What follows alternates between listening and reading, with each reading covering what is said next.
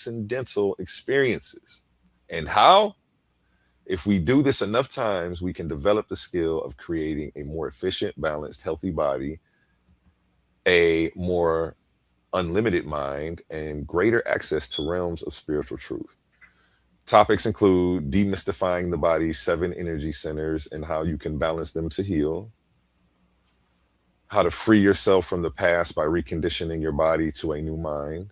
That's very important. Uh, well, this is one of the key things right here. I say that this book is a self-help guide to live the life you want or be successful. Well, if that's what you want, I guess. So just to live the life you want, and happiness and all of that.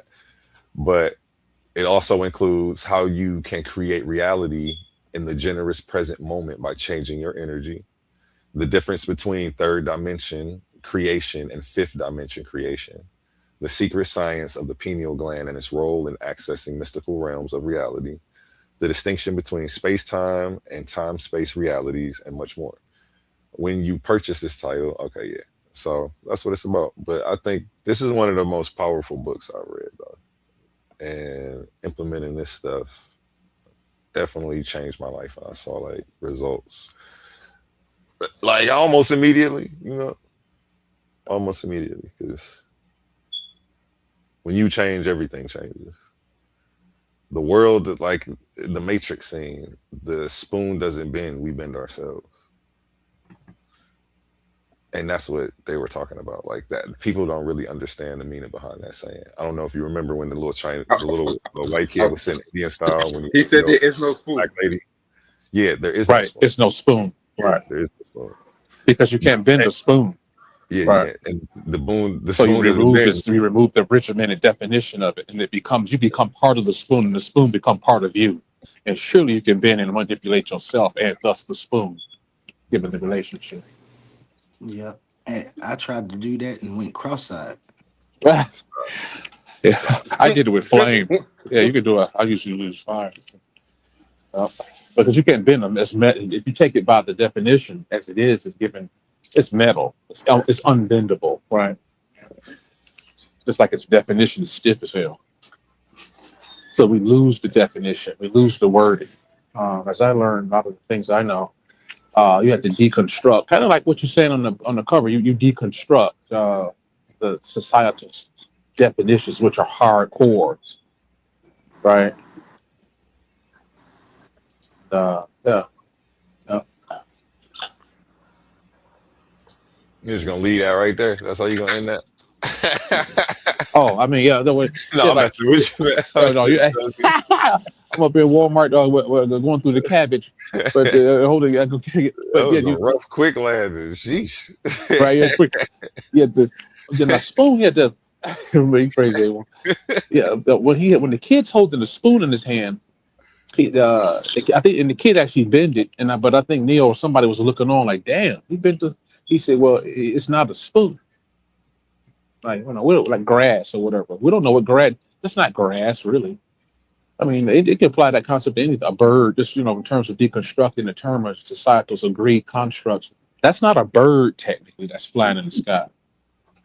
To be honest, we don't know what that is. To be honest, I see. Yeah. Okay, now I see. Okay, yeah. You took a different angle on it. A blade of grass. Yeah, you're saying the same thing. What is that? Like what? That's not grass. It's all perspective. It's all perspective. Right. It's all subjective. And like you said, and the spoon doesn't bend, we bend, or what we do. Once you take us bending you establish your own definition.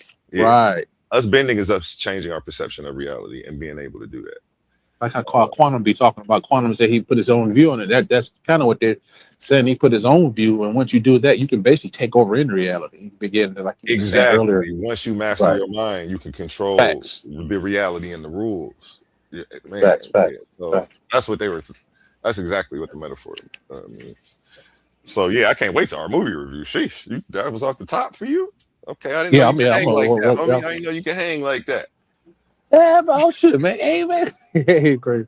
Yeah, man. Shit, I'm working on a couple things behind the scenes. I'm more of a background guy, but yeah, I try to do it with flame.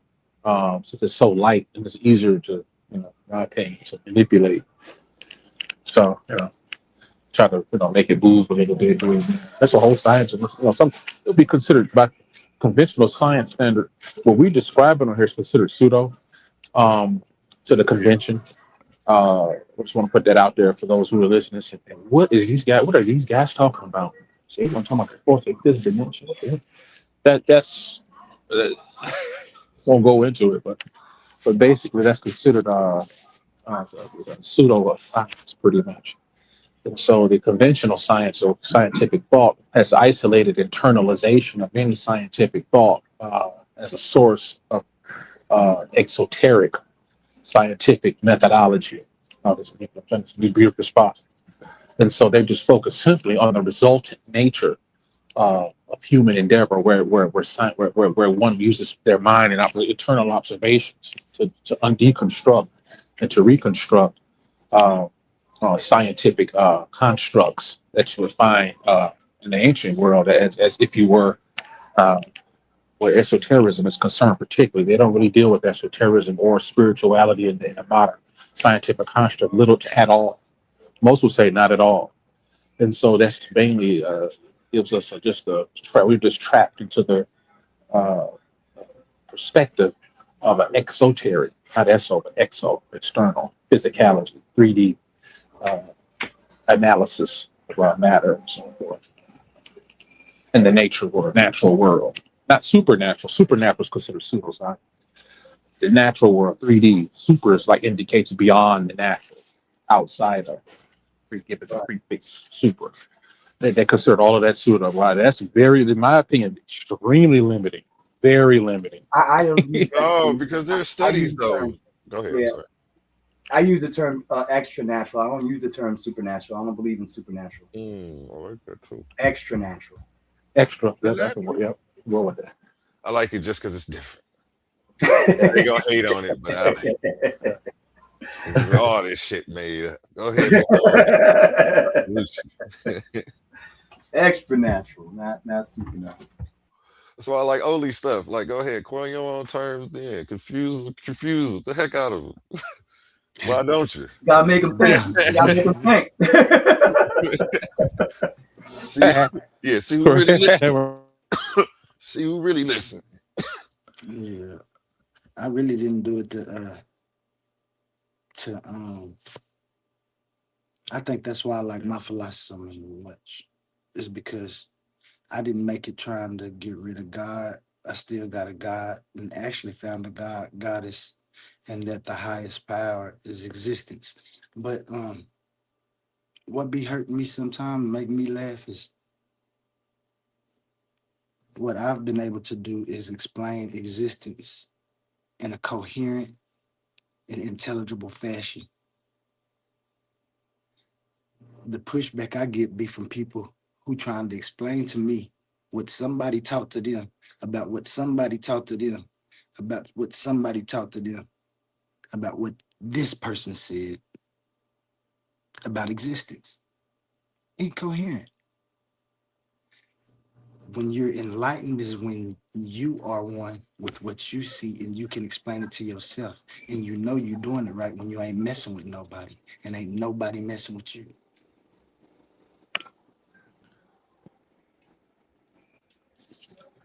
It's the accountability that all other views don't have.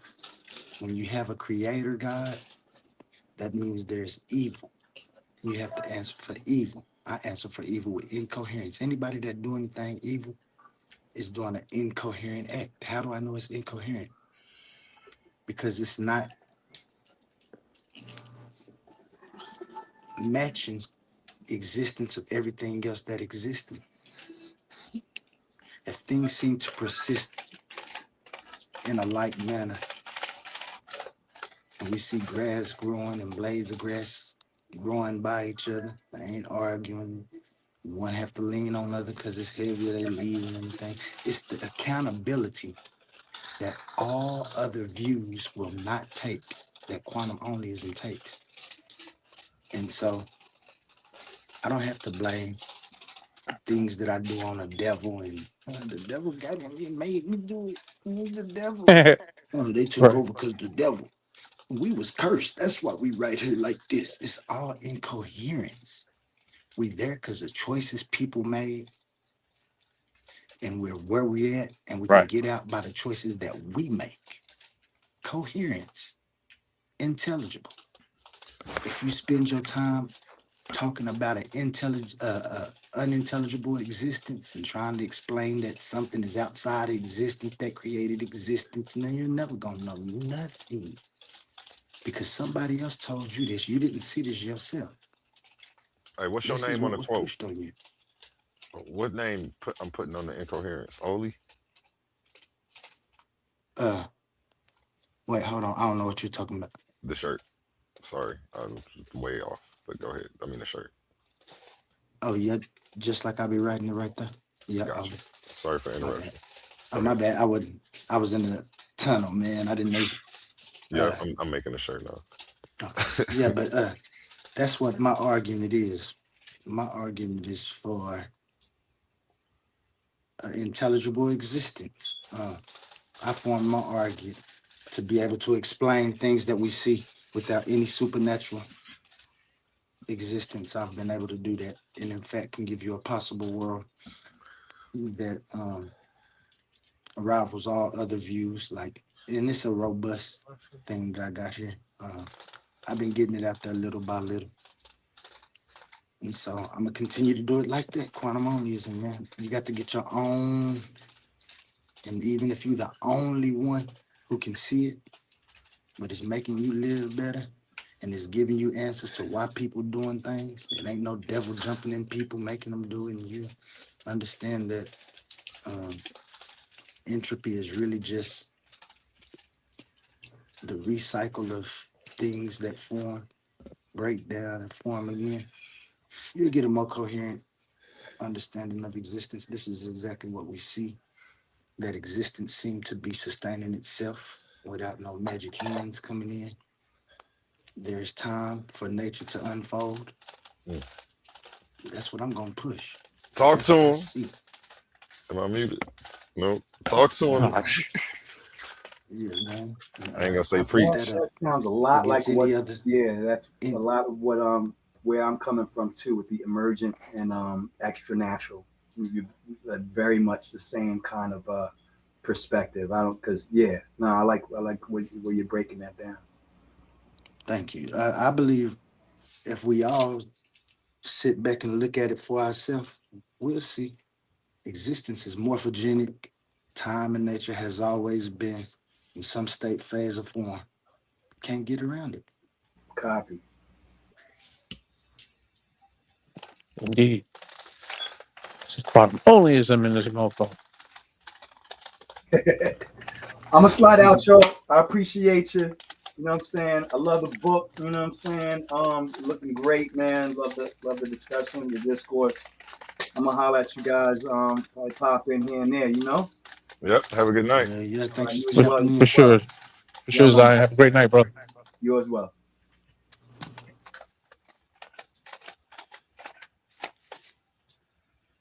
Yeah, man. It's about to be a slow night. Cause I'm about to get off of here. I ain't about to stay on here all night with y'all tonight, man. You about to stay on tonight? Hey, no, I was trying to pass the baton off to somebody else so I can chill. Hey. Working. Let me see if I got some slides. Hey, I'm about to say I can go through a whole list. You know, I got all them subjects. I read up a whole line of them mugs the other day, bro. Should just pick one and go in, man. It's Becoming Supernatural, that book of yours. I was looking at the cover. I wonder anything. Well, let's see. Let's see what's up. Some of the new headlines, news headlines I screenshotted recently. News. They found themselves attracted to. They got a cut. Here's Niecy Nash made a comment publicly that more and more straight women over 40 are now finding themselves attracted to other women. I don't know. That's a social construct we could talk about, or we got I'll go further up here. Hey, We got My bad, A1. My bad, Sadiq. Go ahead, bro. I didn't mean to interrupt. A1, Yahashara Zane Mm-hmm. put A comment? You a want me to put comment, it up? yeah, transcending law. He said that's what he got from that. That's a wonderful I can read. Oh yeah, there you go. Transcending laws of physics in regards to the natural physical realm, granting extraordinary coherence within the unfolding fluidity of existence. My sum of Sadiq, Zion, and Oli so far. That's a nice assessment. That's exactly what's going on. Yeah. Yeah. What time is it? About 12 midnight, 11:54 6 to Eastern. When you gonna do this, Oli? When you gonna do this episode, man? We ain't gotta do it tonight though. I want you to do this at a prime time slot. I can't see the top of it. Can't see the It's top of it. it's reality fundamental.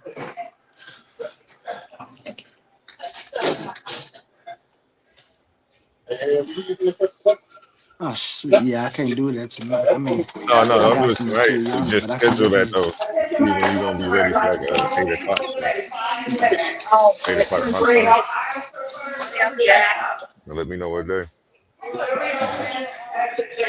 Unless you want to start this at like 3 o'clock or something. You can start this in the daytime too if you want. I know some days you be having all day. Yeah, you know, No, you know what? We could do one of them 10 a.m.s like you did the one day. And take it from 10 a.m. to 3 or 4 and then just pass the baton. bet. Hey, we'll do it like that. I think that that'd be good. Yeah, Oh, I forgot your time slots. And I'm trying to put you in a time slot that's not really your slot. I gotta remember. yeah, Try to 10 to work 1 with is when I be free. Yeah, All right. you know what? Back. My bad. Let me change this. And 11:01 is the remaining. But that's a nice. I got to get that. Let me get that. Write that down. Oh yeah, you got that, and then you already said you was working on them two other things. Yes. Let me know if you get timestamps and you need me to make something happen with that. Gotcha. In fact, I do got the time stamps. I'll send them to you Yeah. when we get down in our business mode. But yeah, man, got some good stuff coming. Put them all together for you. I got you. What am I looking for? Oh, matrix background. I need a nap, y'all. I'm forgetting what I'm looking for on the computer. You know how you walk in the room and forgot what you was walked in there for? I'm on the computer. I opened the folder. Like, what did I come in this folder for? It's when you know you got to go back outside to smoke a cigarette, but you take your shoes off because you might not go back out there. That's facts. I went ahead and made it a background, Sadiq, just for you. Can I ask you a question, Sadiq? Oh, Sadiq working out there. I like Yo, this. yeah, I'm checking out the Myers. Okay, yeah, take your time. Okay, yeah. Give me You one can ask second. me, 2 though. What's seconds, up? guys. What's up, Obi? I was just gonna say, when in your eyes, when do you become accountable? Like, when did you feel like you had to be accountable about everything you do, the way you think? You might have been thought about this a long time. Sadiq too. Oh, well, with Mine. knowledge comes responsibility. You don't know you need to be responsible until you know what accountability is and what to be accountable for. So I think all that stuff ties hand in hand. Like, you don't have one without the other. I guess it would be, what did my one homie say? The precepts. Shout out Dwayne. Darkness. My homie Darkness. That's my homie, but the precepts or duality, as the Gnostics say, not the agnostics, but the Gnostics. And tomorrow, if you got an hour or two, you need to go on TikTok. They're asking for you for TikTok. I seen Backyard. He was asking for me. Yes, I gotta get with. I got a couple of It's debaters that I want you to the vet shit. He about to through a come over here TikTok. and Okay, well, yeah. what's going on? What's going on, Quantum? I just left out there. Man, it was rushing everybody out of that motherfucker. They just closed at 12 midnight. What's going on, guys? What's that So question, yeah, Quantum? I was just gonna say, I asked him, when do you become accountable or start thinking about you being accountable in life? Some of us think about it earlier than others. Some of us Right. think about it right now, just because I asked about it. But for you, what was it that made you be like, hold on, I got to be accountable because it's really the choices. And I might not, this might not be how you think, but me interacting with you over the few months, it seems that you know that most of the things that's in existence that you gonna do are your choices. And Right. when do you become accountable for them choices? Um, let me take these headphones off. Yeah, put you guys on speaker. Take your time. Can you hear me? Yeah, Hello. yeah, I can hear you. Okay. You know, becoming accountable. We were talking about something like this almost earlier today. Why is lights ain't going off? Okay. Yeah. Something similar on a similar topic about from my own journey. I used to be. I'll just say, for the lack of a better word, not really aware or nor desiring to be accountable as much as I am today. I took much more for granted than I do now. Um, I kind of go with the flow. Given I used to go with the flow, I just took things for granted, and I expected to be uh, catered to, and due to the schooling and due to just who are egotistical, pretty much. I was much more egotistical then, right? All that goes under ego, far as in my opinion. And so when one worships ego, as I call it, or go absolute with ego, pretty much. Accountability triggers an allergic reaction. See, and so see, one could become allergic to becoming accountable. You know, and so that was me to a large degree, personally. You know, and so um, I was considered desensitized in that state of mind, right? Not sensitive to many other feelings or desires or wants for the most part. Speaking and acting in absolutes. This is when absolutes was true. This is when absolutes were true. This is when separation was true. I was separate. I was acting. When you worship ego, you are actually acting in a point of separation to your brother, your fellow man, and what him or her wants. And by and large, I'm showing a lot of the weaknesses that was in place at the time. Um, but bottom line, I had to go through some experiences that left me disappointed to a point that would call my attention into being to force a redirection, an internal insurrection, and an ultimate spiritual resurrection. See, and so what I'm saying there is that some things happened, and it gave me a lot of time in which I had to rediscover myself, which required me to undo myself. And so before I get to the, one was to get all to, you can always go up and paint all of the, show all how fantastic it was, how, how beautiful, how all of this, what things turned into, whatever. But initially, you'll see pictures of people, as the common person think of enlightenment, when you mention that word, they'll look at the person in some of the movies or in the images as they're floating and all peaceful, all smooth skinned and everything's hunky dory, and you've made it. You've reached a state of perfection, at a glance. It's nothing like that. It's quite the opposite. Very destructive. Hair sticking up, skin rough.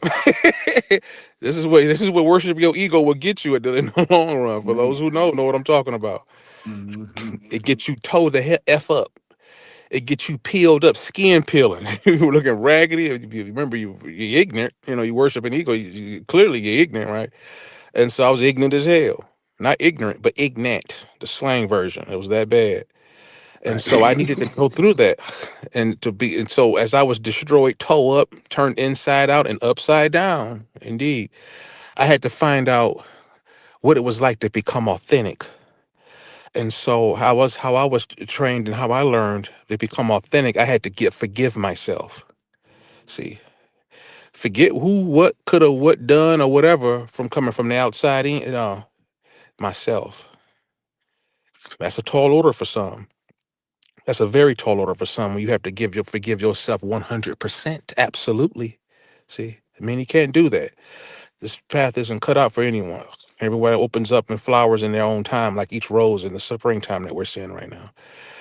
And so during that season in my life, I had to wrestle after forgiving myself, and then ultimately others. You do yourself rather than others. You can't give others what you haven't done yourself. And then I began to contemplate and toil with the concept of accountability. Like, what is that, right? What? Who, account of who? What ability? What? Where do you do that at, right?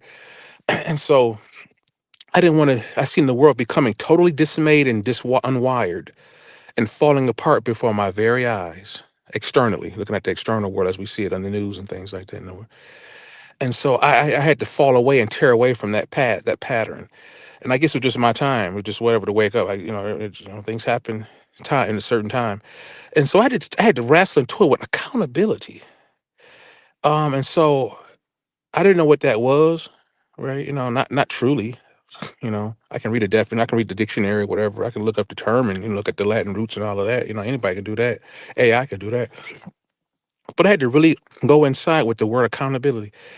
And so after a series of successive meditative sessions, going deeper and deeper, I reached a point of awareness by in which I understood very clearly, beyond a reasonable doubt in this mofo, that everything you say and do, and others as well, but I'm just speaking from within my own footprint, is tracked and traced, and you are held accountable to a level most can't even fathom, right?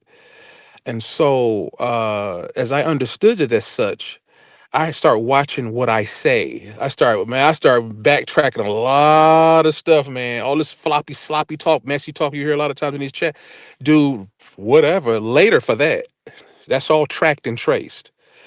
And so, and those who know who are, like I always say, those who are in the know what I'm talking about. And so I didn't know we were to be held accountable. One was to track and hold their words and have responsibility and blah, blah, blah, accountability, which ties into response of our actions and words and so forth. I didn't know that. You'd be surprised what you learn when you go inside. And so I can't even imagine. I still can't imagine, and it shocks me now to talk about how accountable we're supposed to be by what you say and do, and in the patterns that result. And as I was learning the power of accountability and in the discernment that required one to truly hold themselves accountable, I realized that we can't necessarily to find out who's accountable and who's not. As I look out to discern others, as I begin to learn that much within my own self, is I have to not so much pay attention to what people say. Sometimes not so much what they do. Some people say, well, don't worry about what people say, worry about what they do. Well, not so much even what they do. I go even further than that. Not so much as what they do or say. You look at the patterns. Patterns don't lie. And so I wanted to establish a pattern, because people say anything and do anything. Doing is a little more revealing than just saying, but you have to go a little further out than even that. And so I begin to see my patterns beforehand was so much. I had a horrible trajectory, more or less. And so now I walk very slowly. Every word is typically weighed as much as possible and measured. And I make sure what I try to say. I'm still working on it, guys. I'm not. I haven't arrived nowhere near it, right? But I'm just sharing my development at this point in my life. And I realized I had to make sure that to hold myself accountable, at least in what I hold in view as true accountability, is that I had to really make sure that what I was saying and intended and mean or whatever was ran through three gates or three filters, right? Before I just tell anyone or say anything in any regard.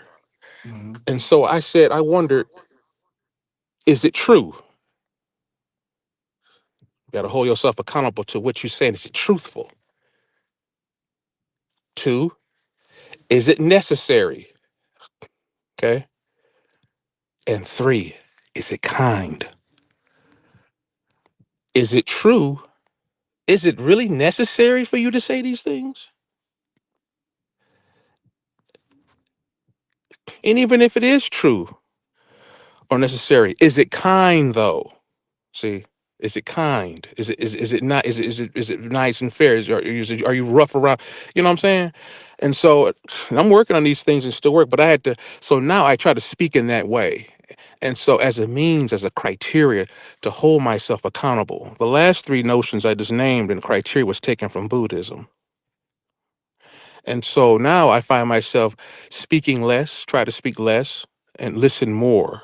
See, so I can hold myself accountable and not so much as be super judgmental of others, as it means to not be so closely examine myself, particularly understanding how sensitive one's other people's lives are. You can't just say anything and just be out irresponsible. Just we hear all how sloppy people talk in the secular society, and I just try to stay away from that and try to listen more and just be a little more, much more patient. When you become accountable, you become extremely patient typically.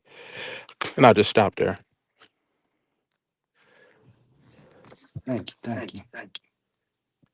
You're welcome, brother. What do you think, Quantum? What do you think about accountability and how it's played a role in your life? Um, excuse me. Like I told you, when I first started my my trek for what I was looking for, I was looking for accountability, I guess you could say. And the reason I say this is because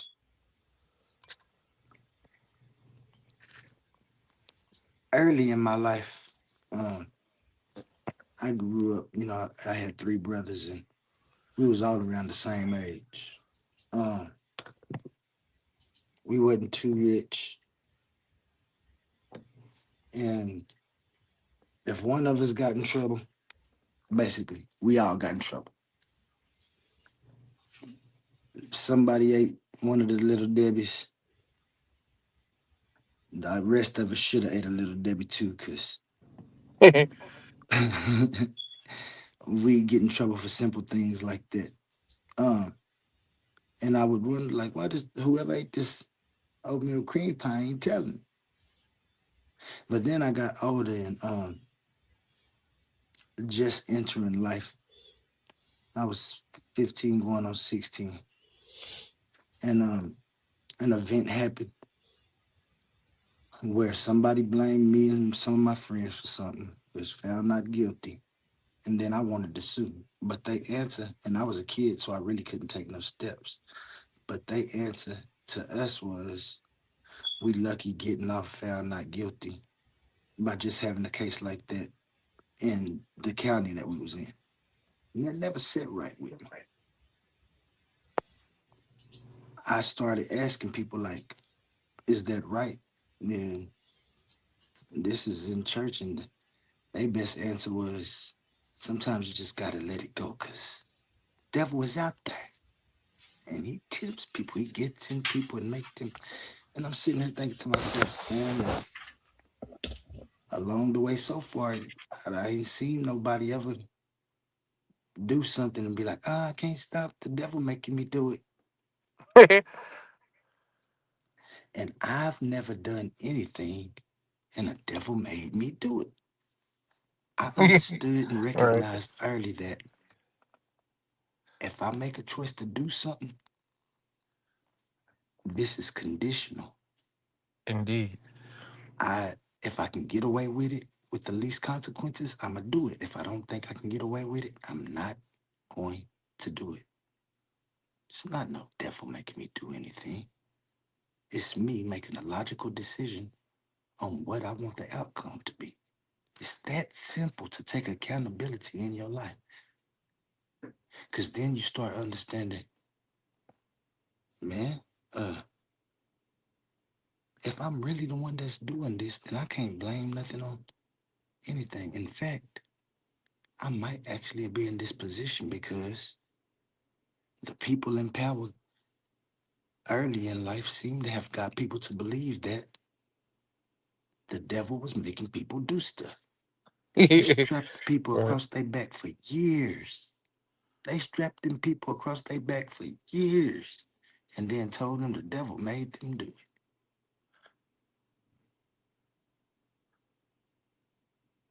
Incoherent.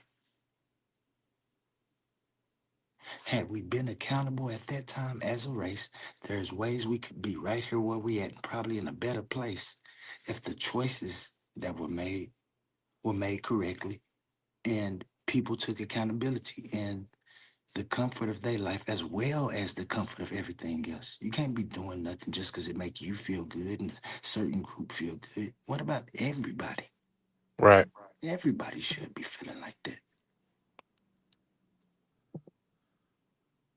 And so that's why I look real big on accountability. And in fact, in my philosophy, I got the only law of coherence, because I'm big on coherence. And that's what governs my ethics system in quantum monism. I strip accountability of all the supernatural baggage, of all the moral superstition, and what you call it, like the guilt theater that they try to put into morality. And I treat morality as a conditional function within law of coherence. Um, it ends evil to me. When you take accountability, it ends evil for the fact that you stop saying that there's something outside of somebody and you understand that they making a bad choice. It's not evil. They making a bad choice. Now, when do we call it and when do we actually call it evil? Right. When somebody know what they doing is hurting somebody else and they still go along with it without cause. This is what we see happen. These is the people I see blaming the devil for stuff. Now, what about ignorance in terms of It, evil doing? Just being ignorant as hell.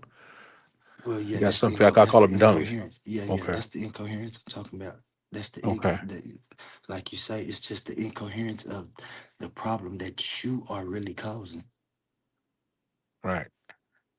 And the reason that you don't see the problem, because right at the moment, it's not affecting you in that type of manner. It's Right. actually benefiting you somehow, some way, even if it's just the way that you feel. And that's that ego you was talking about right there. And so accountability to me, um, is just like the the step you have to take in life to start becoming enlightened. Indeed. Yeah, man. Well, great explanation. Um, to go a little further. Um, the ego. The ego, hell, the super ego, hell, but I just which is the value system to give justification for how the ego to function. It's like the value system, the rationalization for the ego. It's like it's its own rule book or whatever. But anyway, just focus on the ego aspect. Man, guys, for those who meditate, man, and you face the ego, I had to kick that motherfucker's ass. Excuse my language. I had to kick his ass, man. I had to literally kick this motherfucker's ass. Yeah, He was that yeah, big. yeah, yeah. The ego deals with your wants and dislikes and likes and dislikes. So me trying to ascend, it's in the way. It's like it's a busted up ass mediator. If and so when you're trying to ascend, if you will, right, and in terms of vibrate higher, if you will, it gets in the way. And so, just to give you some idea what I'm talking about here, it was in my particular sessions and meditating, it would show me, whatever I won't go into the graphic detail, but I give you an idea. In my case, it was just certain, aspects of, dating women, pretty much, and it would show me that in a certain way. And I'm up here reading, I'm up here, I'm doing I'm doing the inner work, I'm healing, I'm this, I'm that, I'm taking notes from other sages, people further along than I am, people I respect, past, present, and people in my life at the time, currently at that time, and I'm just, I'm doing everything I need to do it.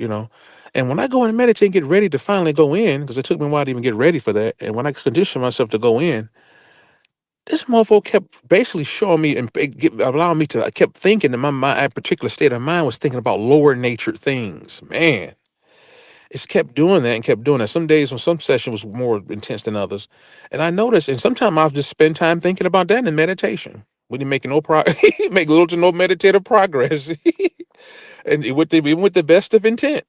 See, a lot of people out there dealing with some such as that. And if anyone's listening and dealing with that, you got to suppress and master that lower nature of yours. You got to suppress that. You won't be worthy to go up to the higher chambers. See? And so whatever your weakness is, especially when you're dealing with the source in the mind, whatever, it's going to be whatever your thing is or whatever is going to be there. Trust me, it's in the mind. It's all mental at the end of the day, in my opinion. And so it'll show you will witness I just say experience some things, right? If you go deep enough, because you got to repair and undo all of these issues if you're going to truly ascend and from a point of authenticity at the end of the day. And so with that being said, man, I had to suppress that desire. Like, damn, man, it was I was just framing it different. This ego has, man, almost like an intelligence of its own, almost. You are in control of it. But again, it's basically your wants and your dislikes all wrapped up in a tight ass ball. See, and that can be very powerful to most, given the kind of world we living in. We live in a very egotistical environment. Uh, Not yet, we can agree that the environment's based on the ecosystem, but we're not talking about eco. We're talking about ego in this movie. And so we're not part of the collective in interconnectedness and appreciating it like we were mentioning earlier. We're talking about ego in this mofo, the point of separation. The only form of separation in the universe is the ego. See? Once you annihilate his ass, not absolutely, because you need him. I'm just looking at the lower aspect of it. It's a high part of ego as well that you have to absolutely keep intact. But I won't go into that right now. But this worship, I'm talking like a person that's total enslaved to the ego. It's totally enslaved, right? This ego's kicking your ass, got you making all kind of mistakes in life. You missing out on all kind of opportunities, right? Relationships in shambles, or whatever. Your finances toe the hell up, or all of the above, or whatever. Can't hold a job, hold it, whatever, but you underemploy, overwork, underemployed, all of this, all of that can have ego ramifications, right? Particularly nowadays, given all that's going on. And so I had to kick that thing's ass. And so I'm talking about esoterically body slamming this thing, spiritually stomping its chest and lights out. It's an internal battle, kind of like what they described between, as you've seen with Jacob and the angel. It's similar to this, very similar to that. It's funny they put it that way, like it's a battle, whatever, so you can get his blessings and all this and earn the higher name, come with the higher reality, with the higher identity, blah, blah, blah. Right. And so that's very real. And it's not free. There's a cost, right? That's where the hair's sticking up, right? I think he got wounded in his thigh, whatever, got stabbed in his leg. That's true. You will be stabbed, okay? Esoterically today, you will. Again, those who are in the know what I'm talking about. Oh, you will be esoterically shot. It's not free. Nothing's free, okay?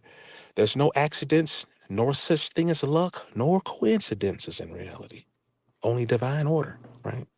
If one is to be truly in charge, like you said earlier, Quantum, it's making active choices, conscious choices. Some could be ignorant, right? We could say some of our choices are, not as well thought out or whatever, due to our maybe limited point of view at any given time, right? But nonetheless, you're making an active agreement. Everything works according to disagreement and agreement. And with that being said, I had to realize that and agree to stomp the lights out of this damn thing, right? And it could be, for some people, it could be drugs, right? It could be different types of drugs. It could be a cocktail. It can be sex, and it could be drug-fueled sex. Look, there you go. Look at that. It could be some kind of strange, twisted form. You have that as well, right? It could be atheism mixed with drug. It could be stealing. It could be whatever. Telling lies. A thief, maybe a thief, or twisted thief, drug or high thief, or whatever. It could be a few things. Various behavior of the found in the lower nature, the compendium of lower nature. And so on and so forth. But yeah, man, I had to kick that thing. I was throwing that, but eventually, so to get so what I had to, what I eventually did is I finally kicked enough daylights and socked this thing up as enough where it wasn't in my way anymore. See, and I had to go beyond. I finally went beyond the ego, and some call that, you may have heard this term online. It's called ego death. And so when it just, for those who are not familiar with that term, ego, this dude was straight up, this dude was basically executed. Not absolutely though. And if you know what you're doing, it's not supposed to be absolute, but some people go absolute with it, and well, that's another story. But he Right. got pretty much executed, pretty much. He got put in the back seat, and he got actually put in the trunk. He's not put out the car totally because he's still part of the picture. But he got put. He's nowhere. He's not in the driver's seat. It's a far cry from the trunk. It's very different. You're traveling very differently if when you're in the trunk versus the driver's seat. And so he's in the trunk. He comes out sometime, open the trunk and come out whatever, and have some time. But he's never in the driver's seat totally. Like, he's nowhere near like he used to be, Right. because he know his place. See. And so even in a world that caters to the ego, I won't go too far. There's a lot of things you can go into with this stuff, and things you could break it down and go into. We could easily go into different aspects of accountability, where the ego is concerned, like dealing with the different actions, decisions, outcomes, dealing with integrity. You can go into all kind of the organizational aspects tied into the ego, how you would deal with shared commitments, the different levels of accountability, blah blah blah, whatever. Right. But I gave him two black eyes, Quantum. But A1. man, congratulations, because you got to get it. For sure. Cause I give him two black eyes. I got Charlie kept, man, trying to lure me down. Man, I passed as soon as I knocked his ass out, man. A1, man, Quantum. Man, I just went up by leap years, light years. for Just real, a lot. I was if he finally can't see, worthy. if he can't see, he can't factor nothing in. He can't see. Black his eyes. You don't got to knock him out. Black his eyes. That's what you Right, got. right. You don't kill him, right. Yeah, let him know he's still there. Let him know he's still there. You might call him. Wait till I let you open your eyes up. Man, that motherfucker, because he was getting high for years, quote unquote high, through ignorance. Walk around pimping, strutting. Fancy ass haircuts, wearing all these fancy clothes, chains and jewelry, money here, there. Women all rubbing riding these cars. He went to school, got this high end education, worshiping all that shit. People, Yeah, oh, he went to school, become a farmer. Oh, doctor. Oh yeah, me. Just a small talk, small stuff to a big man. That's how it yeah, works. That's how it works. You got to beat his. He got to get his head cracked. You crack his head. You hit him on the side of his head with esoteric sticks and everything.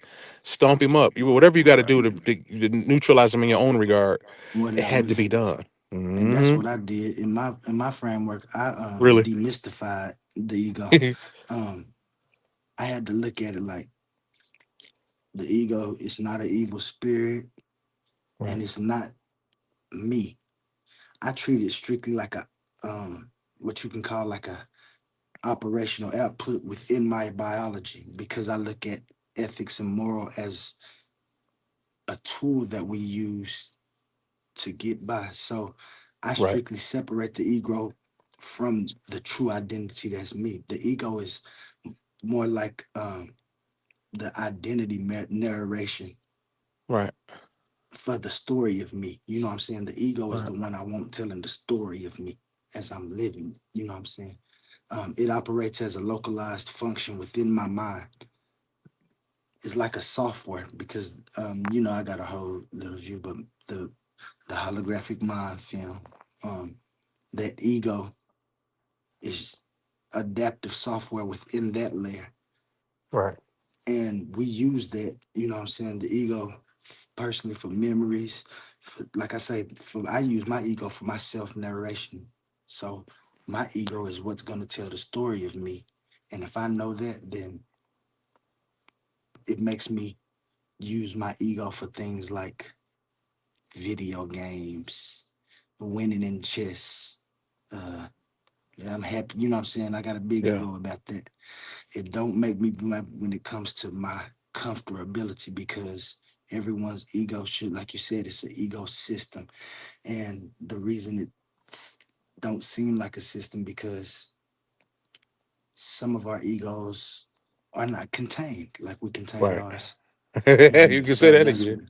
that's what makes us able to even communicate with each other right here Right. in this system, where we're not even in physical presence of each other. But the ego is still here, and he's still a witness to what's going on. So, in my ego make me not want to be a fool anymore. Hmm. It's irrewritable. Like, you can rewrite your ego. That's what you did when you said you blacked his eyes. You basically just rewrote your story. I was jumping up and down on his chest, man, Quantum. Yeah. See what I'm saying? You Kicking him rewrote the up, story of you. body slamming his ass, throwing him against the wall and everything. Yeah. Esoterically speaking, metaphorically Yeah. speaking. Yeah. You know. Right. And what you really did, though, is you rewrote the story of you. You Right. changed your training, your habits, the therapy that you're doing, your environments. Like, I don't know if you how long you've been working out or whatever, but you know what I'm saying? Like, it's a reason that you're doing those things. And this explains how people's personal beliefs, their narratives about their self change like over lifetime, like their Right. ego. And along with our morality, along with our ethics, you know what I'm Indeed. saying? Fact. It all transforms and changes as we change, and our signature of our individual self becomes more aligned with the great frequency that is existence to be. And at the macro level, that's what humans, that's how we identify the ego. Indeed. Indeed. Um, Now for those who may say, there was talk mentioned earlier about the higher purpose of the ego. And I've had some talk on mentioning names. I mentioned I'm talking to anyone earlier about I had to talk with another guy about um transforming from your lower nature focused self to the higher nature. And after putting in some time, you reach to a higher nature and you acquire an ascended name.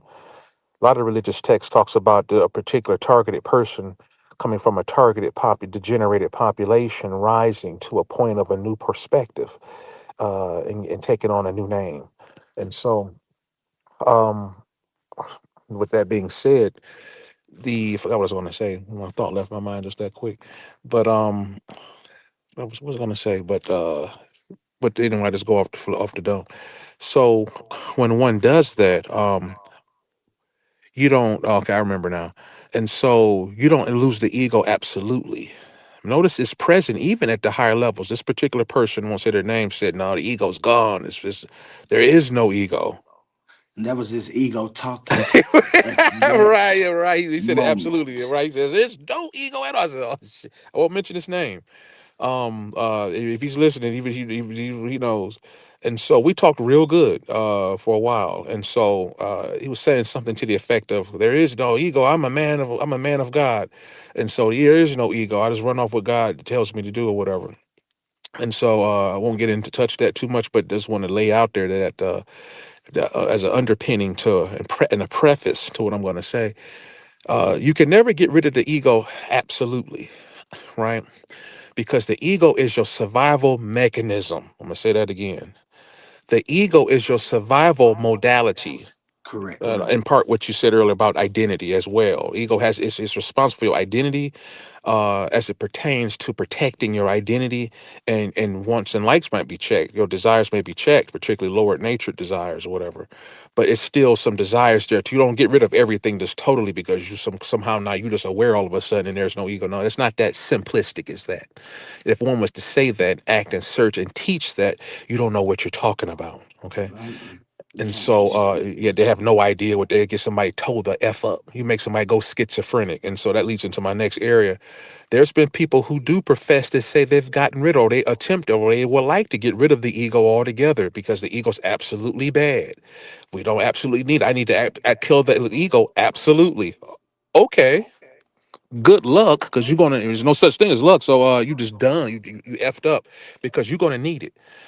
if you try to kill the ego absolutely, what'll happen is you will begin to live in an existence of mind. You can never kill mind. Mind is going to exist whether you want it to or not. It'll just change identities on you, and you will be along for a very uncomfortable ride, right? Because it can't be killed because it was never born. I won't go too far ahead of myself. You may be toe up in how you function in reality. You're gonna be chewed all up or whatever, and you may end up dying physically or whatever. But mine even persists even beyond that. But at any rate, but while you're alive in it, and you might be twisted and turned toe up because you tried to create an absolute in this regard. So ego begin to create other identities. They call it multiple personalities, or just depending on what you have a propensity to develop, given your history. So you may develop some kind of other psychiatric issues because you've destroyed yourself via separation. Separation, ultimately, absolute separation is false. And so you go into a schizophrenia as a self-splitting against yourself. You self-divide. Surely that's a price to pay for such ignorance, right? And so I won't go too much ahead of this. This is all very interesting to get into all the nuances of all this stuff. But my point here is that is to keep the ego intact, just control it. And so some say this so-called Satan functions within the ego. Even in the scripture, biblical and Quranic texts, it says this thing is not necessarily destroyed absolutely, the so-called Satan. You just control it. You just arrest it. You place this mofo under spiritual arrest. You control his, because notice that in a lot of the stories he come out and again, arrest him, they keep him trapped for 1,000 years in the Bible, but then yet he's released again. So you can never totally get rid of him because he's the other side of yourself, but quote unquote him, and I'm just speaking in the separate terms, to just it's not really no separation. The absolute separation is false. It's just two sides of the same coin, right? I would say that God has two different sides, just like we do. We have a good upside down side, and within our same unified point of a state of affairs. But yeah, so the ego does have importance. You just don't want to worship his or her ass. See, because he'll take over, and it's been said. And bottom line is, the mind is a great slave, but a horrible master. And it makes sense. And that's why I say the logistics of it points me and leads me to therefore the ego is that thing that I hear talking to myself. It's the storytelling feature of my Right. mind. Like it's like necessary to, like you said, navigate through existence. Right. It's how you use your ego, when you use your ego, because it comes down to that survival mechanism of being. If I'm gonna survive, then I need my ego to be untrapped if I'm in immediate danger. Right. But it has to be me navigating that ego. And in fact, it is me navigating that ego. Because the ego is one of the products of my mind. So if I got rid of my total ego, I won't be able to navigate through in a coherent manner. Facts.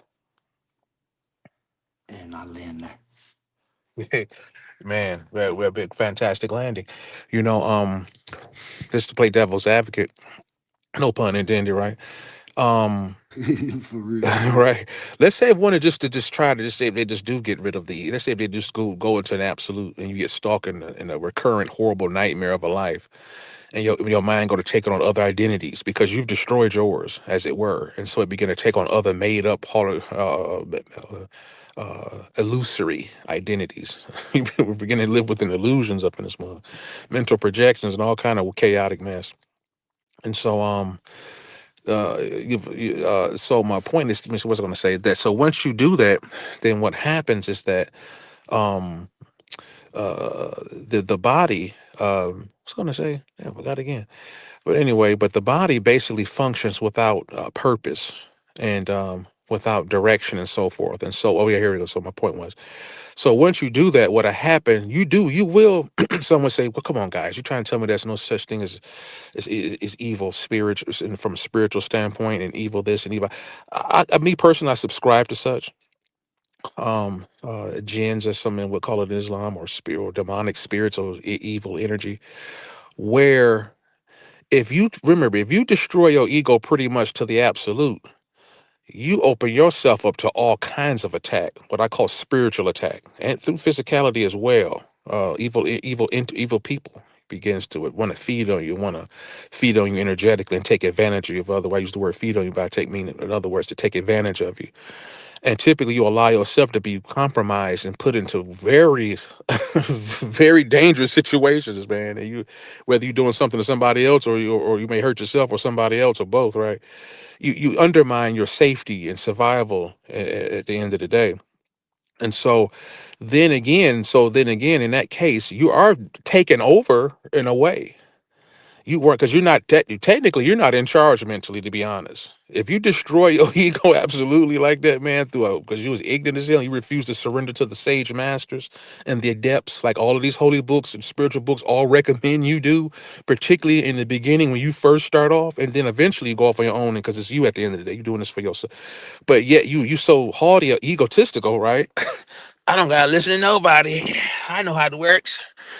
Yes, I do. Sure, I do. I'm different like that. Whatever. You rationalize it to yourself, and you step out like that. Now you don't tow yourself up. So now you're yeah, you could be taken over, right? I won't throw away the spirit take you over reality just totally, but because once you allow yourself to be compromised through your own agreements, you will be basically you be under the push, the propulsion and force of some other external forces or whatever, mental forces, right? I won't go into much into that, but you clearly won't be in charge, making conscious decisions, and particularly higher quality decisions.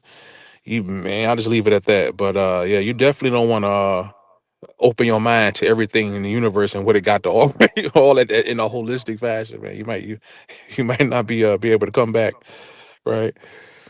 Hmm. And what is it like? It's there. You know that ego is there. Like you said, uh, it's things that you want to say that you can say to yourself, and you can say something totally different on the outside because your Right. ego don't want you to be that person out there, and that's when you know that you got your alignment with, like what I call coherence. To be aligned and to be coherent, to be able to have intelligible conversations, you have to keep your ego intact. However, you can't let them intrusive thoughts, and that's why I don't take nothing from, like you said, what you identify that is when you look at a person, it, and they doing things, you identify it as an evil spirit. I take no wrongdoing in that. That's how you identify the action that's going on right there. So how I identify it is this person is making a choice to be incoherent. And it's the same thing because we're going to have the same outcome. The outcome is going to be something that's uncomfortable. And so that's why Indeed. I identified that ego part as that thing that's talking to me. And that voice in my head is my ego. That's the one that I keep in because if I just let that voice out, I'd be King. I mean, not King J. I'd be JJ 8000. All right, man. Yeah, man. That's yeah. It's just something else. It's very interesting. Wow, that's some interesting stuff, man. You know, man, you quiet back there, A1, man. What? Go ahead, He said weigh he in, was brother. If sleepy. you He might have fell asleep on us. But Yeah, yeah, that goes Abraham. back to the coherence of it, man. Like I say, I just want to be able coherent with my answer to existence and intelligible. And the first step, which seemed to make me take all the other steps that I needed to take, was just being accountable. Not just my accountability, but making sure that I know that other people are accountable for their choices. And so that's gonna make me deal with them or not deal with them. Cause I can't keep saying that it's spirits popping in people and making them do that when I know it's their choices. Right. Just Hmm. letting them get away with it. There he is. Yeah, he What up, is. Hey? You back, brother? Like Yeah, I agree with you on that one. Yeah. yep. Man, that the ego, man. Whoo wee. And we've seen it. So I don't know if there's a deity in the Hindu myth system called Kali, and so Kali notably wears a necklace made of heads, symbolizing the ego as her prominence and her role in the myth would be prominent during this time on the planet. Some would say is just playing out, but nonetheless, she's in play, if you will. And so she stands on a head. She has a knife in one hand and decapitated head in the other. These heads represent ego, giving her rise to power in this time on the planet. She's showing the destructive nature. Um, Being the feminine character represents death. The woman is a symbol of life and death. This depends on what part of the role we're focusing on. Given her prominence in the myth during this time on the planet, or when she would come into power, so to speak, she would lead to your destruction. And so typically when you see, why my phone keep going on and off, man, motherfucker, don't mess with my goddamn audio on this motherfucker. Can you guys still hear me? Yeah, I hear you. Okay, I don't know, I'm hearing all kind of echo on my side. Anyway, um, I want to go read. I spare you the details and all of her role or whatever, and whoever wants to can just check out what she does, whatever. But she's drenched in blood. She has this psychotic looking look on her face, and she has a bloodthirsty disposition in most illustrations to show you the kind of state of mind these mofos are being in during this time on the planet, right? Hmm. And she represents, she's affiliated with cast iron, so the technology and the mechanical quote horses or the mechanical industrial machine would be mainly cast iron based, which is what we done with the current, with the machinery, the military machines, and the Western civilization mainly works with cast iron and iron based stuff, which is very low on the alchemical levels, given comparison to gold and silver, even bronze. Iron is considered cheap compared to bronze. Bronze has a little higher of a principles in the value system in that regard. But yeah, so she's very warlike, and so the ego, bottom line is the ego reigns supreme when we fall to our lowest. There's a whole cycle of systems. The yuga system's a circular setup for phenom. So she's on the bottom of that, and just to put that out there for the fam. And when we fall to our lowest state, typically we're in our most profound state of ego. And so it's interesting, when I see people, when I meet individuals, I'm very sensitive now versus what I used to be. I mentioned the word insensitive before. Now I'm flipped it. I'm very sensitive now. And so this makes me accountable, and I want to treat others how I like to be treated. So I'm sensitive to that. Egotistical individuals are not sensitive at all, really. This is why people live that way. It's called dead in a lot of religious texts or spiritual systems. Your mundane people or your automaton functions without the pressure to ask questions. So right now we're dealing with something given the onset of AI, a notion and a targeted goal for business models and other aspects of society to run in an automated fashion, like a machine. The automaton, the ignorant spiritual / soulless ones, functions on a day-to-day basis for years and decades with asking little to no questions. Hence automaton or automated bot or drone or whatever. like an NPC. And so these particular people in this state of mind, right, are not just are basically just function off basically lower ego needs. See, and they're not asking any questions to address themselves at all. They don't even give a damn. They're not even sensitive in that way. They don't even care. Yeah. See, very interesting how the mind works. We're talking about how the mind works here. Not necessarily naming names. We've all seen it. Some of us is living in that state now. Some of us used to be. Whatever. At any rate, it's all of the people. So it's not one thing. Just show how to this element of mind, not to get lost into the messenger message, the different myths and this, whatever. So so I begin to become sensitive enough to ask questions so I can receive and then be accountable by that which you receive. There is a responsibility once you become knowledgeable. See, and so that's one way of saying it without religion. Now in the religious context, as we know, as you learn more of the become one with the Lord and learn and receive its laws and commandments or whatever, you are elevated in one regard, but get your ass toe up in another regard where judgment is For real. because now you know, like you said, Quantum, you know what you're doing now. You're not ignorant no more. You know what you're doing. So your judgment is much harsher. Even the person who don't know any of the who wicked is, they don't know though. They don't know. So they get a little more glory. I won't go too much because I say that for my religious conversation with my religious circles. Right. No, I know what you're saying though. You You get toe up in the judgment, even in court. In courtroom, Right. if they have you knowledge that you had knowledge of whatever, maybe you're a police officer. Don't be a police officer and commit a crime. Oh my God! Right? Just Oh, to he gonna point out get you. what you He'll get just to point out what you're right. saying. You see, I It's never got rid of God in my religion. right. It's way You worse see, for I a cop, never crooked got rid cop, of man. right, or a politician But because they right facts.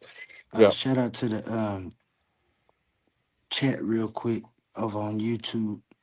Yahasha Zane, Yahasha Jane been in the chat for a minute. He got a couple of good posts. He said, there is a root of ignorance. I can't see what he was talking about at first, but I'm sure it was one of the topics we was talking about. Ego. He said, there is a quote on desire that I curated a bit ago. I need to find it. The ego is all. The ego also connects to conceptualizing, quite important in regards to coherent physical manifesting. I agree with Right. that. That's what I was saying about the ego being that thing that I feel is in my mind that's talking to me. That's the me that's too much. He think he the so that's the Right. but he say Right. a good movie in regards to the negative relationship to ego would be iconically called Split. Oh yeah, that's with that one guy who got a lot of different what they call them when you're a lot of different people. Right. Multiple personality Multiple disorder. personalities. I couldn't Mm. even think about it. Yeah. That is a good movie, Ahashra. I agree with you. And then Sirius B said, in Western occult traditions, it's called the crossing of the abyss. I think Right. he talking about Right. when you get Oh rid man, he of went that. into the occult right there. Right. I think he talking about when you get rid of the ego, in maybe. the And process. Yeah, yeah, you still haven't got crossing rid of, the but you abyss. right. You have to cross the abyss. So that's beyond. I don't know if I want to get into that. It's probably scare everybody to death on here, but that's part of the process. And like those who are in the know, maybe that brother knows. Yeah, that part is Yeah. no joke. Yeah, Then he say the famous novel The King in Yellow is about total dissolution of the ego. right. Sirius BZ7Z seemed to be trying to get his ego black eyes. He went on it. And then Yahashua ended it with highest potential of transformation, like the Oh man, phoenix, righteous rage out right, of awareness. And right. that's right. That's what I was talking about when I say that ego is gonna transform over over existence, just like Yahasha, Yahasha, yeah, okay, Yahasha, yeah, Indeed, Yahasha, indeed, yeah, okay. indeed. He said I And might hop on tonight if it's too late. Shout out Yahasha, sure you hop on. oh yeah, come on in. But the more the We got the merrier. panel open. I think A1 still woke. Make it re yeah. Yeah, Okay. Now, as we learn more information, you become more responsible. See, and so as a child gets older, they become more liable. Now they knocking milk over, they spilling the beans in the milk or whatever, and they face some degree of repercussions, right? We need reparations now. I just want to throw that out. But repercussions, oh man, repercussions to some degree, but not hardcore, right? And so like so we because they the person just simply don't know at that point in time. It means that we get older, we still don't ever learn at all. So why would they burn a person in hell forever? It's overkill. You don't know everything to be burned forever. Just on a side note for those who that goes to whoever need to hear it. And so you're always given a chance to come into a higher knowing to avoid perpetual punishment, right? You don't punish a child forever, absolutely forever. That doesn't make sense. Whoever believes in that kind of a thing. So, with that being said, the person has to be given a chance to learn and given time to learn. Now, my point to say all of this is that once a person learns and come into a certain level of knowing, one would call become uh, Christ-like or enlightened and so forth, or become saved, if you will, then to the religious, I would say, what is the only unforgivable crime, unforgivable sin, as it relates to what you know, right? What would be that sin? The sin is blasphemy against the Holy Spirit. It's considered the only unforgivable sin according to the Abrahamic guys, particularly the Christians. I'm not sure if the Israelites believe that or not. But that's because that person is very aware. Supposedly, this person's been totally captivated with the Holy Spirit. It's almost like Jesus Christ himself we actually changed loyalties and go with Satan. That's considered unforgivable. And Hmm. so in the same context, although we step outside the Bible in religious context, that the what still is in place, but the how is kind of conveyed a little differently. And so because a person particularly that become into a degree of awareness, there is a corresponding responsibility, right? Of accountability. Still, we're not leaving accountability No, behind. and This that's where it's at. that's That's where where it's it's at. at. Right. Responsibility comes with that accountability first, and you can be Facts. responsible before you become accountable. Just because when you living like you was talking about kids, it is some kids that take initiative, but that's because they understand the accountability of being responsible. Right. Yeah. Yeah. So much to say. It's just so many different ways you can go, whether it's script religious or whatever. It's so you can go way on for all night. You can go into a lot of different areas because when you talk about mind or God, if you will, I don't really use the word God, but just say mind. It's limitless. It's many mansions. You can go into so many different areas of this stuff. Man, it's so interesting. It's very, very, very, very. I find this stuff astonishingly interesting, right? In any regard, and it's a great question, man. Only man. Thanks for asking me, bro. I appreciate it, man. Yeah, yeah. I was just we was about to. I know everyone said he was gonna end. I didn't know it was gonna Right. be this deep, but I always try to I might highlight. as well go ahead and kick it now. This stuff I is so always interesting, but yeah, I always try to highlight my view because when you get on the inside of my view, it's kind of complex to some people, but it's some things that like our skin, you know what I'm saying? Like we got the inside of our bodies that's complex, but then we got our skin that's also an organ, but it's not that complex. We can interact right with it, you know what I'm saying? And that's the things like accountability and emotions and things, we can deal with those simply by talking about them. And accountability is big in my view. To be coherent, you have to be first. Nah, I ain't gonna even put it like that. To be coherent, you must be accountable also. If you're not accountable with the choices you're making, even if you make the right choice, it's fine. But I'm saying it's incoherent for you not to take the initiative to make sure you're making the right choice when you can. Uh, Coherence, accountability. It don't matter if I say it's objective or subjective. It's conditional. I know it's wrong. Everybody knows it's wrong to do something to somebody else. How I know? Because the things you're proposing to do to somebody, you won't do to yourself. If you think that it's okay to just go around and harm people, then just sit in your house and harm yourself. You want me to tell you why they won't do it? Because it's incoherent. And so this is why where my argument comes in with different views. I won't call out nobody. I'm like, y'all won't call it nobody, but with different types of views. Like, we have to be first, and then we have to be accountable when we can recognize what's going on in existence. Bottom line.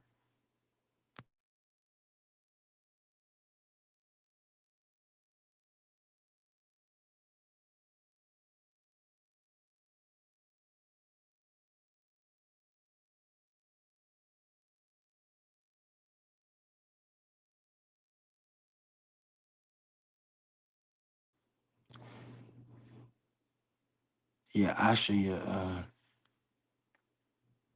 Yeah, I show you. Can you hear me, Sadiq? Or can I not hear you? I can hear you. Can you hear him, Sadiq? Oh damn, I'm up here muted like a mofo. Yeah, Oh, okay. sorry about that. I was up here talking like a mofo. Yeah, I was mute. Oh, I muted myself. Oh, go ahead, guys. I just hold up what I No, was no, gonna it was say. you. I just didn't hear nobody. I had landed, and then you probably started talking, but I didn't hear you. I forgot what that. What was that? He was. I was just going a little further on the benefits of being responsible and consistently and being rewarded for such earnest, um, good faith, discipline. It does pay off, right? You know, a lot of work, a lot of inner work must be done. You know, what we call in the cult world or shadow work. You know, in the religious text it would call be considered battling Satan, if you will, in the religious context, if you will. I believe that's the only way they even discuss something like would discuss anything like that. And so that battle isn't deferred to someone else. Your, as I understand it, your participation personally is required to give true mastery of your own reality in its fullness thereof. Your participation is required. Okay. Is required. I know, Is I required. understand. I know they tell you that everything's going to work out. I know Jesus got it. I know what they tell. I was raised in that similar environment, but I'm afraid. I hate to be the bearer of bad news, but unfortunately, things are not going to work themselves out. Okay, you have to get involved, ladies and gentlemen. And so, but once you do to an nth degree, I find many benefits. Some I'll just name when from a first person experience. I noticed that I'm much physically stronger. I notice I'm much more in touch, in tune with thinking and with my environment. So you're very.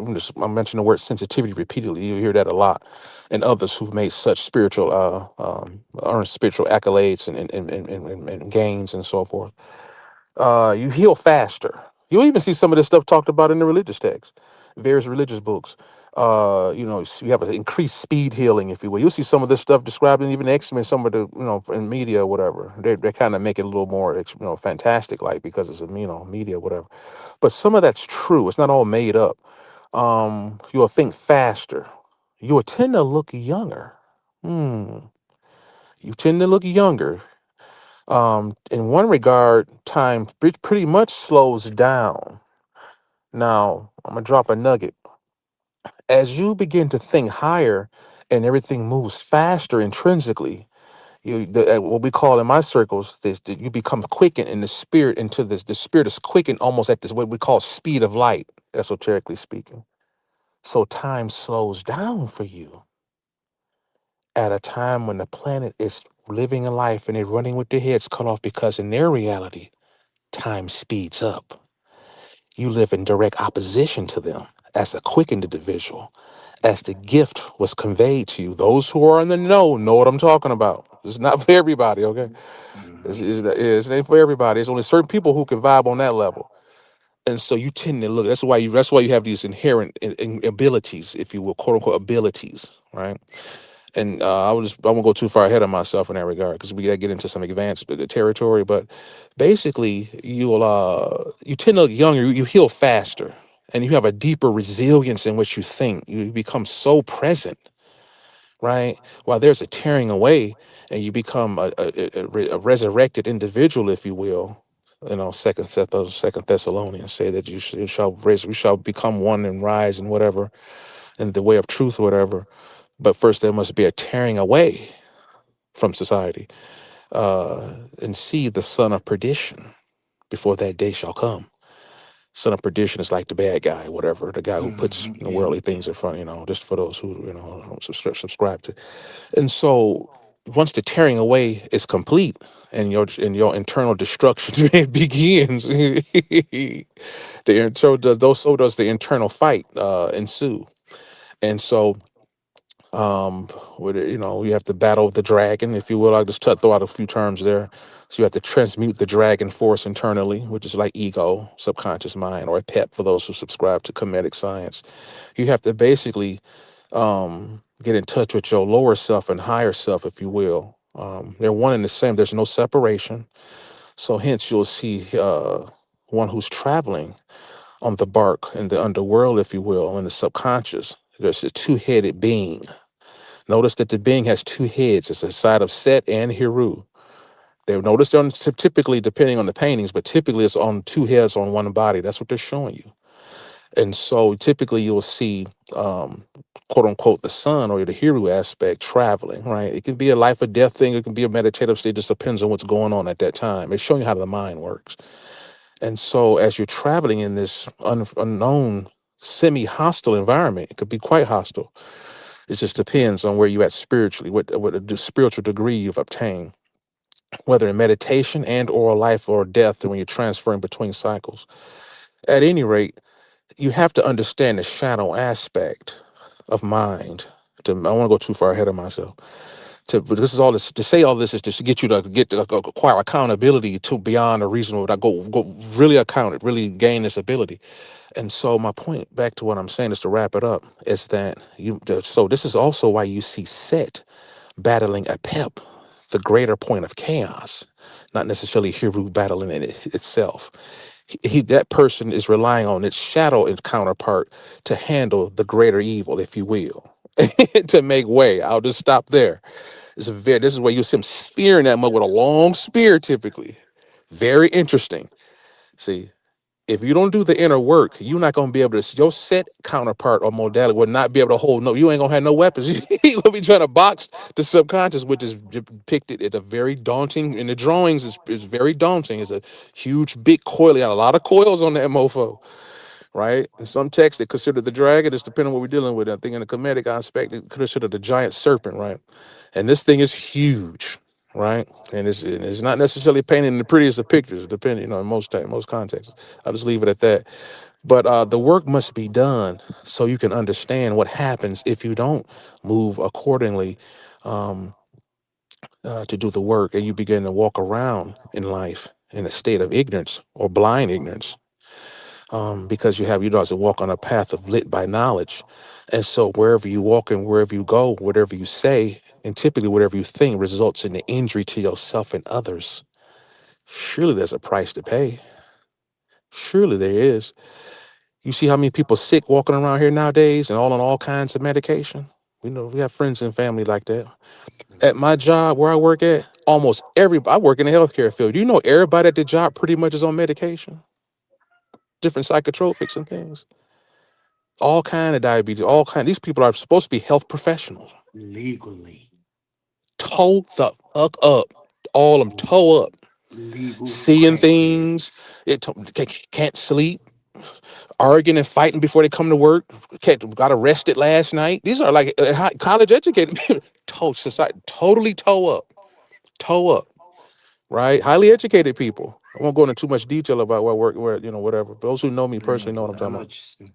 Toe up. Raggedy as hell. People they got a lot of money though. But and we know that you can make a lot of money in the West. But due to the age of decadence we are living in, you acquire all the money, you put in all the hours. So you think you will deserve a lot of all the riches or whatever. But come to find out you get so sick, by the time you get a little bit older or whatever, you have to give all your money back just to get your health back. And you end up with no money, little to no money. See, Well, what a lot of people don't understand is you getting money so you can give it to somebody else. So if yeah, you have a way of stacking it, you might as well stack it and give it to somebody you love as opposed to just giving it away. get at the job talking about that, Because having visions, they seeing double, and they talking to themselves at work. Man, a lot of the jobs are like that. They may not be. You may not. I don't know if a lot of people are not sensitive to pick up on that. I'm talking about those who are aware and yet may have a mundane job. You know, you still pay bills. well, the You know, you could be thing a child of a so-called God. You still got bills to pay. You still have to go to work. You still got to take care of your families. You got to keep the lights on. You got to put gas in the car. You got to pay your car note. You gotta, you got kids to take care of or whatever, right? That's called the mundane part of life. You still have your mundane duties you have to cater to. And so when I'm at work, typically, I work around a lot of whites. And so when I'm out with these guys, the things they talk about, how raggedy they've become and confused and mentally just brain fogged up, confused, real confused. They're very confused and very angry, extremely angry. Everybody's angry now. They're very angry. We hear all of the back chats. I bet they're cussing each other out. But anyway, I'll just stop there, man.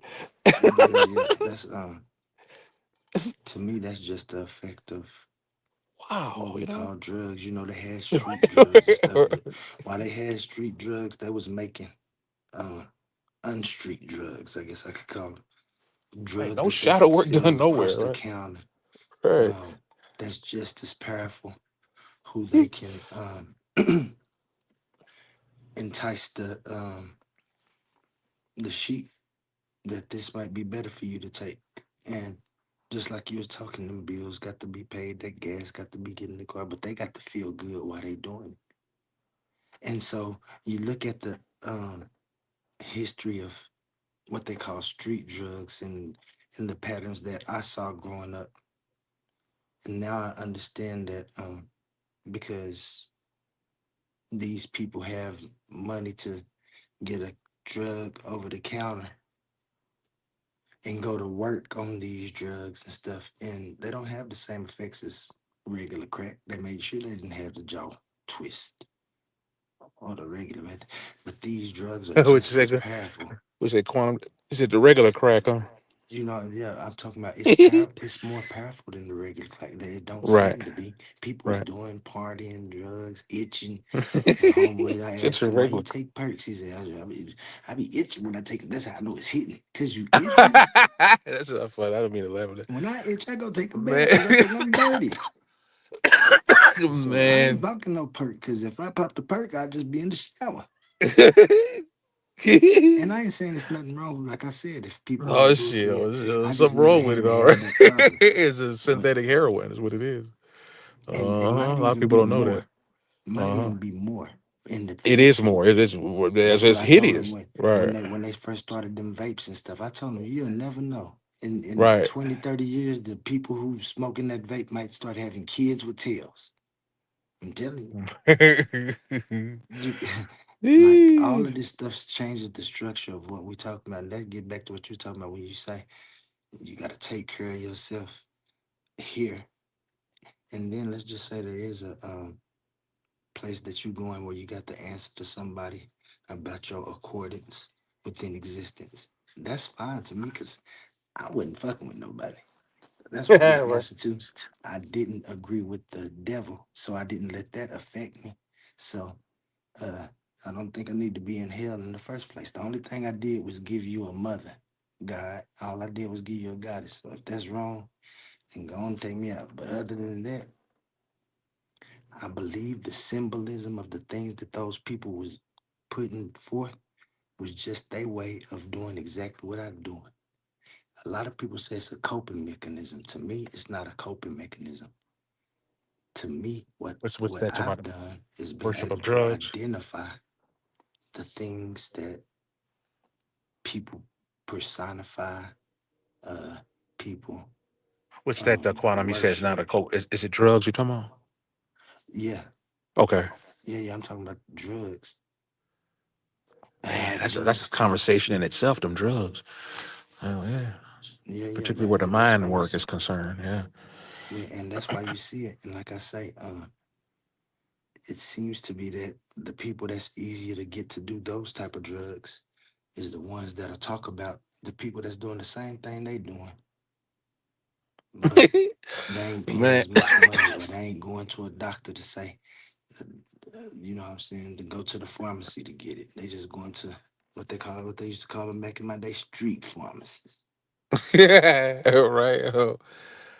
But it's the Ooh, man, same there's so much shit. to say. That's a loaded scenario right there to talk about the different designer drugs that's out here right now. I'm in the medical That's what field you're and seeing in your. That's what you're seeing in your field. You man, seeing how them people yeah. acting?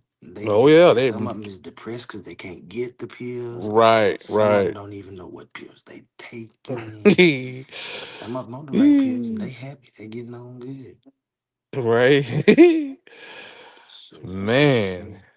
What you say, A1 the other day you made that post. You said, man, he said, who ain't doing what'd you say, A? He said, who ain't doing Zans and Perk and Yeah, everybody Yeah, on that yeah. shit. They did. Excuse my language. Everybody getting geeked. It's trying to escape reality instead of dealing with self. You know, they don't want to do that self reflection that the book I wrote offers you. So go ahead and check out my first publication if you're wondering whose book that is on the screen. That's me. Go ahead and get that Kindle version. Shout out Jill. How you feeling? Hey, hey. Peace, peace. Any questions, comments, or thoughts on anything you've heard so far? Oh, that's your book. No, Yeah, that's I just tuned in and I saw you on Amazon. That's your book. You wrote that. yes, yes. Okay. Right. Edited and published through my homie right here next to me. Oli, he's got his own publishing company. The agnostic God to faith, science, Insanity. insanity.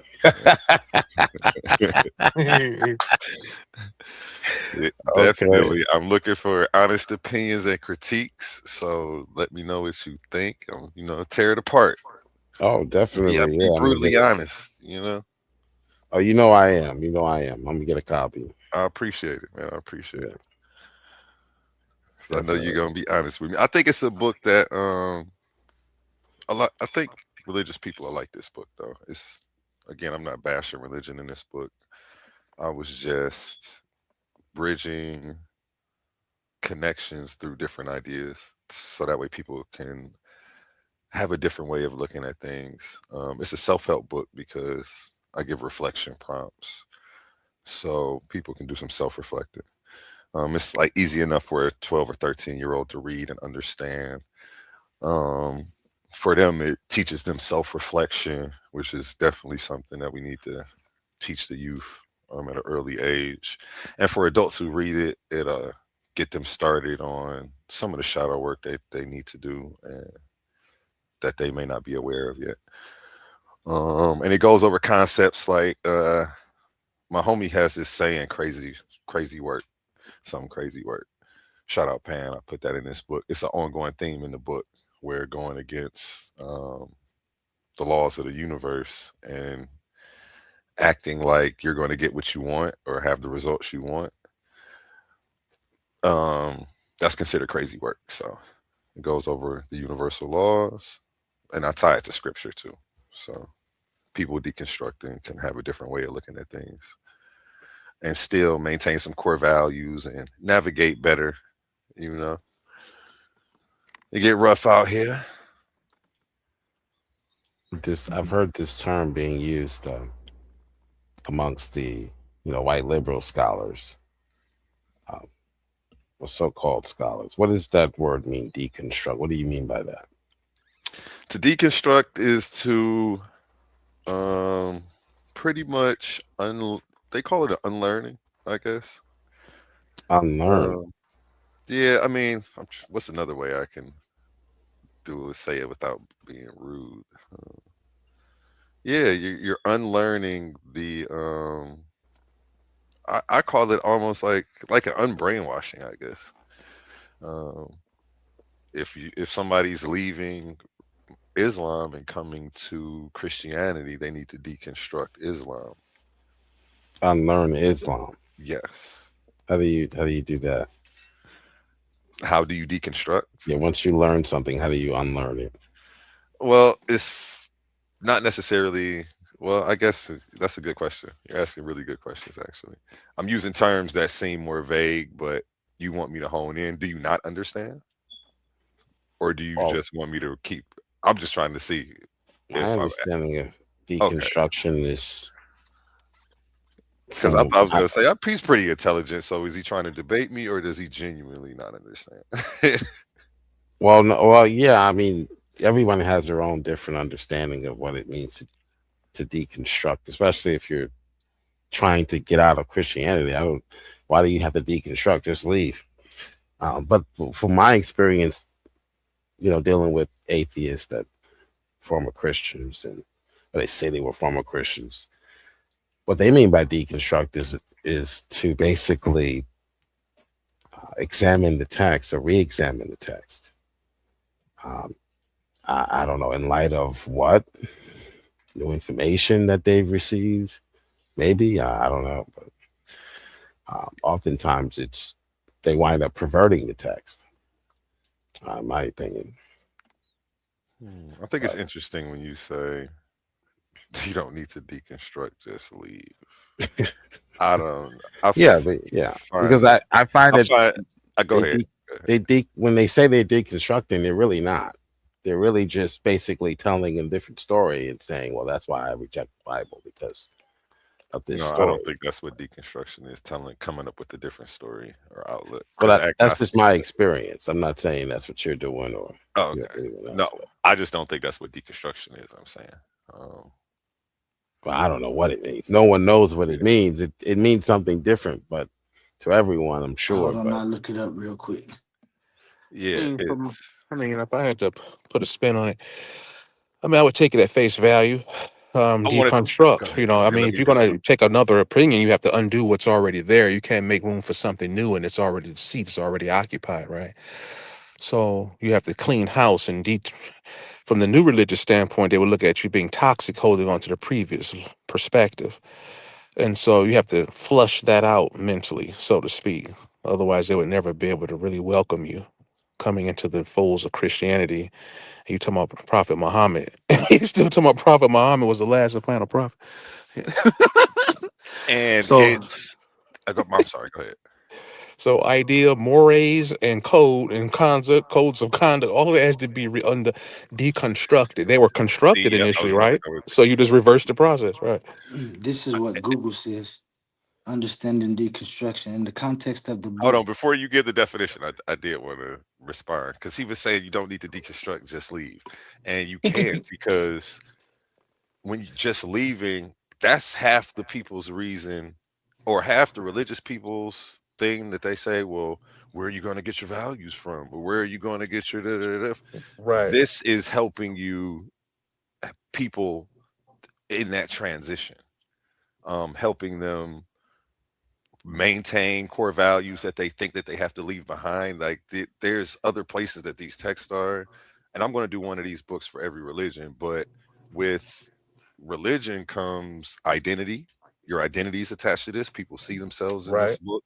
You have to Right. remember that religion is culture.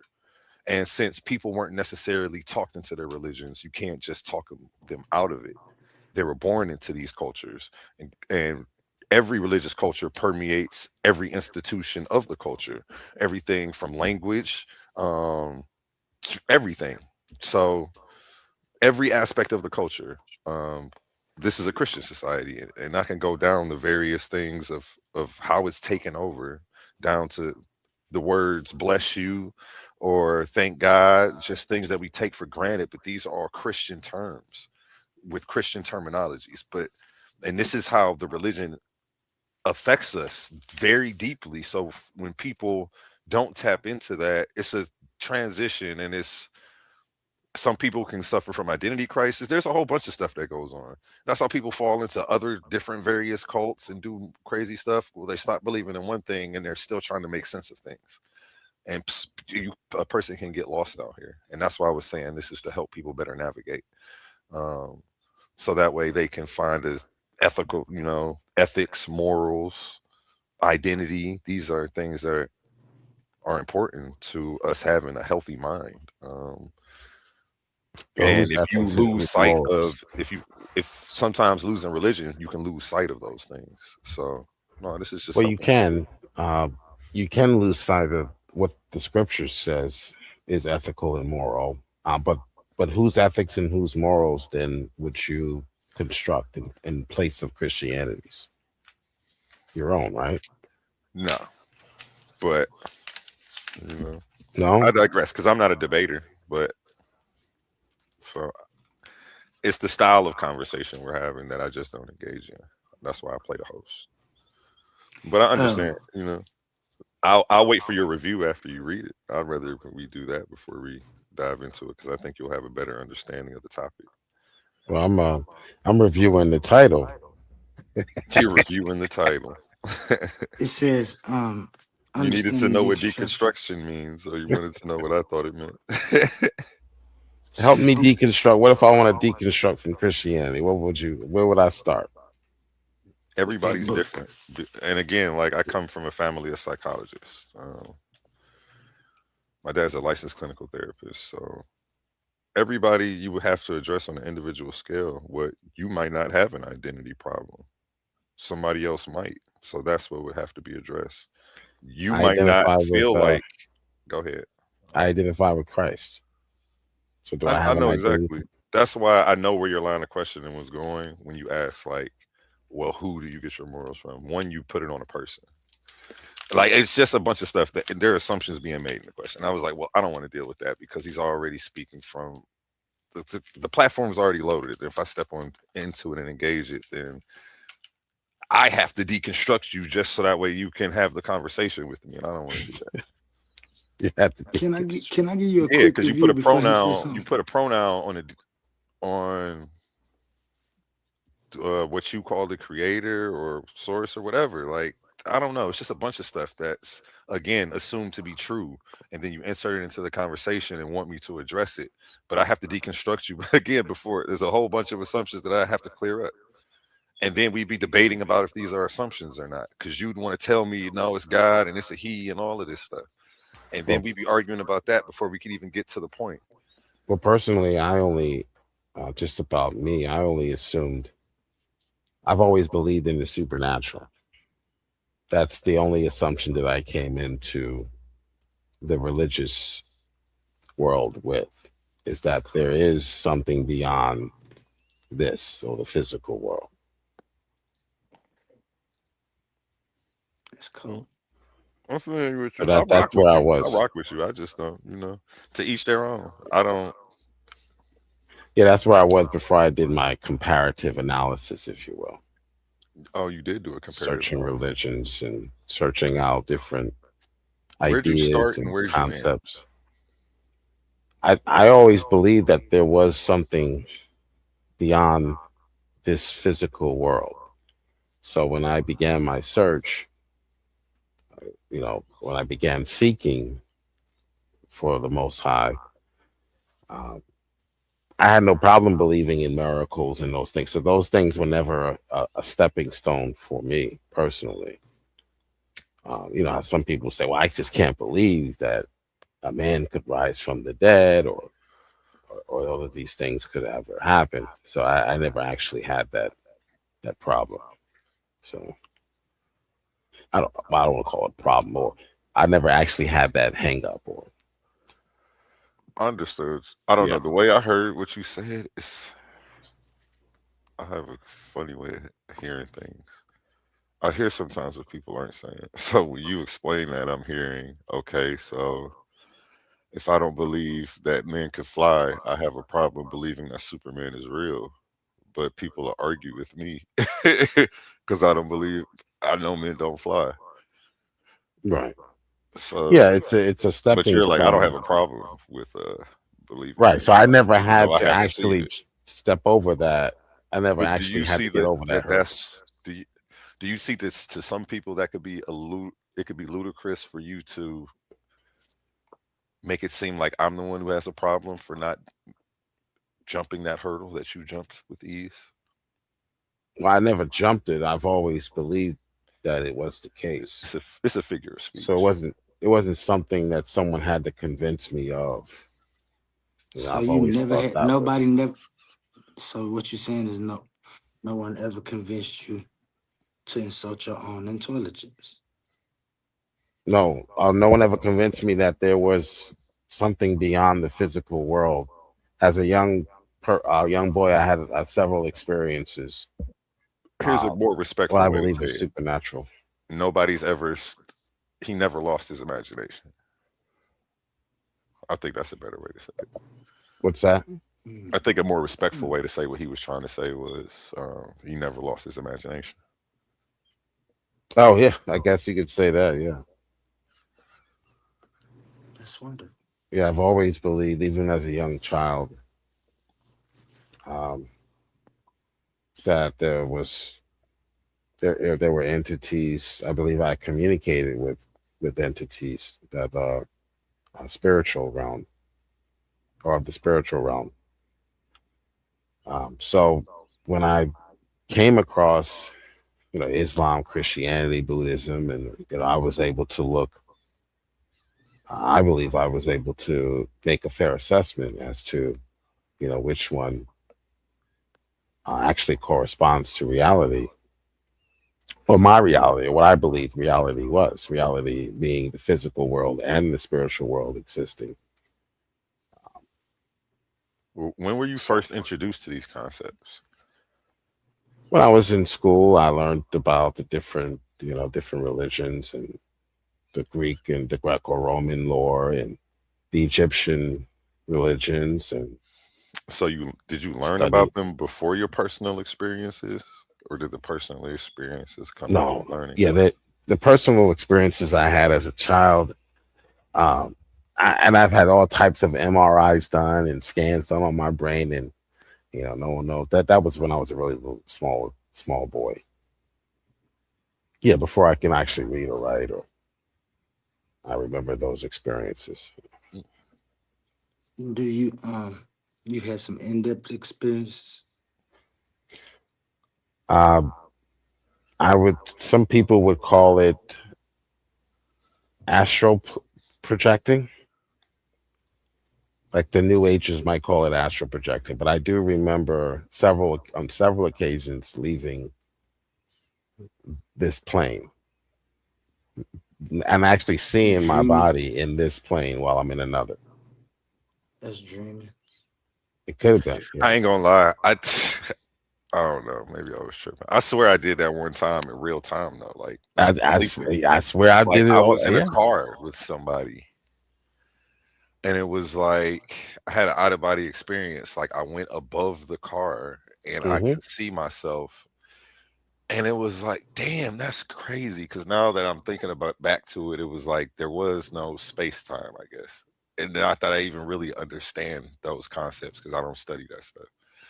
But it was like, and I realized, like, I don't know, I had a crazy thought, like, all these streets and all this stuff is like a maze. Like, and I realized the probabilities of life all are like it was all like this epiphany that a wave that hit me at one time. I realized the possibilities of life, like how if I make a turn on this street, my life goes in a totally different direction. Whereas if I pass that street and go down the next one, literally because time changes and I arrive at it was just like this whole thing I was having. I don't know. But I was sober. It was just and then like I remember coming back into my body, like and it was just weird. I don't know. And I was like, whoa, I have to start making better decisions. Like, and that was the sum of it all. But I don't Listen, know. I don't remember. I didn't speak to anybody or see any spirits or nothing. But, I Wow. swear the and I can't last time explain that. And I the remember when last it happened. It wasn't a dream. I remember who I was with. the last time I astral projected, it was I want to say the night before last, and I'm gonna tell you how far I got, how far I've ever gotten whenever I did what I believe is what they call astral projection. It's just like right above my head and in the house that I'm in. I I can actually see, like there's been times I can actually go through the house out of my body, but the problem with me is I know I'm dreaming, and so I guess They call that lucid What dream. is it? What is a dream? That's lucid dream. Being physically laying down while you're asleep, You're asleep. your mind is still active. So you dream. We call that sleeping. Yeah, that's exactly what we call it. I guess I could weigh in too. I don't know. You guys getting into some interesting territory here, man. Man. Yeah, I had a what you could classify as an outer body experience. I guess I could share mine too. Um, Mine's occurred under the condition of meditation, intentional meditation. From my experience in that regard to dealing with that phenomenon, everything's intentional. From my experience, okay. I set everything up on purpose. Set up the incense, the flower, the candles, and it was all intentional. And so, long story short, I was able to reach a state that where I wasn't absolutely asleep, and I wasn't necessarily all the way awoke either. I was in between. And so, because we go to sleep and meditate, you're gonna go to sleep. And if you woke, you just distracted by all of the conscious things in your environment, whatever you. Right, think about what you got to eat. You think about if you're sleepy or not. All that kind of things that clutters the mind from your daily comings and goings, where you primarily use mostly your conscious mind in that regard. Tracking time and all this other stuff. At any rate, so I'm in a self-induced, suspended state, if you will.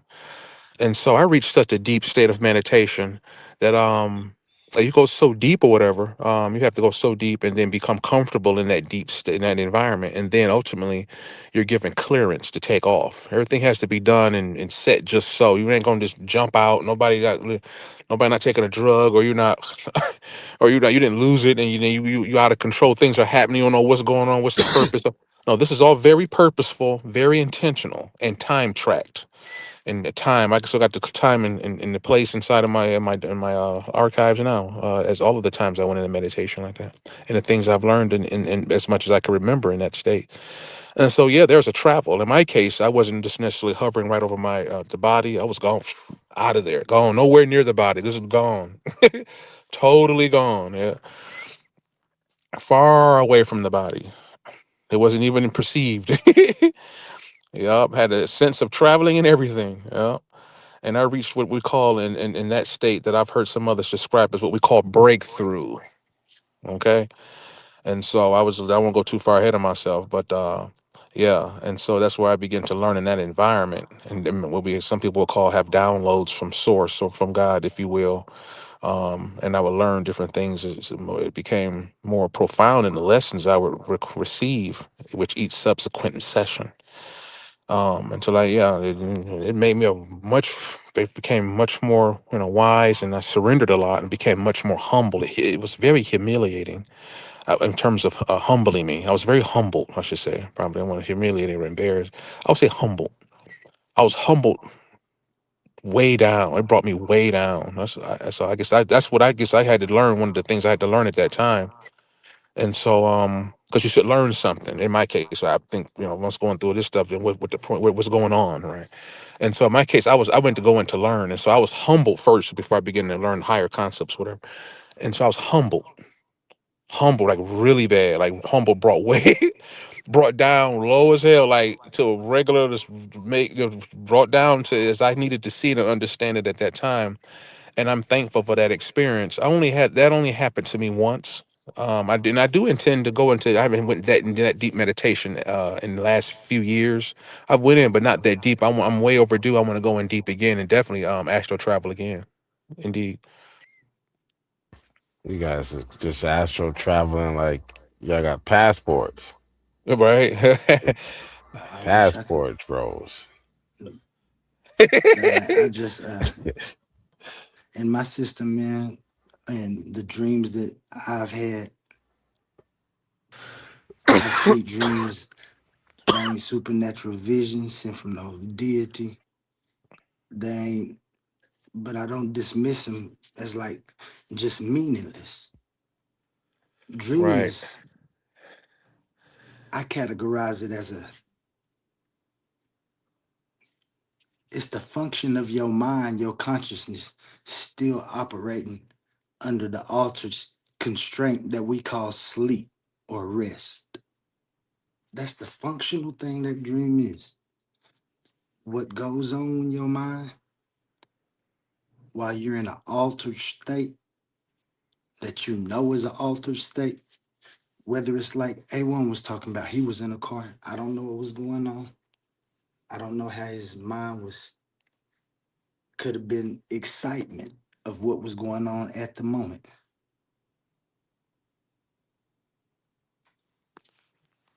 This altered state gives our mind, it's like a sandbox for your mind. And so when you sleep, you can imagine possibilities and actually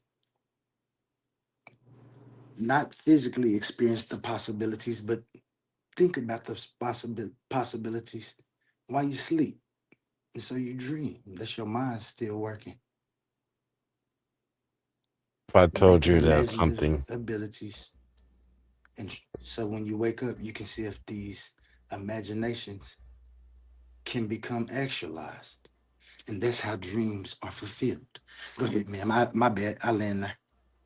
what if I told you, now this is anecdotal, of course, but in my experience, I when I actually what you might call astral plane, I actually went to it. I grew up in the hood, so I lived in a 13-story apartment building complex, whatever.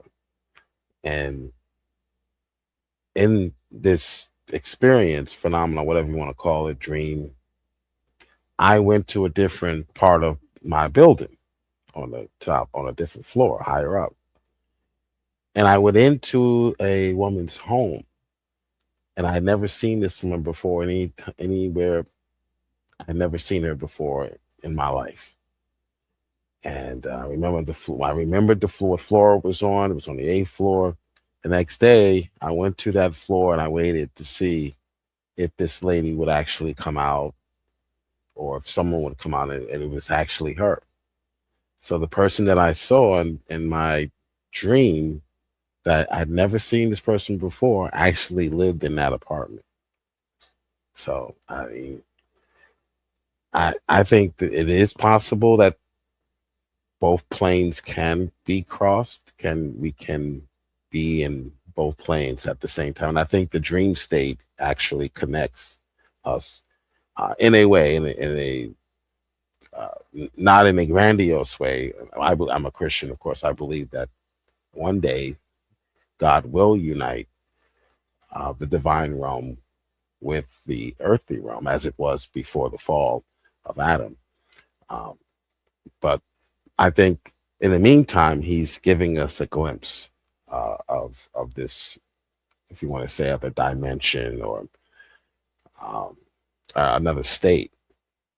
And I think that they are connected, but that connection has been um, severely severed by the fall of man in Genesis. But paradise lost will become paradise restored, we believe, and in the end, that union will be reunited, or that connection that was had early in the garden. But that's just my religion, I guess. That's right. Hey, one, what's that you got right there? I seen it says something about conscious altering method, biofeedback. Oh yeah, that's what that's talking about. Oh, I'm over here That's muted. My bad. This is the CIA document they released on the Gateway Project. It was done by the Monroe Institute. It was on astral projection, and that is real. They have it down to a science. They explain all the methods and techniques used. They play these they have these sound recordings and that you can play with your headphones, and it's like in one ear it's a binary beat, and in another ear it's a different like beat, but your brain has to hemisync, and there's like certain stuff that has to be at play for this to work. And it's funny Facts. because what they were just explaining down here in what was the word? Biofeedback was what the guy was talking about in the book that I just showed, Becoming Supernatural, Joe Dispenza. What it explains right here is exactly what he was explaining in a lot of his book. And he's getting you to pretty much do a lot of this same stuff in manifesting too your reality. But I'll read the part that got me. Well, yeah, this whole top part. The third consciousness altering methodology, which will be briefly described as biofeedback. Biofeedback is somewhat unique in that it actually employs the self-cognitive powers of the left hemisphere to gain access to such areas as the right brain, as the lower cerebral, motor and sensory cortices, and assorted pain or pleasure centers, instead of suppressing the left hemisphere as done in hypnosis, or largely bypassing and ignoring it as is done in transcendental meditation. Biofeedback teaches the left hemisphere first to visualize the desired result, and then to recognize the feelings associated with the experience of successful right hemisphere access to the specific lower cerebral. And it's funny because I was thinking about this, and then I was thinking about how I've already read the whole process, and I'm like, and then I was thinking about what Sadiq said, and it's like you get into these meditations and your brain waves, you switch brain wave states, like, alpha, beta, Right. whatever. Right. And Alpha, it's delta, like sigma. I'm trying to think, like, the people who are masters at it and could do it faster, are they people who can embody the emotion, and then the internal is like affecting the Right. outternal? So Right. I mean Facts. external. Yeah. So it's just, yeah. And then, like, it's funny. Yeah, I don't know. We're dope. We're really dope creatures, and it's I even learned how to control my dreams. I would have mm, so many when I was a young boy that I would say, you know what, next time I go to that place, I'm going to do this, and I would find myself doing exactly that in that the dream that I would have the night before. It became so weird for me. My mom, dad didn't know what was going on, and I was telling them I was having all these experiences, and they was taking me to the doctor to get these, brain scans and MRIs and you know, just so yeah. I mean, for me, you know, being religious to me was easy. It was just trying to find the right religion, what I think is the right religion. So it would be hard to deconstruct me. I mean, if you deconstructed me from Christianity, I think I would still be some spiritual enlightened. I don't know what basis I would have for these experiences, but I don't know how. It's like every time I talk to a Christian or someone who's deconstructing, it's always Christianity, by the way. No one wants to deconstruct Islam. I'm about to But, deconstruct them all for Shoot, if you. they I have it. promise you. I Hey, look, Oli, tell them I got a I series coming. he got a series coming, They and I all getting the deconstructed same myself. treatment, buddy. they all get the same treatment. Well, it's always Christianity for me. It's like, and it's always You in a Christian well, nation. You wouldn't yeah. think, I guess well, that's why. But you're not, again, yeah, you got to if think I about was the in a numbers. Muslim nation, I wouldn't see any deconstruction go, not publicly at least. But Well, yeah, not publicly. They're Let's deconstructing them. start. Let's There let's are start people a deconstructing deconstruction. from one set of Islam to another. There are yeah, people going from exactly. Yeah, so there are people going from Shia. extremists just down to being a regular Muslim. There's deconstruction on every level. So that's why I was like, do you really not understand, bro? Are you really about to do this to me? When you was like, it's Yeah. deconstruction. I'm like, bro, don't do this. I'm like, Well, there's deconstruction on every level, the micro and the right. macro. Well, So the, it's the not de- just about religion. we need to deconstruct from a lot of different things. Our old ways of thinking, and really, that's basically the same That's thing the here. one.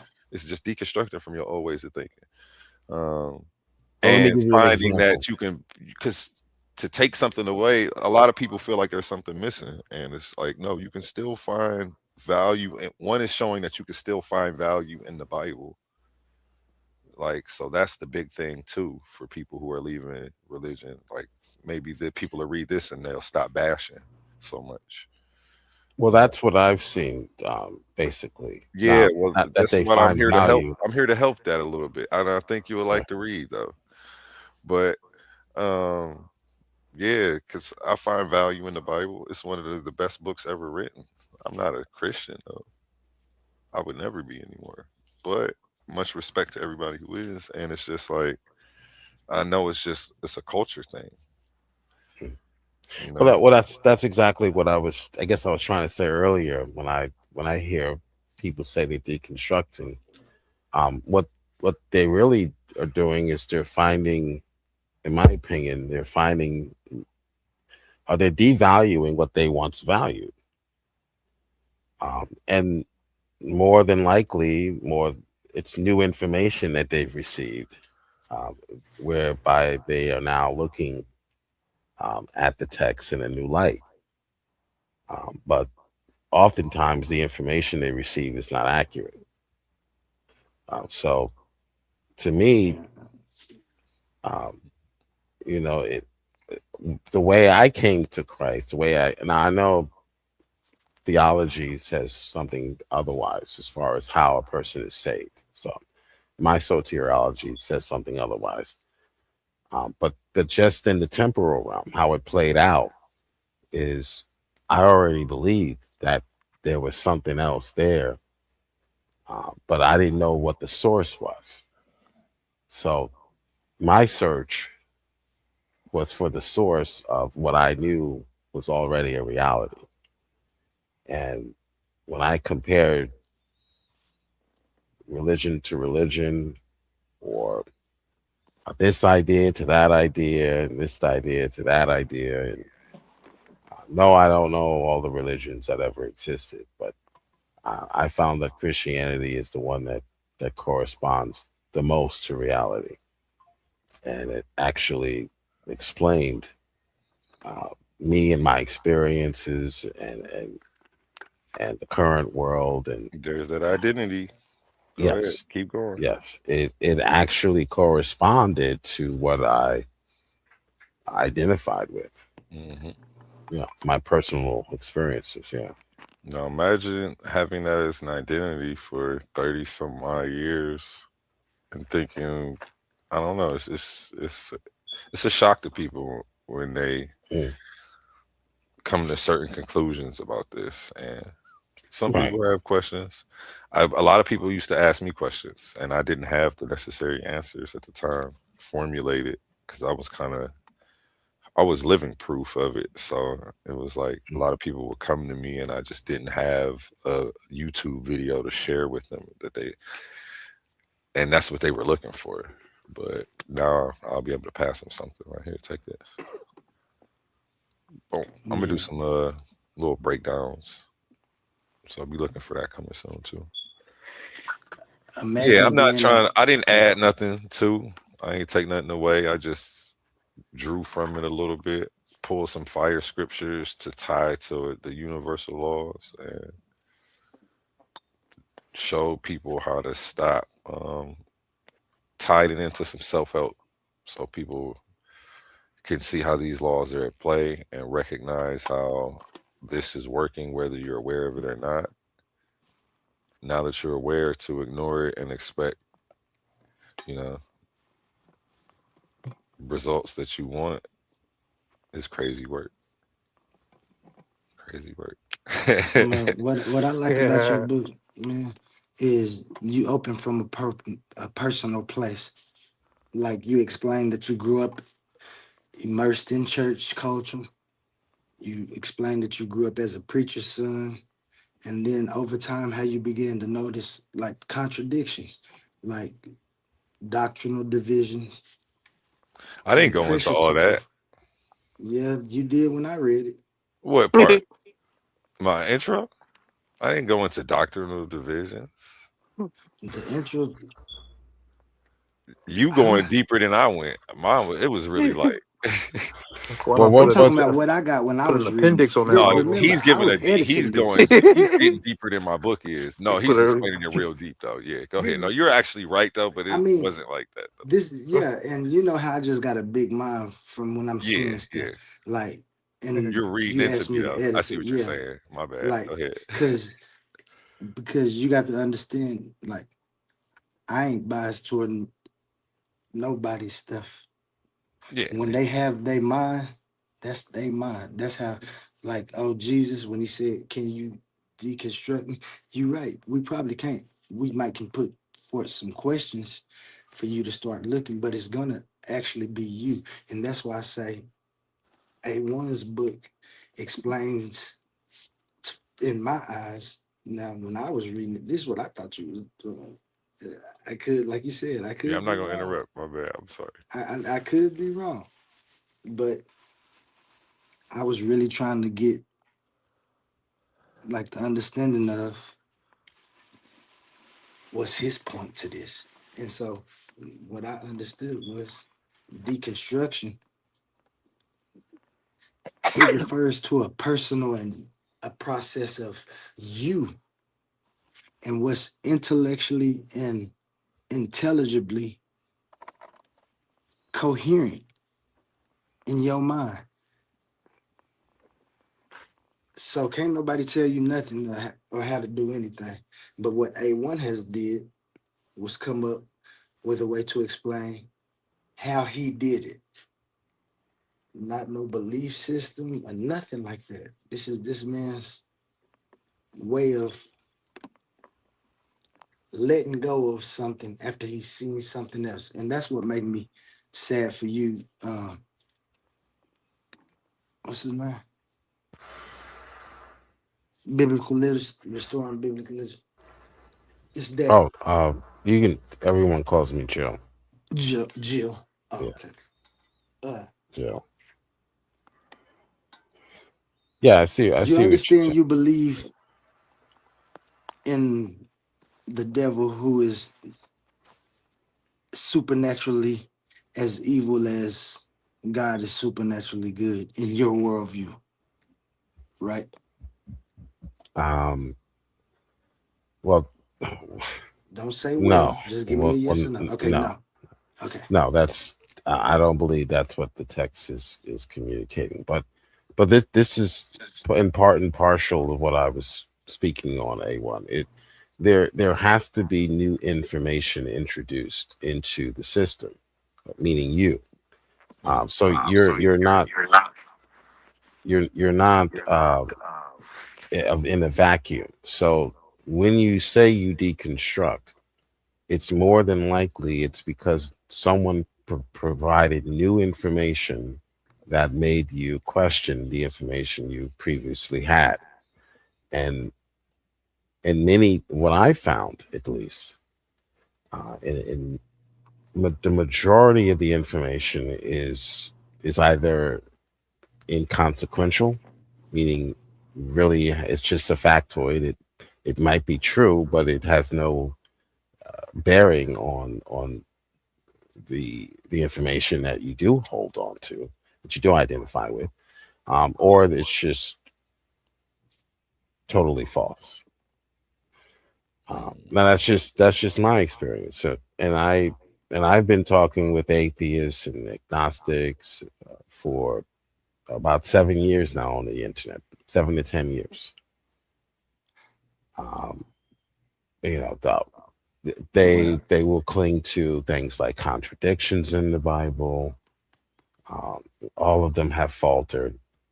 They will say things like, well, there are other, rising, dying gods in antiquity. So it is it is information that is coming into that system.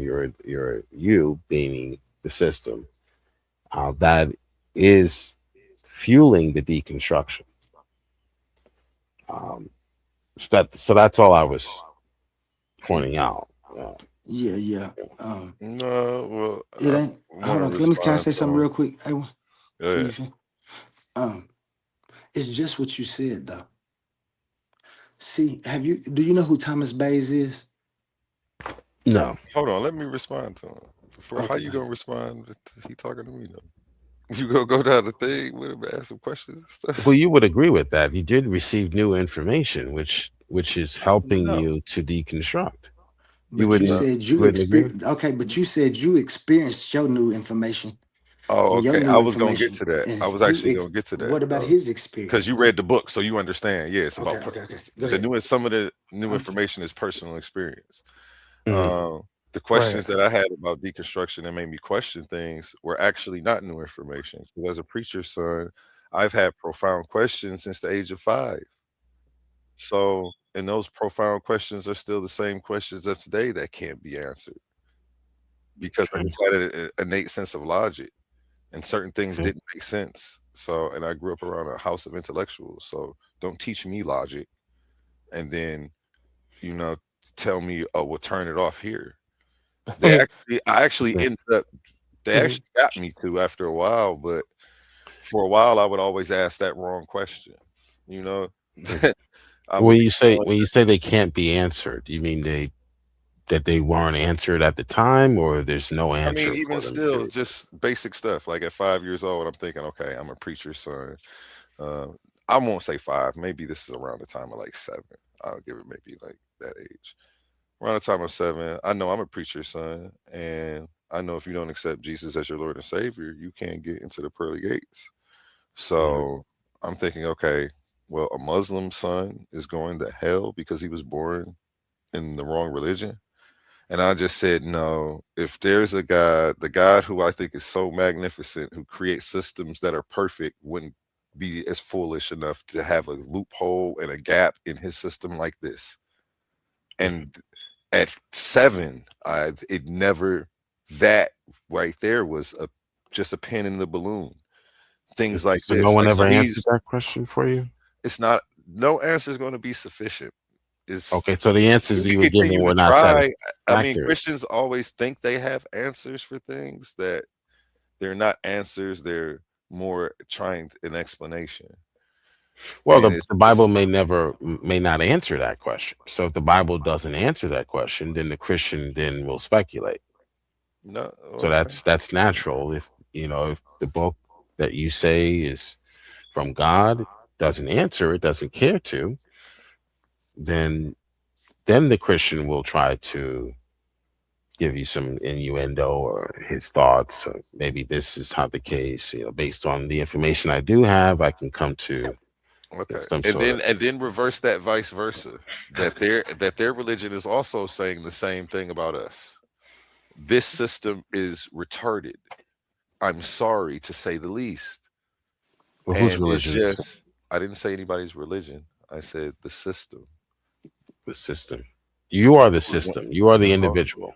So no, you are the system. you don't Everything is understand. affecting you, right? I'll let you talk off the what you think you understand. I said, but then I'll re-explain about how I think you're taking it wrong. I think you misunderstood me. Oh no, But I'll let you finish. I just no, I agree. There's a system involved, but I would say you are the system, and everything is affecting you as far as the universe is concerned. Nah, that has no. You responded the way you're responding. You're not responding Interesting. to anything I'm talking about. Well, no, I agree with you. There are systems. Systems exist, Okay, let me they're restate it a different way. Yeah, let me try this. Just because I think I'm talking past you when I say systems. When I'm saying a system, I'm talking about, yeah, the system of all these different religions sure, acting sure, in contradiction to each other, and right. one can't explain each other away. It doesn't make any sense. Yeah, that's Um, what I mean. So all of these things and are then for interacting everyone, with I'll you, let you finish. right? I'm Yeah, sorry. yeah, I And then agree. for eternal for eternal hellfire to be the result of choosing wrong in this guessing game of religion. Well, Like, the wow, scriptures he doesn't really teach sent us that. down here to play a guessing game? Well, the scriptures Like, doesn't teach that, but I would no, say it that, doesn't. But that's the system that I'm talking about, and that's why I said your response was non sequitur. well, you're saying that's the system, but that might be a system in other religions, but in the Christian religion, that's not how it's rendered. Or so, uh, Are you talking about the system of punishment or the system of not accepting Jesus if you're Christ a as your Lord and Muslim, Savior? so there are Muslims in countries where they're not even allowed to hear or preach the gospel, that are say that Christ comes. They testify to this, that Christ comes to them, he astral projects to them, if you will, and saves them and preaches to them personally. So there are a lot of things that have been put into the system that aren't necessarily in the system, if you will.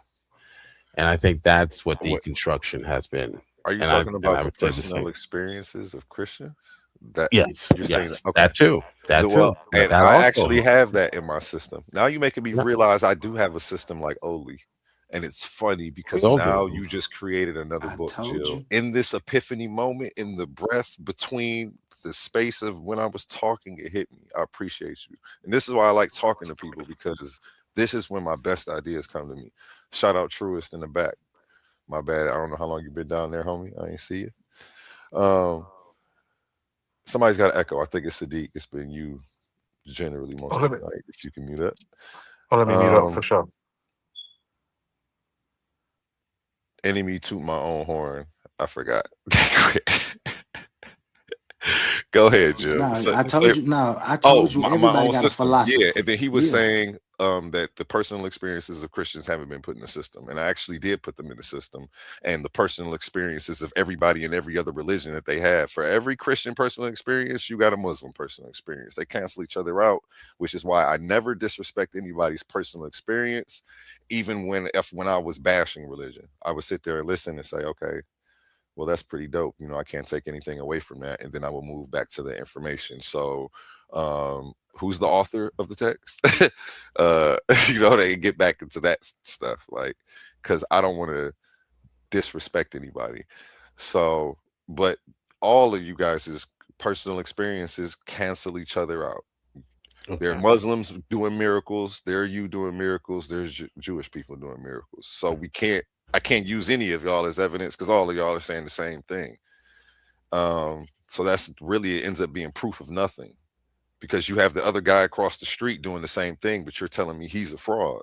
But you want me to Mhm. believe you for using the same line that he's using. While you're using the same line he's using, you're telling me he's a fraud and don't trust him for using that line. That's crazy work to me. And it's, to me, Well, it seems insulting to my intelligence. But Crazy. Christianity is utterly unique in that Jesus Christ dies and rises himself from the dead. He Crazy. claims to be the source of all, and then predicts his death, and then claims that he will rise himself from the dead bodily. So that is utterly unique throughout history. But that's not why you should be a Christian. But yeah, there are several different systems and ideas that are being that we are using to come to determination, these determinations, and they're all being poured into us in our system, if you will, or our brain. So it does take some effort to sort of sort these things out. But just saying that, well, Humpty Dumpty sat on the wall, and so did Nehemiah. Therefore, to me, is really not helping to flush out, the actual truth of the matter.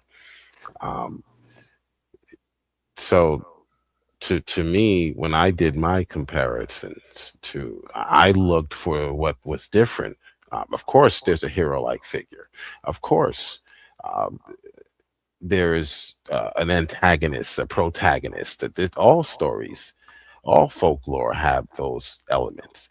So I'm not going to try Right. to um, to look at those elements and suggest, well, since they all have those elements, then they're all equally valid or equally not valid. You know, so that's just how I looked at things when I was But doing isn't my seeking and searching. but doesn't that seem a little incoherent to believe the same thing that somebody else? Because in the end, all you're gonna say is that them other people is cursed, and that and that's why I say the devil is what you got the answer to. Let's get God out the way. What about this power that you give this thing called Satan or the devil, and how he runs the world, and you have no choice when he gets in you and make you do things? Whoa,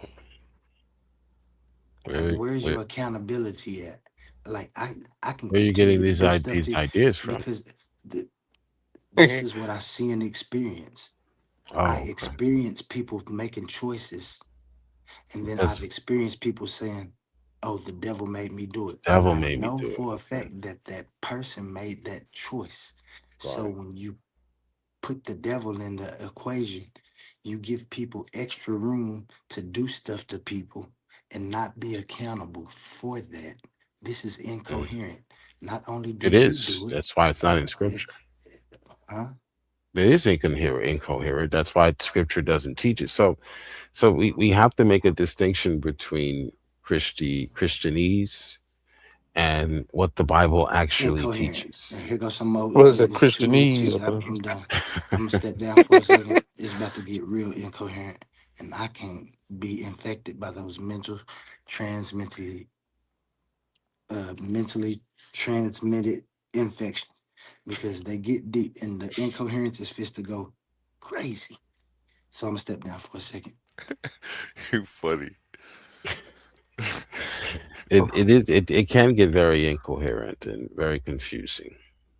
So I sort of stick to what the scripture prescribes. So if someone tells me that Christianity teaches this or teaches that, then I require them to actually show it in scripture, and it has to be explicitly taught in scripture, not some you know twist of interpretation you came up with. You know, Oh, okay. AI. No, this is Google. Both. I asked it, is there more evidence for Jesus or Muhammad? Both Jesus and Muhammad are widely accepted as historical figures by scholars. Evidence for Jesus consists of earlier written sources within decades after his life, while evidence for Muhammad includes later but more voluminous written records, and from a secular standpoint, stronger. Um, I don't, from a scholarly perspective, there's more evidence for me to be Islam. I'm still not going to do that though. But I don't know. I like. there should be more evidence for Islam because Islam is closer to your current time. So as Well, you why get aren't you a further, Muslim then? well, that because it would be nonsensical to accept the religion because it's it's earlier. Well, I would not be a Mormon then because there's No, more evidence for Mormon. you believe Muhammad is a real person? Yeah, yeah, sure. Shout out, Brother La. Can you come up here and speak on Islam for us, Brother La? Let me drop that link for you, man. Yeah, He's it's a he real person. actually believed. I believe. I think Okay, I got my Jesus lived helmet. I got too. my helmet. I'm ready. I Paul think. was a real person for sure.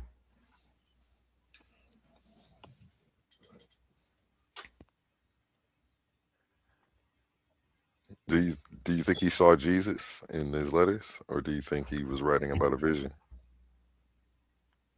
Well, the text doesn't say vision, but so yeah, I think he actually saw Christ. On the road to Damascus, does it say? Yeah, Okay. since the text doesn't describe a vision.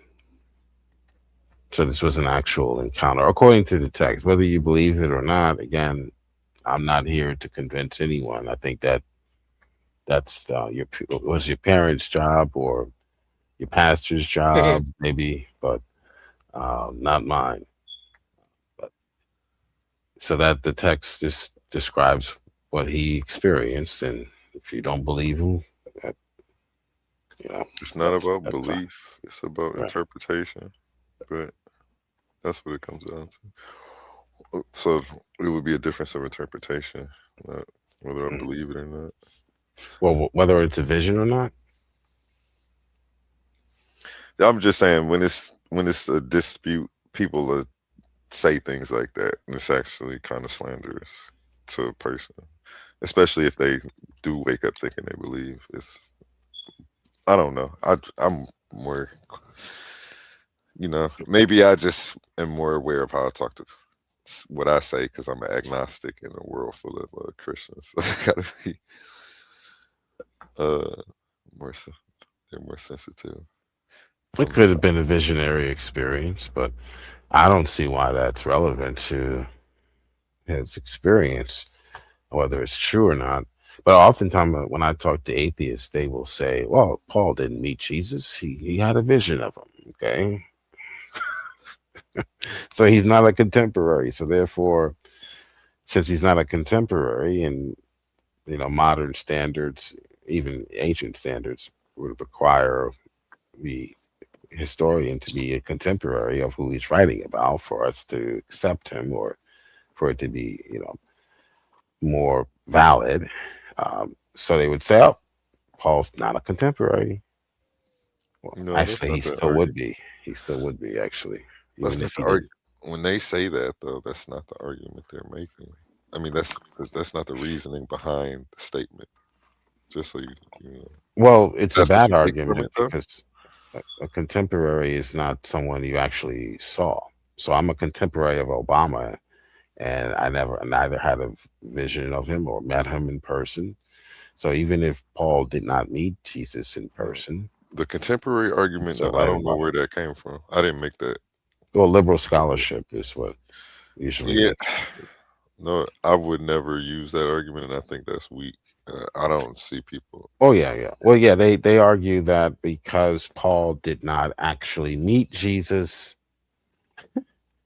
in person, he's Well, not he's definitely a credible. contemporary. The fact Right. that he never met him is the problem because we're Is looking it? for witness accounts. So when they make that statement, it's a statement to let you know we don't have anybody who met Jesus. Like, You're looking writing for about witness. that's the reasoning to make that statement because Why that's are the you reasoning behind. I know that because that's the reasoning behind why I asked the question.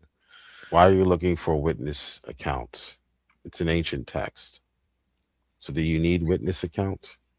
And who told you need witness accounts? See, now you're stacking the deck and framing questions, and you're doing a And lot of framing right now, and we need No, to I'm get not into the framing. wood I'm shop. saying Yeah.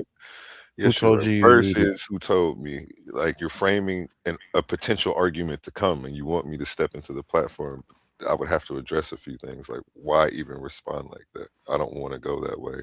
Nobody Okay. said that. Well, Nobody said. I never said that it needed evidence accounts, but evidence accounts are great when trying to prove your claim. Like it's so it's. I see what you're saying. You don't need it for belief. No.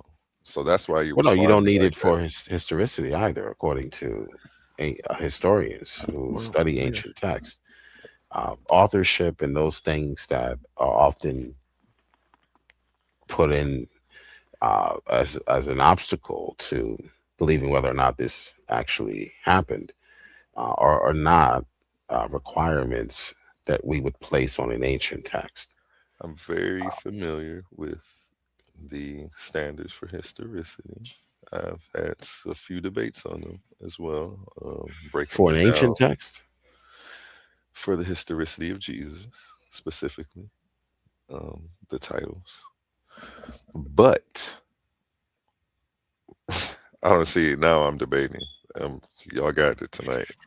Hey, we got a couple donations. I'll keep debating for the donations that came in. Y'all well, gonna no, get we're a not show tonight. debating. Well, yeah, this is a light debate for me. I don't engage in discussions like this on my own.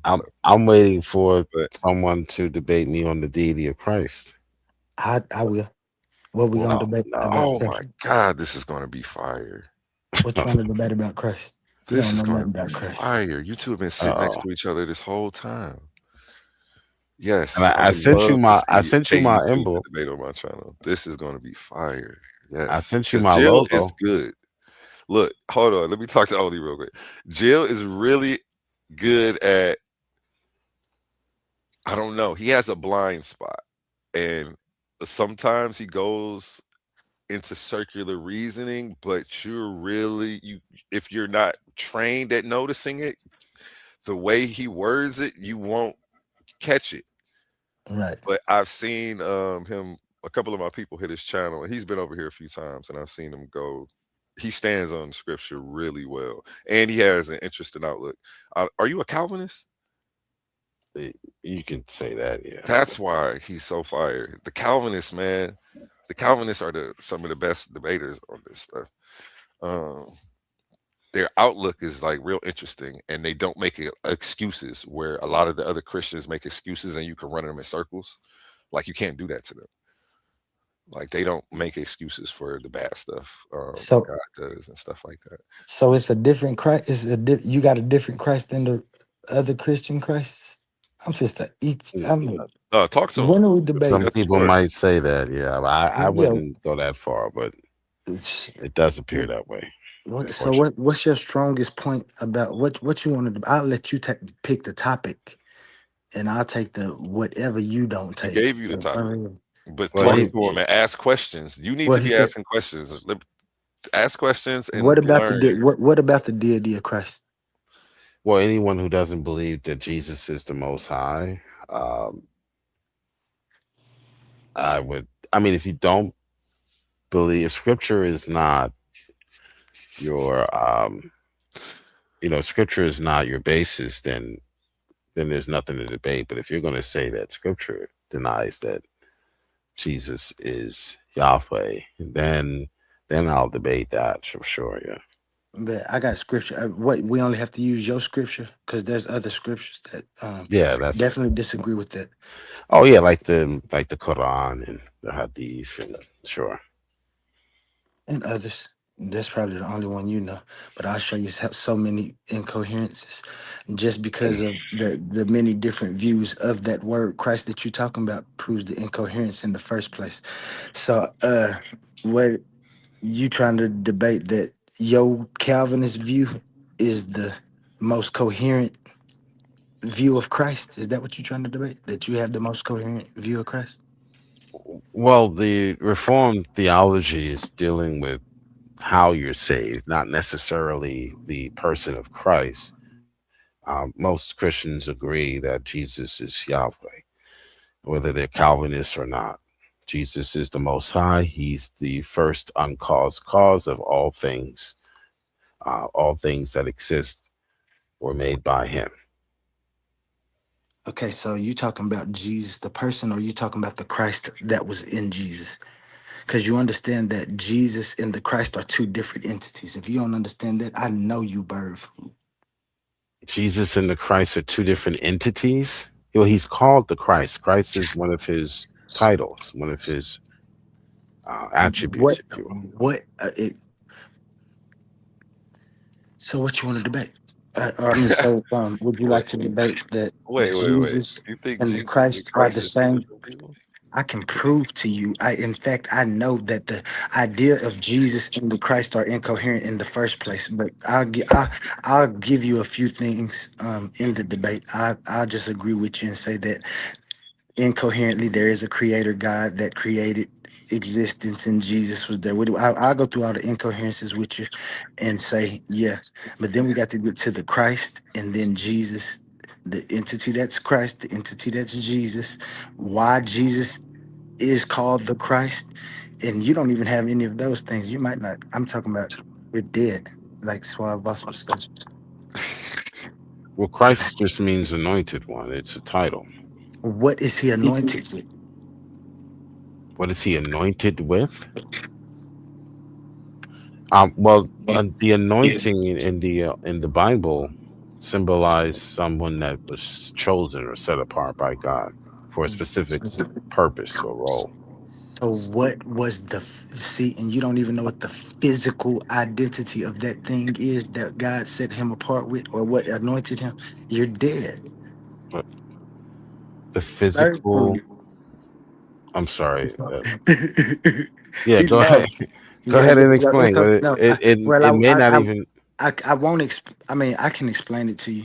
Yeah, go In ahead. simple terms, I won't give you too much. You have to understand that these words are identifiers of certain physical aspects that we know have to exist if you're saying that Jesus is the Christ. So Jesus Okay. being the Christ means there's aspects of him. And we'll just say Mhm. one about how he came into existence. You'd say immaculate conception. I would say artificial insemination, which would be the same thing. The thing is, what's the most coherent view of that? And what would make that entity special? Now, you just saying that he's anointed by Well, God. hold What's on. anointed? No, hold on. Let me finish, and then you can ask your questions. You Okay. saying that what makes Jesus special is that he was anointed by God. I asked you to describe that anointing. You can't. Incoherent. I could, but I would. But you mentioned that there was some sort of, I can't remember the word that you used, but Artificial insemination. Yeah, you can't just slide that in there and then well, yeah, wonder. that's the we'll deal with the virgin I birth. wanted to I mean, interrupt. Damn. Who artificially inseminated? but what did you mean by that term that you used? You never explained. You just sort of threw it out there and Which term? left us wondering. You said something about the term anointed one, and then you said it was something to do with his physical nature. Can you explain that? Because you No, sort of threw that out there. I asked you if Jesus was anointed, what made Jesus anointed? What made Jesus anointed? Uh-huh. Just God saying he's anointed. He's the chosen one. Okay. Yeah, So him being chosen, what would he's change God about him? himself. What wait, Mhm. wait. Who was he chosen by then? God himself, the Father. But then I just thought you just said he was God himself. He is. He is. Incoherent. That's incoherent. To whom? Very. To To whom? to Bas- anybody who doesn't special plead with incoherency, What's your basis for anybody. for coherence? Incoherence is an unintelligible explanation for existence. What is your basis? What's your baseline? The Earth, the moon, Mars. Existence. Existence is Where the highest power. existence? Where? For Jesus to be anything, he had to exist first, right? So your basis for is the physical realm, what you can touch, Ex- taste, hear. That's your basis for whether or not someone can be um, God and man, right? well, do you think God exists? Yeah, sure. Okay. Well, Okay. So what's your basis for determining whether or not it's coherent for because someone to be a God and man at the same time? What basis? okay, do you agree that in your view God created everything?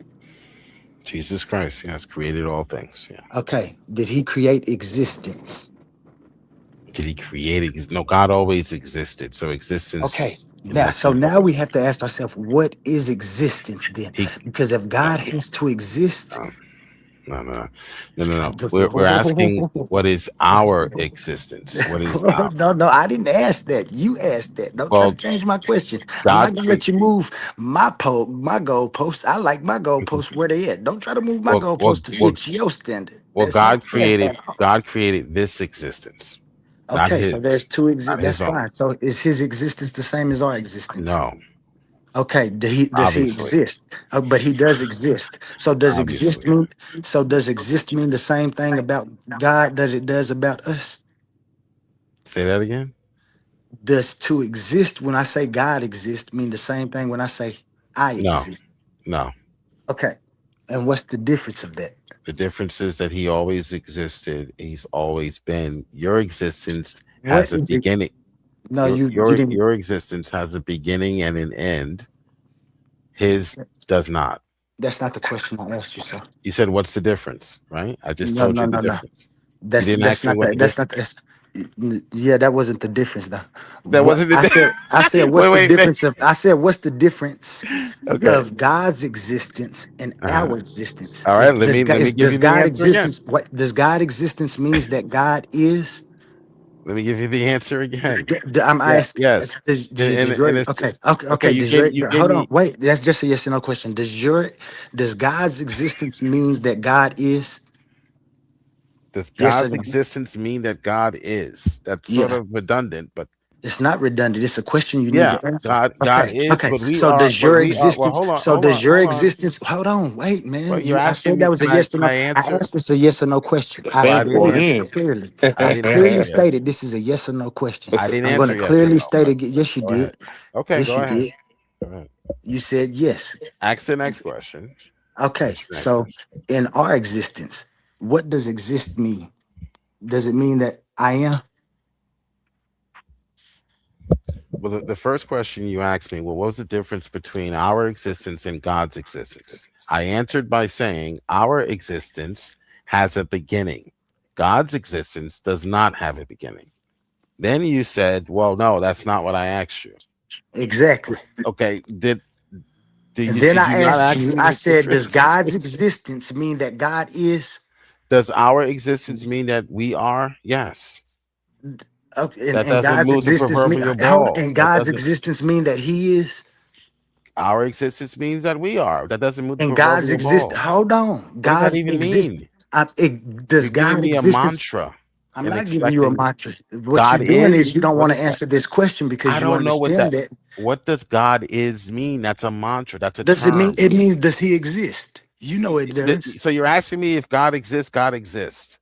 That's what you're asking me? No, that's not what I'm asking you. I'm Okay, asking ask you, your does question again. God exist? Does God One exist? time. Does God exist?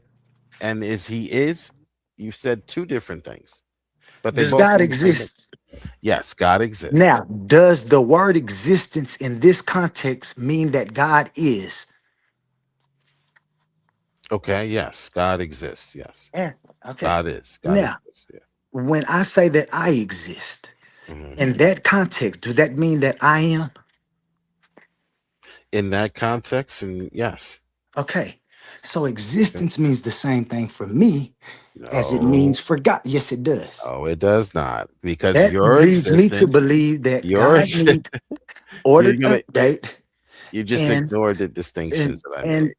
and a nature to be. See, this is what you don't want to answer to that I think you kind of smart enough to realize where I'm going. Your God needs a time and a nature to do any action. The first action he has to do is exist. So we have to understand what existence is. And existence is the necessary constitutive conditions of time and nature.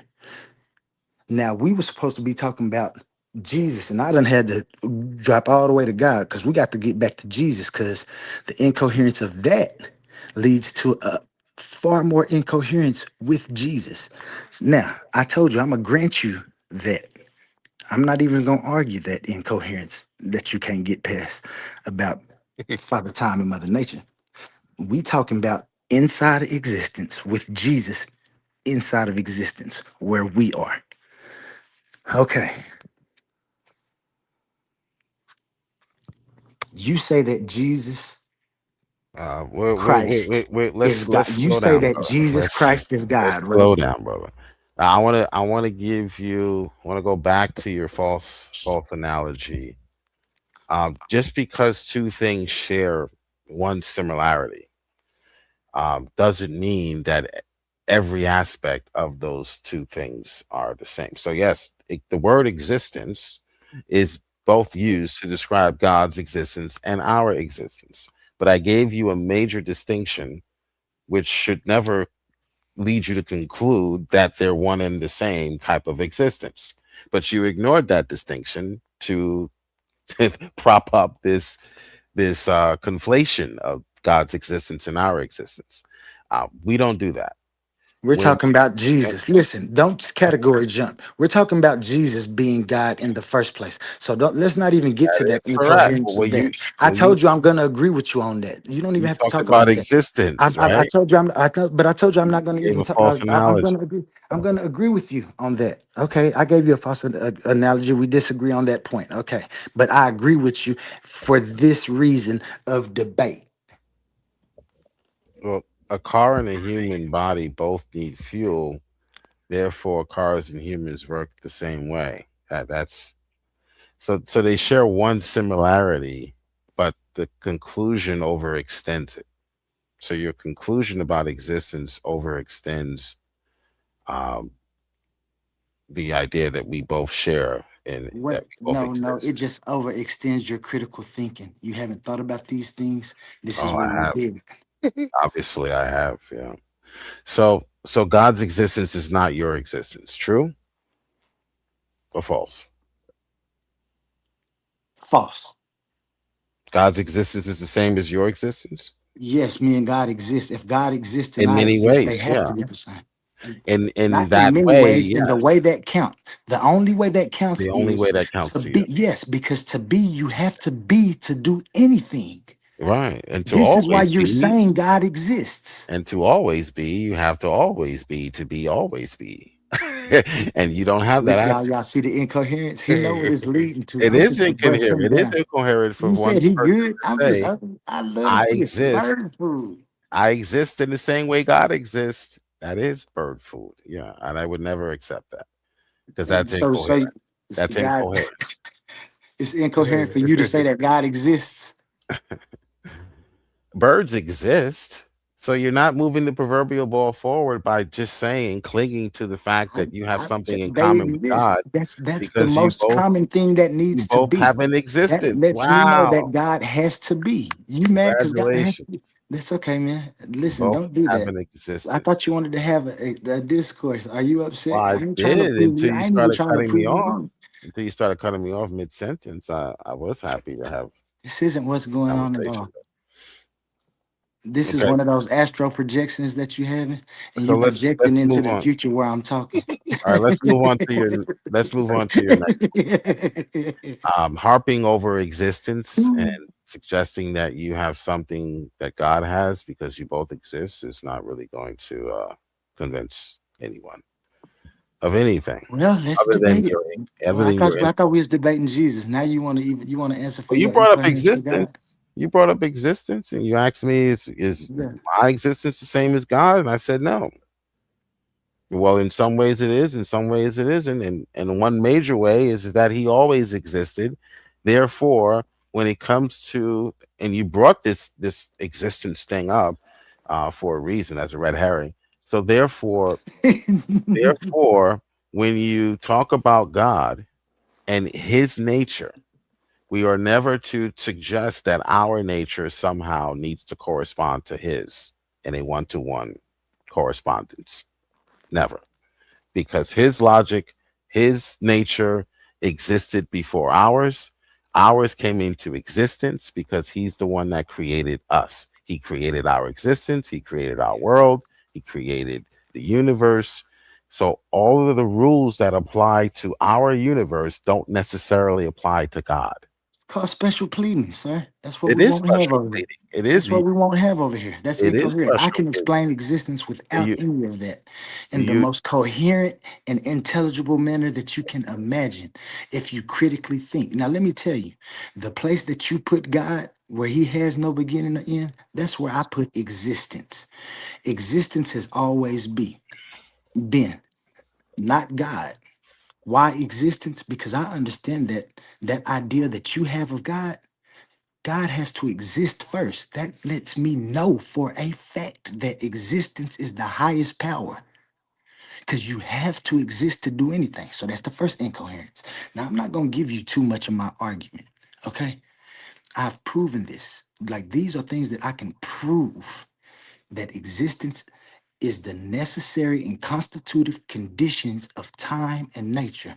Time is ordered update, sequencing, before and after, in existence. Nature is the things that's unfolding, its structure, its identity.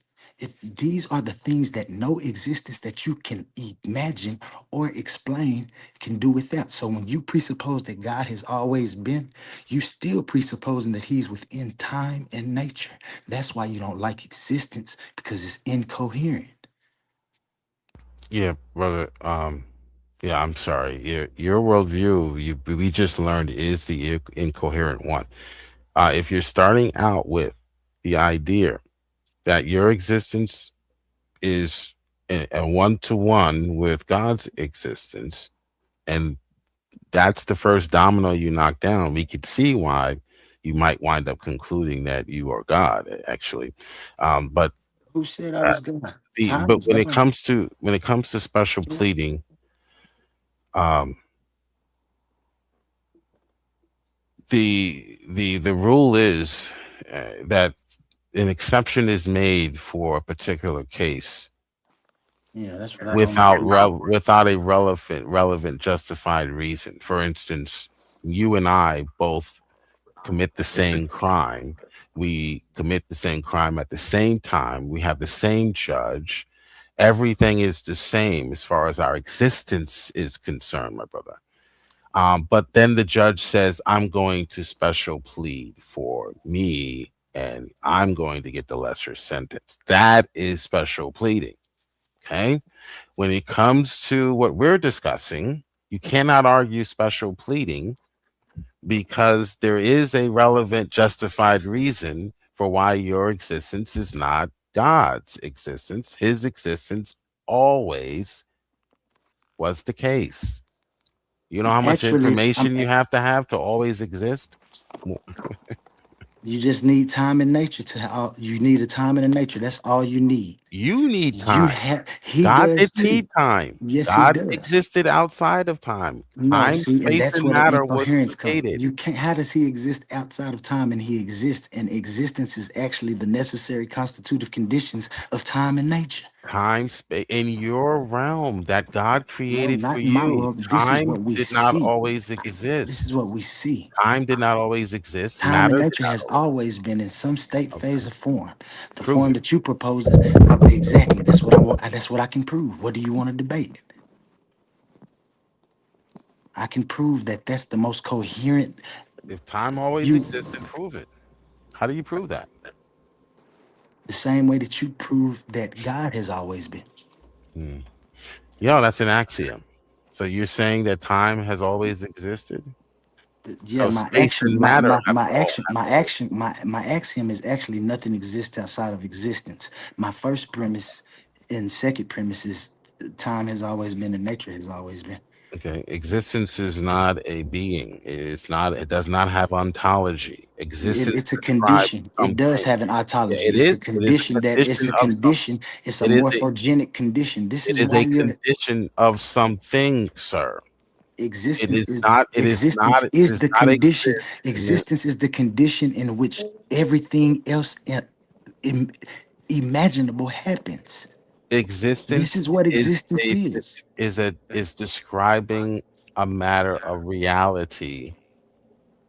Something has to exist in Does order for reality exist? be a thing.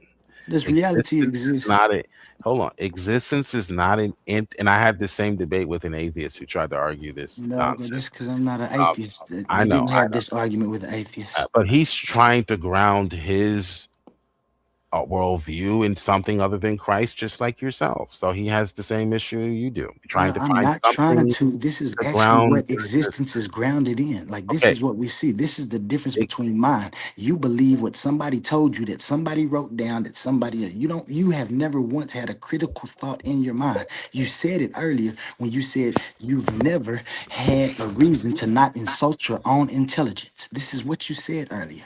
And when you what? said that When you've did I never say that? had when you said that you never had a reason not to believe that there's a supernatural being out there, that's insulting your own intelligence when you see Um, time and nature. Hey, This why you is the gotta be no. this is Christian I the didn't first say it, though? but that's okay. That's these are the mental transmitted infections that you have, and you have to answer to. yeah. I never But said that. I to said say that I'm grounding, not grounding my reality in Christ is what did you call it? what did I? You said he's not grounding his reality in Christ either, which is something. Well, he But grounds it in something, and if you're not grounded in Christ, and you will search for something like existence, like the universe, to ground reality. Um, but that's his problem and the atheist problem, not the Christians. Not a, Existence is not an empty bag in which everything now has to be poured into. Existence does not have an ontology. Ontology is the framework we use to analyze what existence is. Okay, it's what exists. Ontology is a branch of philosophy that studies what exists. It is not something, existence is not a creature roaming around the universe I never said it looking was a creature. looking for someone to be in him so they can be in existence. So, I never said that. I never said existence was a creature. You getting incoherent by the where minute. so the Listen, only thing that Hey, Prince. existed was existence itself. That makes zero sense. You're time treating and nature. What is existence? And existence is the necessary conditions of time and nature. Time and time. nature Where has did always time always existed? Where are you getting this from? No scholar, no scientist will ever suggest that time, our time. Whose time are you referring to? Do you want to do whose Our time? time comes from the sun. I'm referring to the time that everybody else refers to. The time based on our sun. No, that's just a measurement of time. What are you talking about? Measurements of time. What are you talking about? Okay, so what are you talking about when you The say thing time? that you're measured, the thing that you're measuring. Time begins with the universe begins at the No, Big that's only if you assume that there's creation. I don't assume creation. I believe that time and nature has always been and everything forms. Bang. Okay. The place you put God, I know that that is time and nature. How do I know? Because that idea that you have of God is incoherent. Why? Because it needs a time and a nature to do any of those actions, namely creation, that you're talking about he's doing. These things have to happen within existence. You're trying to put him outside of it, even though saying he exists. And this is where it becomes incoherent. And this is how I know that we don't even need that. If Yeah, you well, understand what Occam's razor is, which you will if you debate me, and you understand who Thomas Bayes and Bayes' yeah, theorem is, I will prove to you that you're like you have you're dead. you cannot prove that there was time always. Time has always existed. You cannot prove that. But that's your theory. That's fine. We believe something different, so Yeah, we see, you can agree. believe. I don't believe. I recognize. Those I are two reckon. Well, we differences. recognize something different. We Y'all don't recognize. recognize anything. You better not do that because they told you to believe Well, they in the told doctrine. you. It tells you to insult your own intelligence They and told don't you to know believe that. anything. Don't question They anything. told you to believe existence has always existed. They told you Who, to t- believe that. who told me to believe that? All right, but we Who believe told me to God believe that? created whoever told you that. It's nonsensical. It's incoherent, but whoever told you that, um, that's what you believe right now. So, but we believe God created the world with time, not in time. Okay. Man, I can prove it. You just agreed with what I just said. That's why I'm going. You just agreed exactly with what I said. You God just created time. agreed. No, you said within time.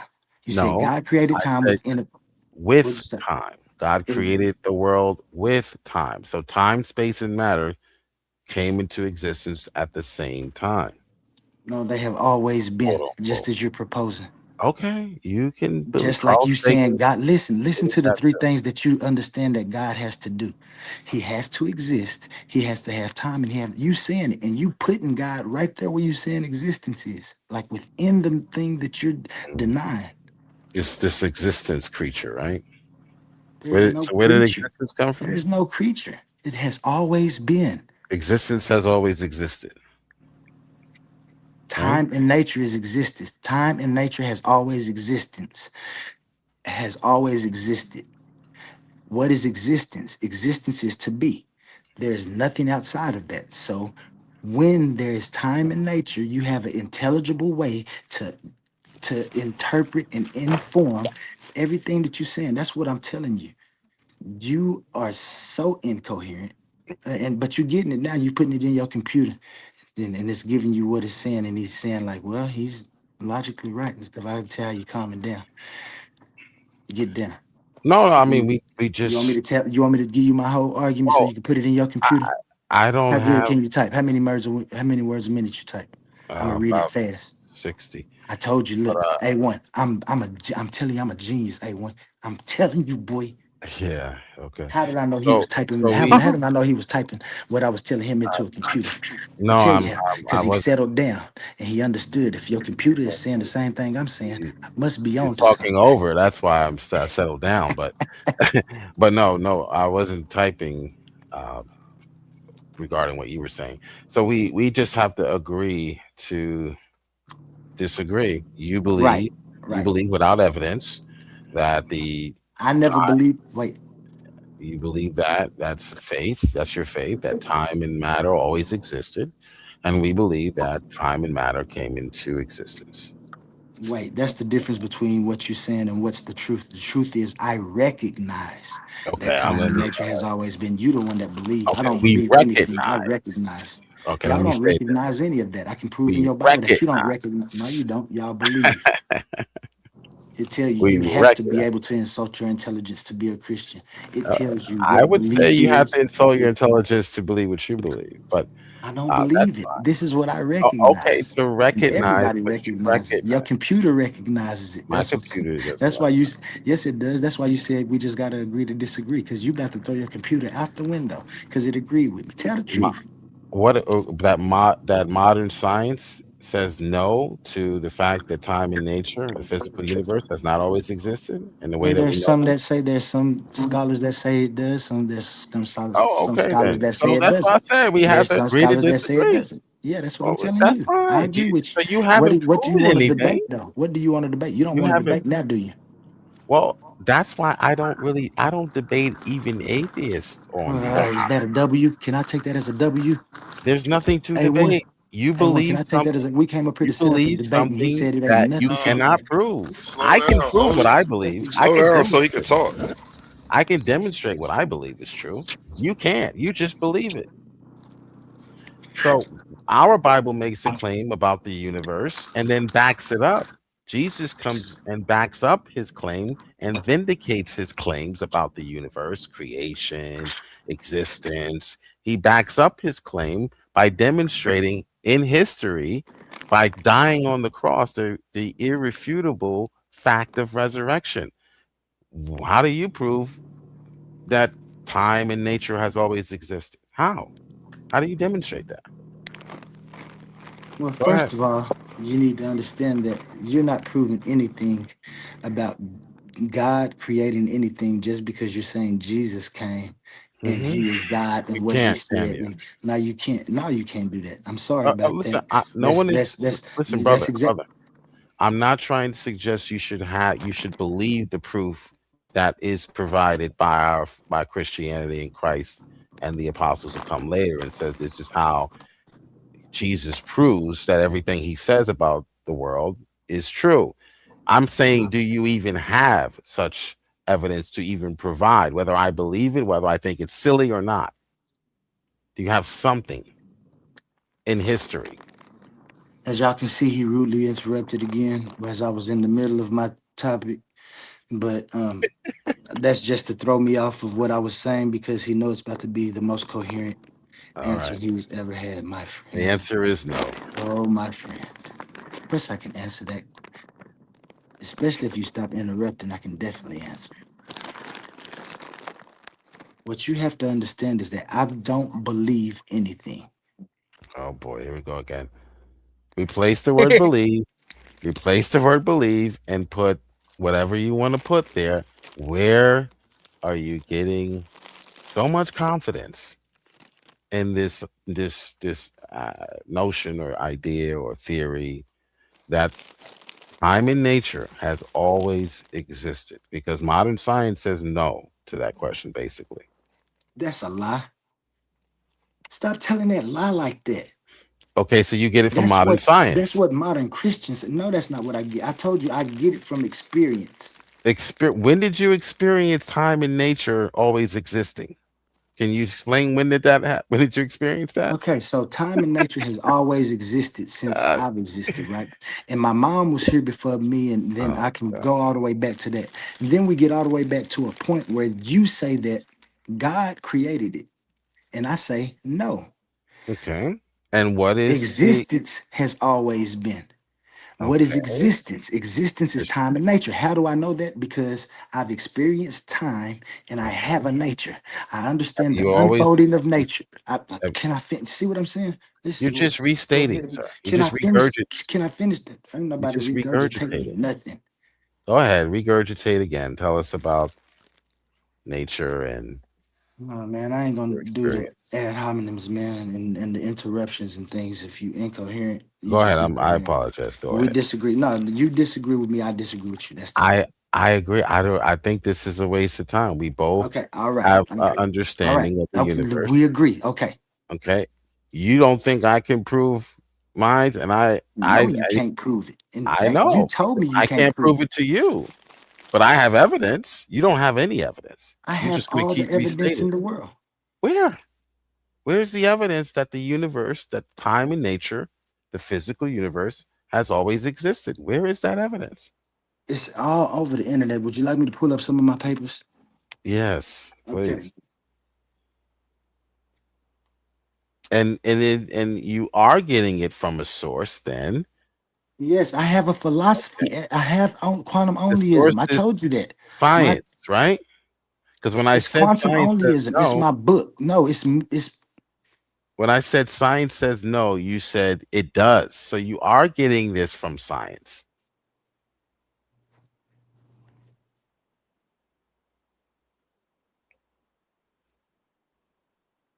Correct? You are getting this from some sort of scientific study or wrong. no? You I just get all of my sources from the Bible. Everything that the Bible says, I go to try to see if I can make it true or not true, and I see that it's incoherent.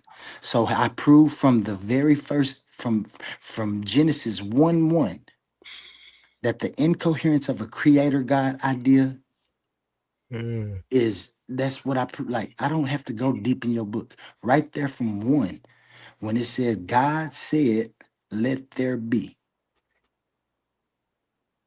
That right there, were you guys trying to presuppose that God is outside of time and nature? um Is actually proven that God is within time and nature, and that the symbolism of that word God at that time is what that it was, a personification of the workings of existence. So let what me they did was they put filibuster. Let me they type put this. because you think about it logically, the only thing that thing creator God has is power over time and power over nature. This is what you want him to have, while saying that he doesn't have time and nature to have power over time and nature. These are incoherent inconsistencies that I can prove through your Bible. No, you My can't. You haven't sources. proven anything. But when we say outside of time and space, it's really a mantra. It's not to be taken in a wooden literal sense. All we really Incoherent. God is in time and space.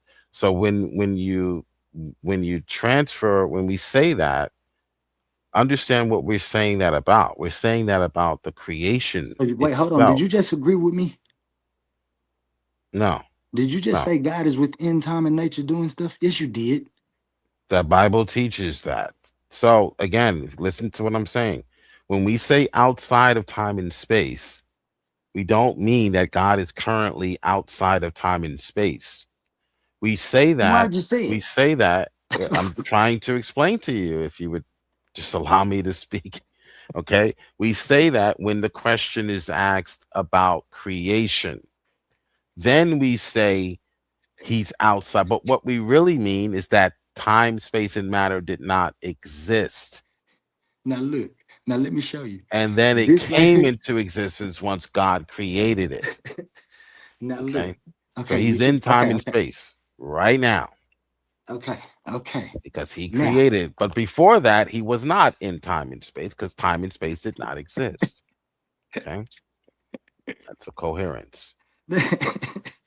listen, and this is why I say there's no creation; it's all formation. These are the logical explanations. What you just did was try to equivocate in existence and out of existence. You What? listen.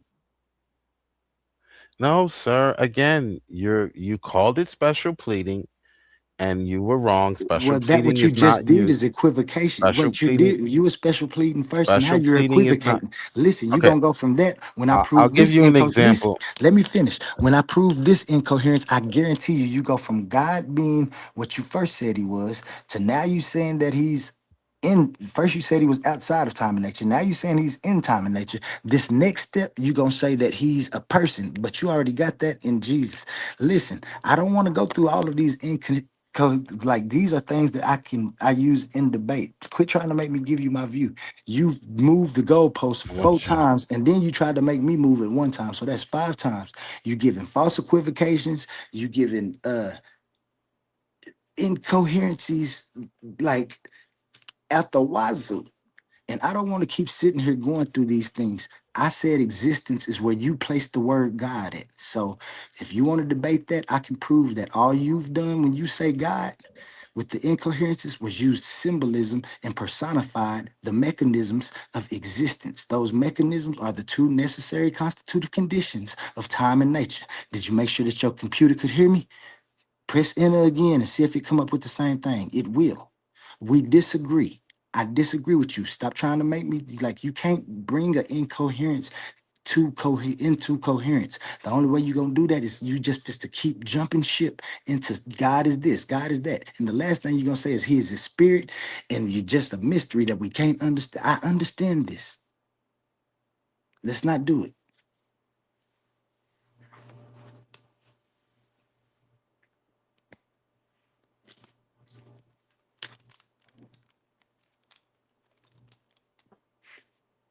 You done, brother? I want you to take a deep breath, man. Take a deep breath.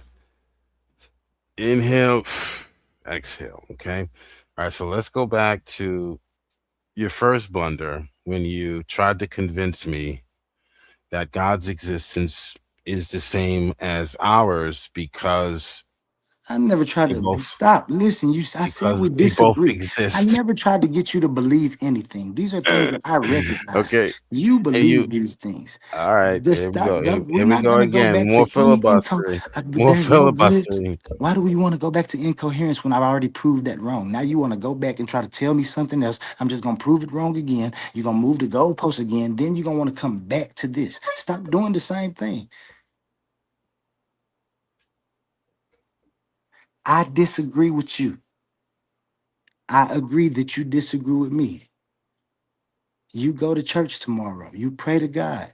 I'm happy for you. If that's what you need to cope with, that's fine. Just remember, if somebody come hit you upside your head, the devil made them do it.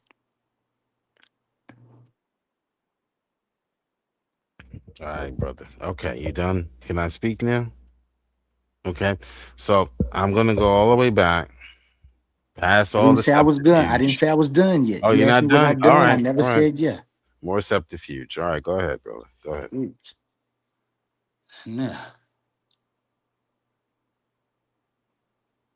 You, what I you're want not. to do right now is ask you, What you want? No, well, you is before there you ask something me that you want to anything. debate? Like you don't have to give me any more ammunition. Your incoherence is there. Just Uh, pick a topic that you want to debate. I've given you enough information.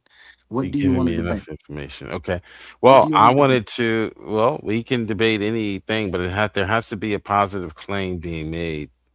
Um, I affirm that so time and nature has always been in some state, phase, or form, and I that's can prove that's it. not a claim that you could prove, sir. Yes, it You is. just demonstrated you could not. You I cannot just prove that. proved it. I just No, proved you it. haven't, sir. Yes, I did. How? by proving that the By idea saying that you it over have and of a over again. what you mad because I said it right? Listen, I You told you I did have a say it right. philosophy. You I did have a say it right. philosophy. That Right. do Give you me a want to debate my? syllogism. Give me I something. I'll Give me a debate my syllogism. philosophy against your Okay, give philosophy. me a syllogism. What kind of Premise one, syllogism? premise two, conclusion. Give me something. Give No, me an I'll give argument. you my. You want my whole argument? It's a Give me robust a philosophy. syllogism. Give me an It's argument for okay. Let me for the here. I'll give you a physical syllogism. universe always existing. Give me a logical argument. You can't prove that. You can't prove that empirically through science. So give me give me a logical argument. Something. I gave you a logical argument. I told you But I want to go nothing back to your exists outside of existence. nothing exists outside of Now existence. that's gonna sound like a tautology when you first say it, but the implications is that Okay. existence is the necessary constitutive conditions of time and nature. Time Okay. being ordered update and nature being structure and identity. Now, How is you you proving? You're just stating what these you are logical. believe. This is a philosophy, so these are logical These are proofs. philosophies that are These are dealing with logical proofs. these are Listen, philosophies that are oh, dealing you with want my come physical listen. Now you just asked me for things. my syllogism. Can I give you one of my Okay, syllogisms? what's your first premise? My first premise is that existence obtains. Type it in your computer. I'll give you time. Existence does what? Obtains. Obtains. Existence obtains. Premise two. If existence obtains, intelligibility is required for a meaningful claim. All right, what do you mean by existence obtains? What does that mantra mean? Another term that you've coined. What does that mean? What? So now you Yeah, trying to say what? you don't know what What? obtains You mean? have to explain yourself? What? Yeah, what Well, does I it thought you mean? was What does uh, existence obtains mean? means you have an existence. Okay. So in the beginning, existence obtains. There was a beginning. There was an existence in the beginning. There wasn't an existence. Existence obtained. This is a listen. I What does thought you that asked me mean? my premises. What are you doing? Listen, man. Your Listen. I first don't want to premise do. is nonsensical. It's incoherent. What does How is it in? existence obtain mean? It's just these You terms got a that you computer right coined. there. Put existence and obtains and ask what it is. I Okay, told you it let's means do it. that exist. Let's I do told you existence obtains means that you have an existence. existence is. That's all you're saying. Duh. That's what I'm Okay, telling you. so that's your premise one is That's premise existence one. is. Well, is it true or not true? That's Whose the question. existence are you referring to? The existence that you can imagine, any existence. Any existence. Okay. Go ahead. Yeah, premise one is true. God exists. Go Okay. ahead. You said any one I can imagine. God exists. Go God ahead. exists. That's right. That means he's within existence. You're right. What I does it agree mean with to you. be within Okay. existence? That's Just what I said. nonsensical. Come on. That's This is how you don't nonsensical. get it. Can you This is what find a I'm saying. See, philosopher that will God, man, I suggest? can't even give you my. Can you find a philosopher that would suggest that someone can be in existence as if existence is a bag that you Every throw philosopher people that you into, every and now philosopher you're in that asks existence and now every you're not in philosopher that existence? asks what That makes zero every sense philosopher that philosophically. every philosopher that asks why is there something rather than nothing is asking That's the not the same question. question. The This question is the is in same question. This is the existence. question. In existence, out of Something. existence. There is What is something. it? What does it There mean is. for something Listen to to be me. in The existence? phyllis. It means that it exists. Existence Exactly. is a Exactly. Why did you existence ask that is question if you know what it is? describing A1. something. This is becoming unintelligible. He don't want to debate. He Like just what do want to keep you on like? asking questions. I've asked Are him you for a in debate. existence? Like I exist. I'm Okay. not in Why don't y'all put? existence. Where do you exist at?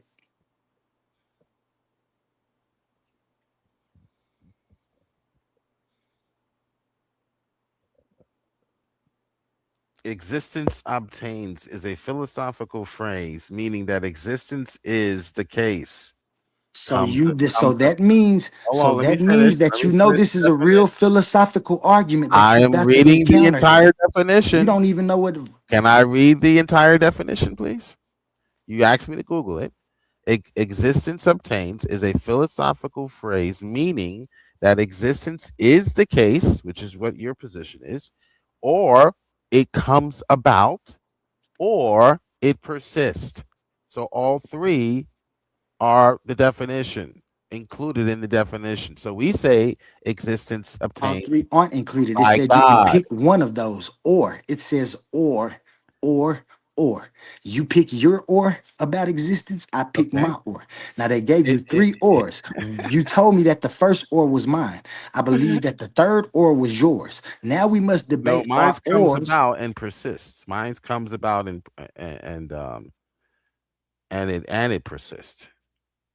So yours is just is, it always is. I believe existence always It, is as it, well. God's existence always. God's existence. Our existence did not come I never about. did talk. I'm So talking about existence, period. Even if our existence existence again, came down in your worldview, existence you is saying our not. existence came down from God's Oh existence, my that's goodness. not refuting what I'm saying. I'm telling you that Existence God does not exists, have and existence is ontology, in brother. your view, Brother, you're that's only if you making believe in a creation. That's putting only if you exist. believe in creation. If you don't This believe in is creation and you believe in incoherent. formation, existence As actually has an ontology. Yes, it is an this is ontology. This is why incoherence I on know steroids, you brother. haven't even heard nothing but the This is first argument. And the incoherence. first This is argument, the first incoherent, brother. appearance, You why are you made using existence incoherent? into some sort of matrix No, where I everything recognize that that's what it has is. to be I didn't poured make it into into nothing. I existence recognize lap that that's what it for is. it to exist. I Like, didn't do you make this realize up. how silly you sound? Whatever, man. It You'll makes never one times find one. any philosophy teaching that existence has some I sort of guarantee you, a philosophy already ontology teaches it. It's called the that quantum. It's called the it philosophy of quantum well onlyism. quantum particles exist, yes, but you'll never find anyone saying that existence itself has I some found sort of plenty. I found ontology, plenty. I can brother. prove to you. I found plenty. I've Existence written does books not about have this. I've written ontology. books. That's what they don't. That's what they missed. That's what those other philosophies missed, and that's why The they were only reason why incomplete. existence That's why they become always has been incoherent. You got philosophy. is because God always existed. Existence itself does not have a ontology itself. In your worldview, I can prove that it does in mine. Oh And my it goodness. don't get mad because So I don't what believe is in it? Is it an creation. empty state? What is existence exactly? What is it? The necessary constitutive conditions of time and nature, which are ordered up, So baby, existence or is time and things. time and nature. Don't Things. forget nature. Physical things, Time right? and nature. Moon, the stars, Those things come the within existence. planets, Those things come within existence.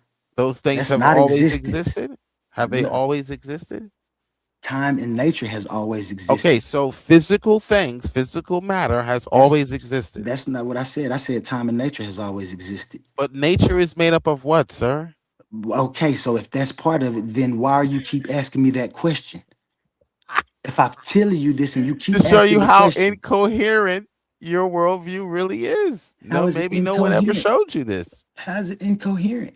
All of If you you have saying is that all you time, doing you is have agreeing with me. matter, things always existing. That's what I'm telling you. You You say it too. You say it's God though. right, who's immaterial.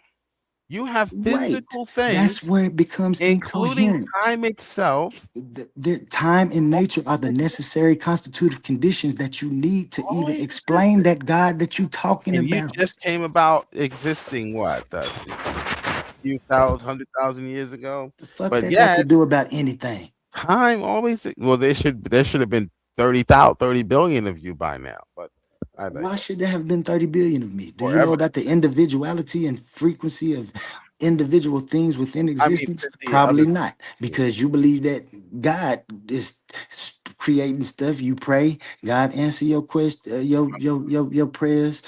You've never had no wrong. You don't do no evil. When you do, you know it's the devil that did it. You go pray, ask for forgiveness. You go do it again. You need that The scapegoat. I don't universe need made that me do it, scapegoat. right? Existence Man, made me. you believe in this so you can keep on going out and drinking and coming home and praying to God tomorrow. You probably drunk right now. The Now let me universe quit. made I ain't me gonna do go it. with the ad hominem. I'm just playing with you. Forgive me The for that. universe made me do it. So you haven't gotten an escape I from don't making. believe the universe made you do it. I believe you took the choice and you took accountability at that moment. That's at least one time in existence you took accountability and you Yeah. made the choice. So it's an active existence is An ongoing event. an ongoing event which you cannot prove. Okay. So just What? simply I can prove it because regurgitate. I'm right here. I exist. You just said I exist. You You just said God that exists. is What do you mean I persistent. can't prove it? You just said God exists. That's not proving that it did not come about, I sir. don't have to prove it if Saying you agree with saying it. that Why would I have to look, prove it and you I agree with it? exist. Therefore, existence What do always I have to and prove matter and you always agree has with? been the case. How can I That's a prove non something sequitur, you sir. agree with? How That's a can non I sequitur. prove? How can Why? I prove No something one's that ever you agree with? told you this. No one's What? ever told What? you that's a How non can sequitur. you prove what? What can I you already explained prove? how we prove it through the immutable fact of resurrection. So our God, knowing that he would have the same problem you're having right now, if he I'm didn't not do having a this, problem. he condescended to form himself, to make himself into a human, and he That's came down crazy. and he tabernacled with us and fellowship with us. All of that when he could have So done something. Because so he is God knew all perfect? he knew in his infinite wisdom He knew. that had he not done that, I would have the same problem you're having right now. Well, did he know if he wouldn't have created evil, that we wouldn't even have be having this question? Did you know that if he would have created everything perfect, we wouldn't have had, and he had the power to do it, That's and he didn't. possible. This leads me to believe that Possible. that's an incoherent view. What's impossible? Okay, let me show you how what you What's just said was Wait, you just said something's impossible for God. yes. Mm, mm, mm. Have you read your Incoherence. Bible? I'm talking about. Okay, I can't wait to Listen, the debate you. You Bible is prove it still on every your time. grandma's You desk, prove it everything I'm saying right brother. now. You just said it. The Bible is still on grandmama's desk. Okay, go grab it. Go grab it, brother. I got a I'll Bible right help here you. under my I'll computer. help you. I got a Bible right here under my There are computer. What are you several talking things about? God cannot do. One of those things is he cannot lie. Another thing God cannot do is he cannot create a perfect being. Only God is perfect. There will be no gods before me. Isaiah 41. No gods will be formed before me. No gods will be formed after me. There is only one Okay, so perfect if we being. don't exist like God, like as you Hold on, let just me said, finish. Let me we don't finish. exist 'Cause I'm like gonna help. God. Let me You finish. said we don't Yeah, my exist like plane. God. Then why come He couldn't create us perfect in the way that Let's we see. exist? He Let's could have hear. made Let's us hear perfect in the Quantum. way He exists. Right, for sure. Let's Yeah. go ahead here, Jill. Break out them scriptures, man. Yeah, let me just land my plane, okay? So since God cannot create himself a Right. perfect being, when he does create, that will make evil possible. Or He what created we say Jesus. actualized evil, okay? So the alternative is not a perfect creation or a bad creation. The alternatives are the dichotomy is no creation at all or creation. And he decides to create. So, because he decides to create, which is a good, loving act to share, create, just like when we have children, it's a loving act. You're sharing, you bring in a child into the world, you're sharing things with that child, love, et cetera, et cetera. So, it's a good thing that he wants to share his attributes. One, the main attribute being love, because God is love. And that automatically makes evil a possibility now. Okay. So that's where evil comes from. Evil is not created, it is the result of God creating less than perfect beings. Okay. Is that coherent enough for you? No, that's incoherent. Because why That's would you create incoherent. some? Yeah, that's incoherent for this simple fact Oh, that why everything's would you create? incoherent to you. Why would you create a being that you just said doesn't exist like He exists? So just because you don't create another being Because it's like you, impossible you to can create. still. See, Perfect being. you'll never let me prove the incoherence. What? Then you said that I said you won't stop and let me prove the How is that incoherence of what incoherent? It's I'm about impossible to to show you. create If you another. be quiet and let me. Go ahead. Let's hear it, Quantum. I'm sorry. The incoherence is that you saying that Mhm. God can't create a perfect being, but you're saying that God created Jesus. No, the Bible does not teach, brother. I Can didn't I say the send you Bible a teach. I Bible? said what you just said. Can I send you a Bible? No, I never said Jesus was created. Okay. So you believe that Jesus has always been. Yes, Jesus is Yahweh. He's God, the Most High, the No sustainer. difference, no distinct difference between God the Father, God the So there's Son, and God the Holy Ghost. the three. Yeah, we believe in the Trinity. Okay. So what you saying right here is this is where it becomes incoherent. Listen to the three incoherences you just and I got matter of fact, that's what I want to debate you on. Oh my God. Wait. Let's. You want to debate me on the Trinity now? I want to debate you on the incoherence of the Abrahamic God Oh, okay. and all the beliefs that you That's your believe. favorite word, incoherent, isn't it? Yeah, it's because it's incoherent. I can prove it. And then I can give you coherence. Hey, Wait a minute. Let's talk about the incoherence of what you just The said about. incoherence of your creation, Joe Abrahamic God. That's what I want to prove. Well, you haven't proven anything incoherent. I never tried to prove anything coherent. I'm talking about in the debate when we go to prove it. That's where I prove it in a debate. Okay. So what have We're you not been here to prove it. I'm here incoherent to up? listen to your view and you listen to mine. I What have you? disagree with you. You disagree with me. We already said that. Now, do you ready? Are you ready to debate? I want to debate that the Abrahamic, the idea of the Abrahamic God is incoherent, and I can Which prove it. is okay? You're talking about the Christian God. The Abrahamic God, period. He ain't that Christian God is the same God that the Muslims worship. Y'all can Okay. say Let's it ain't, but I hear. can show you the Okay. incoherences and that show that this is one Well, of the first, incoherences I'm gonna prove. okay, brother. Let me just say this: the first step is to study the Bible because from your incoherencies, your first two were a result of you not knowing what the Bible says about the matter. So, but go ahead.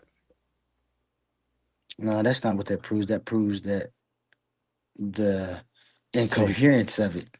no, the only incoherence is the one is you when you pick up the Bible and try to read it. That's the only incoherence I've going on. never tried to But go read ahead. the Bible. I've picked it up and read it 7 times and found several incoherences, inconsistencies, Yeah, yourself. unintelligible thoughts, and special pleading that say, don't ask anything. I found where God goes from Oh, that's what I meant to one say. thing to immaterial, then he goes from immaterial to energy, then he goes from energy to the universe, then he goes from the universe to a man, then he goes from a man to it's just a mystery. That's the incoherence. You can't answer it. And that's where you at the mystery where you can't. And I'm telling you that there's other inconsistencies and incoherences within that total belief of a creationism idea, whether it's that idea of God that you given or somebody else's idea that say that there's a creator outside of time and nature that created existence, because existence is the highest power. How do I know? Because for us to explain the intelligible The existence, Bible told you. to have real explanation, you need ordered update and structure and constraint, individual things that you can distinguish this from that.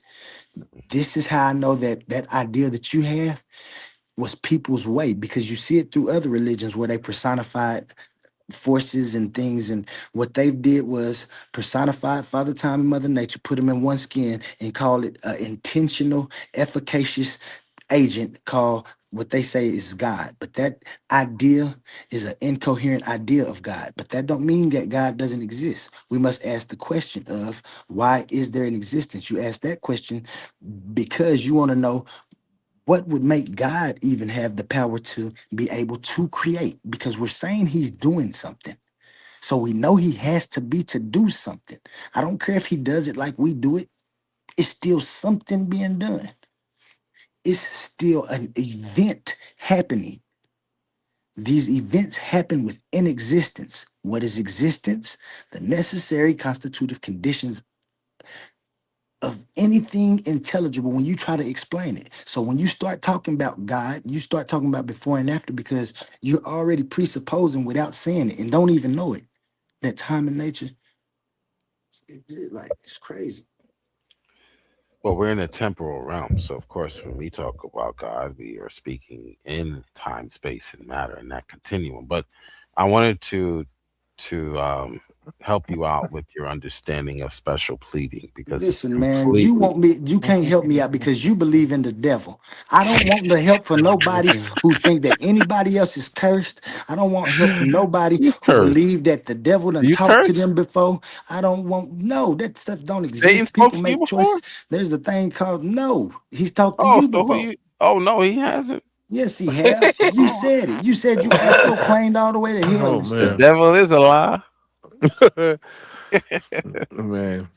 No, I might be stretching the truth a little bit. You might have didn't say that, Junior. Let me tell the truth. I was But I trying to be want to help funny. you with I want to help you with Wow. special pleading, okay? Because I think you have a major You listen, I misunderstanding don't of need your special help with none pleading. of that, man. What you're Well, gonna try to do let is me give just me ask your this. understanding of special pleading. No, I I'm don't going to want give your you understanding. the No, understanding listen. of special pleading that you should have Oh my learned a long gosh. I time know ago. what special Okay, pleading is. That means a asking for long time. special things for an idea to reach the weight and carry the weight that you want it to carry but Mm, for the that's bad. specific purpose of you being right. I don't want that. Okay, all right. Let me prove that definition to be faulty. Okay, if a dog murders Why a didn't you just small, look up special pleading instead of trying to give me one of your I know what analogies? special meaning is. Because you Special. don't have an intuitive mind. You told me that you've never had a reason to look past some inconsistencies that people give it to you. So I don't want any of your analogies. Do you What? understand? Like you are,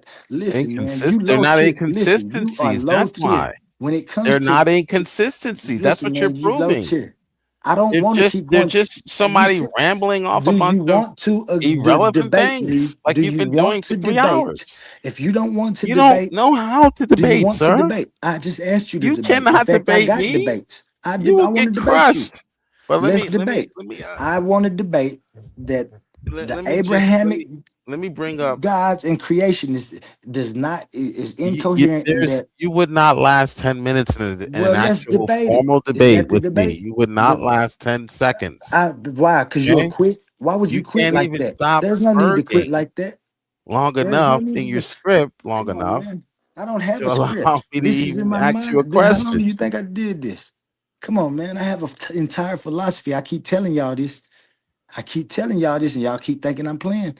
And you'll jump in that ring, and I have the bird. I just float over you like Al's doing, just drop turds of knowledge on you until you fall to the floor. And then I'll clean up the Coliseum of arguments like I always do. You won't be the first.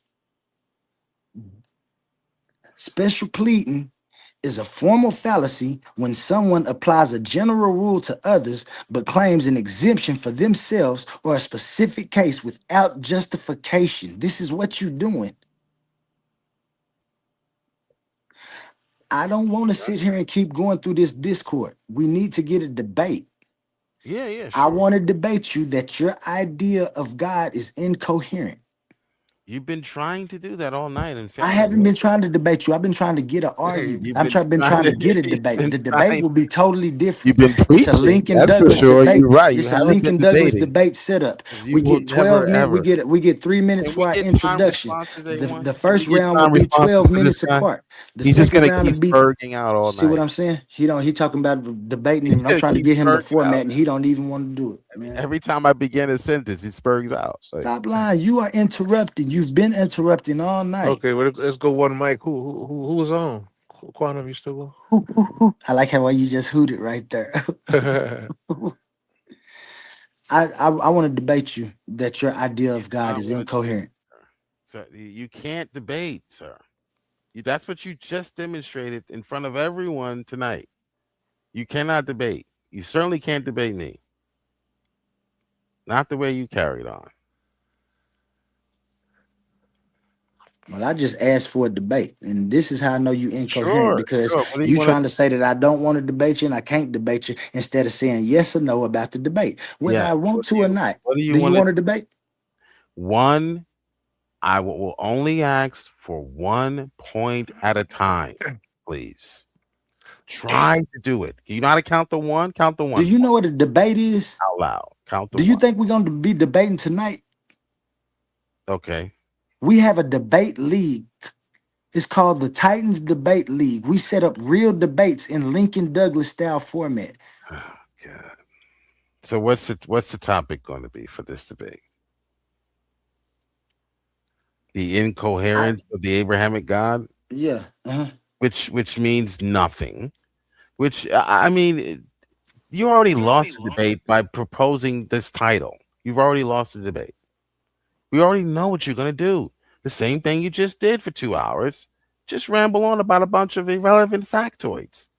Give me something specific. Make a positive claim about the Bible. I hear The that. Bible promotes slavery.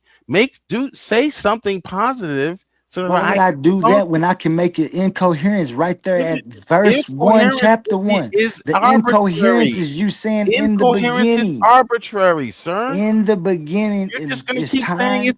I'm going to say Genesis. You're going to say incoherent. I'm going to say Mark 3. You're going to say Yeah, I'm gonna incoherent. prove, and I'm gonna prove it. It Not is just say it though. I'm gonna arbitrary. prove it. It is. You're not proving So say you don't anything want to debate, man. Say arbitrary, you scared to sir. debate. Do you know what Say the you word scared to arbitrary debate. means? Do you know what a debate is? Oh A my debate means you God. put your Help view this out, I guy put out. mine out, and then Somebody. 3 other people who aren't Somebody me or with you some will sense. give Help us a. this man You know out. you're gonna lose, don't you? You know you're gonna lose. Your worldview is You know incoherent. you're What's gonna the lose, topic of don't the you? debate? You know you're gonna lose. Islam is incoherent. How is it incoherent? Give me That's something. what I'm gonna show. Why would I show Give you me how I'm gonna something. prove that it's incoherent when I'm debating you with it? You go get your shit Because together. I what's got going mine. to happen? Here's what's going to happen. I'm gonna win. You're I'm going to gonna win. provide. You're I'm going to gonna provide a win. positive claim. I'm I'm gonna going to win. debunk it. I'm You're gonna going to win. provide 10 more. I'm gonna Okay? win. I'm gonna win. That's what I'm gonna That's do. what's You must going to don't know happen. what a debate is. Have you ever debated What's going to before? happen?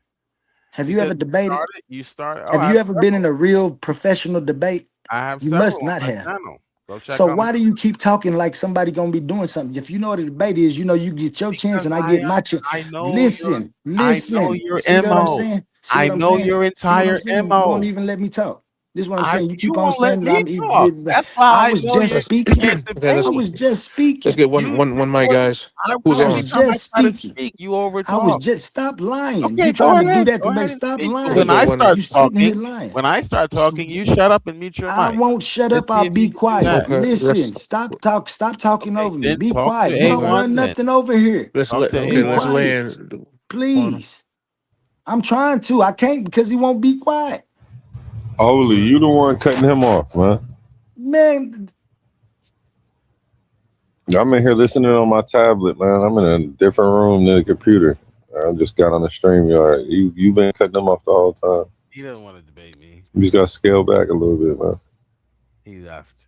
He doesn't want to debate me. Slow it down, son, man. He We're going to left. get to debate if you slow it down. I know you eager to get one. You got it. He left. I think A1. it's still there. Any? You got to let him respond to you. Oh, oh no, that's two. That's both of those are A1s. Two A1s. Okay, maybe he did leave. Maybe he'll come back. Yeah, I know this guy's MO. All he's going to do is try to tell me everything that he finds in the Bible is incoherent, but he won't be able to demonstrate it's incoherent. He'll just say, well, I don't understand this. Well, there are things in the Bible I don't understand. There are things in algebra I don't understand.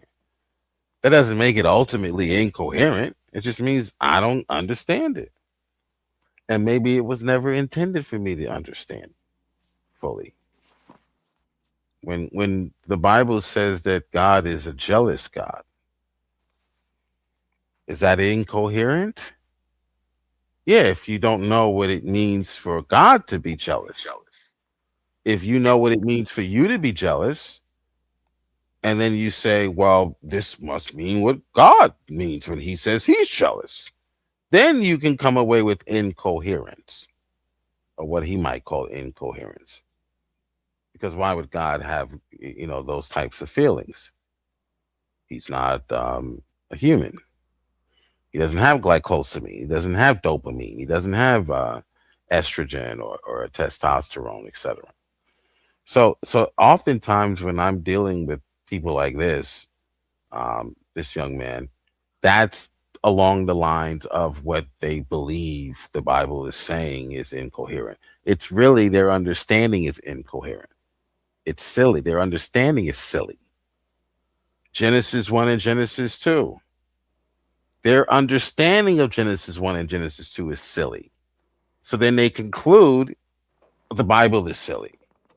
No, you're silly. You're the goofball.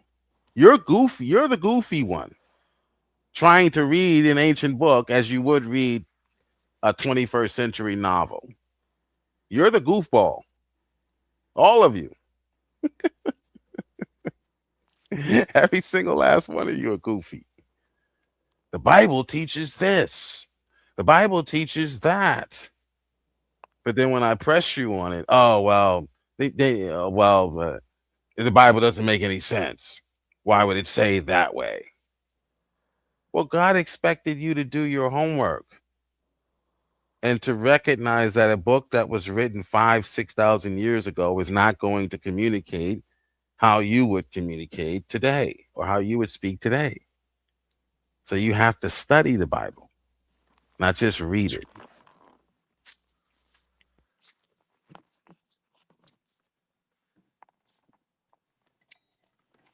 Are you done?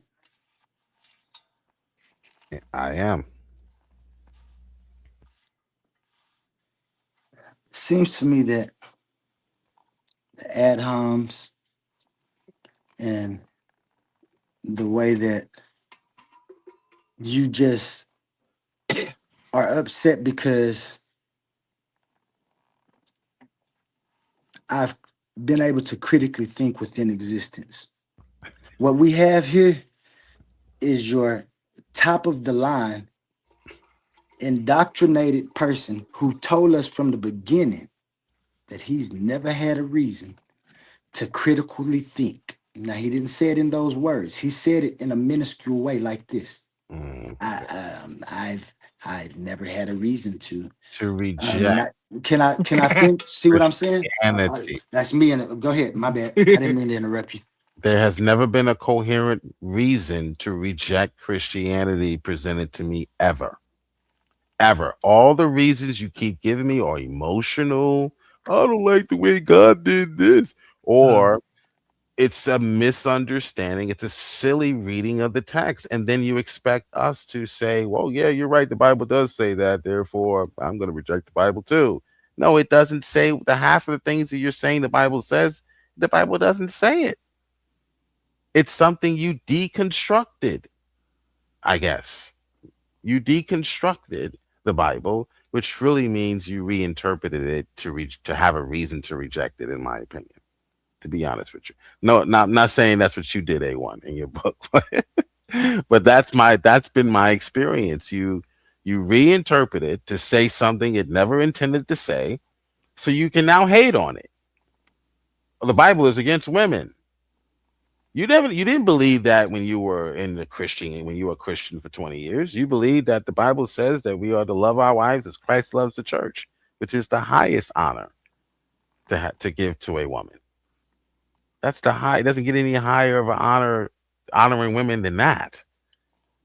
But you let someone twist you into believing that the Bible teaches something different.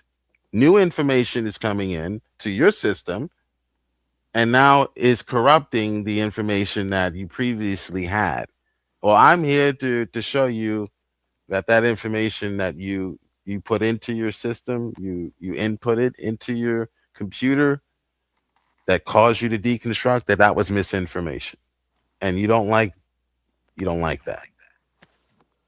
You don't like that. It's not comfortable. Because your mind your mind was changed once already. Now you have to change it back again. You're more than likely going to fight me on that. You're more than likely going to fight me on that, and that's fine. I accept the heat and the pushback. Okay, as you see, he rudely interrupted me again, and then when I tried to show him that he rudely interrupted, he just took in like he was really talking. But that's cool. That's cool. because I'm gonna be the one, you know what I'm saying? I got residents here, so you're lucky. My manager is acting accordingly for you. I'm gonna tell you something again. Like I said, I I never once said that anybody has pushed me to believe anything. In fact, when they asked me to believe, I saw that if I just believe something, when I can prove and recognize something totally different, is absurd to me to keep believing because I see the power structures uh, and the governments and political uses of this Bible and what it was used for. I've seen the evidence of the whips across people's back and them saying that the devil made them do it. And that's why the reason that no one wants to be accountable. I've seen the way that they duck accountability with this system. You can make all of the necessary assumptions that you feel make you feel better when you calling me names and stupid stuff. But like I told you, I I didn't call didn't you put stupid. I nothing. said No, I didn't. You silly. said Your go ahead. Go interpretation ahead. Go is ahead. silly. Go ahead. I just wanted to. I didn't call you stupid. I just Go, said go ahead. Go ahead. it's goofy, goofball. Sorry about that. Go ahead. And see, and the reason you do that because you have the devil to say the devil made you do it, and that's why you do it. You ain't sorry, not once. This is the incoherence of those things that I'm talking about, and you don't see the incoherence because, again, I must point out that you told us that you've never had a reason to critically think. You've always believed. You've always believed this, even when you see within existence that it might is it true it might be the fact that these things that they telling us isn't true, like we don't see these things within existence. That's innuendo, I brother. can get Not well. I'm These done, man. You win. I true. because I ain't gonna never be able to tell you right. You win. Yeah, Christianity wins for 2,000 years. I don't know why you just don't give up. To be honest with you, no one can defeat. Yes, for some reason God blessing you, making it seem like I'm the one interrupting and shit. No, well, yeah, I don't interrupt you to actually start a soliloquy. I might interrupt for There's clarity. never a reason to interrupt somebody, sir. Well, if I don't understand, I say, hold on, can you explain that? That's not an interruption. What you would do We've is, been way past that point. I was just sitting here going through a dialogue just then after you just had your 15-minute dialogue. And then I started talking. You interrupted 2 times. The first time you interrupted, I said, go ahead. I'll let you talk for 7 more minutes. This time you just keep interrupting when I get to the facts that prove what I'm talking about. And this just proves the incoherence of your belief in the first place, man. So, like I said, whenever you want to debate the incoherence of your idea of God, I'm ready to debate it. For the guy in there that said I must have just learned the word incoherent, no. This is what I understand has been going on for millennia with the question, who created existence? I think the target is wrong in the first place. We shouldn't be asking who created existence because we now know after 3,000 years of arguments that nothing can create existence. Existence has always been. So the place where we've been putting that word God, y'all, that's not right. So we got to wipe the slate clean. Y'all don't want to do that. Y'all want to keep the incoherences and shut the accountability that finding out that existence is for you to make choices and be accountable for your comfortability as well as the comfortability of the people you exist with. Y'all don't want to do that. You want to put a God up there so you can say that you better than this person. You're a Calvin Christian. Them Christians is wrong and stuff. And the incoherence is just unbearable for a mind as intellectual as mine.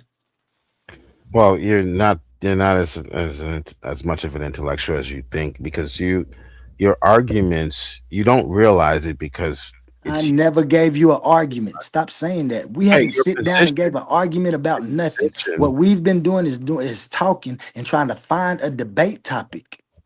We haven't argued anything.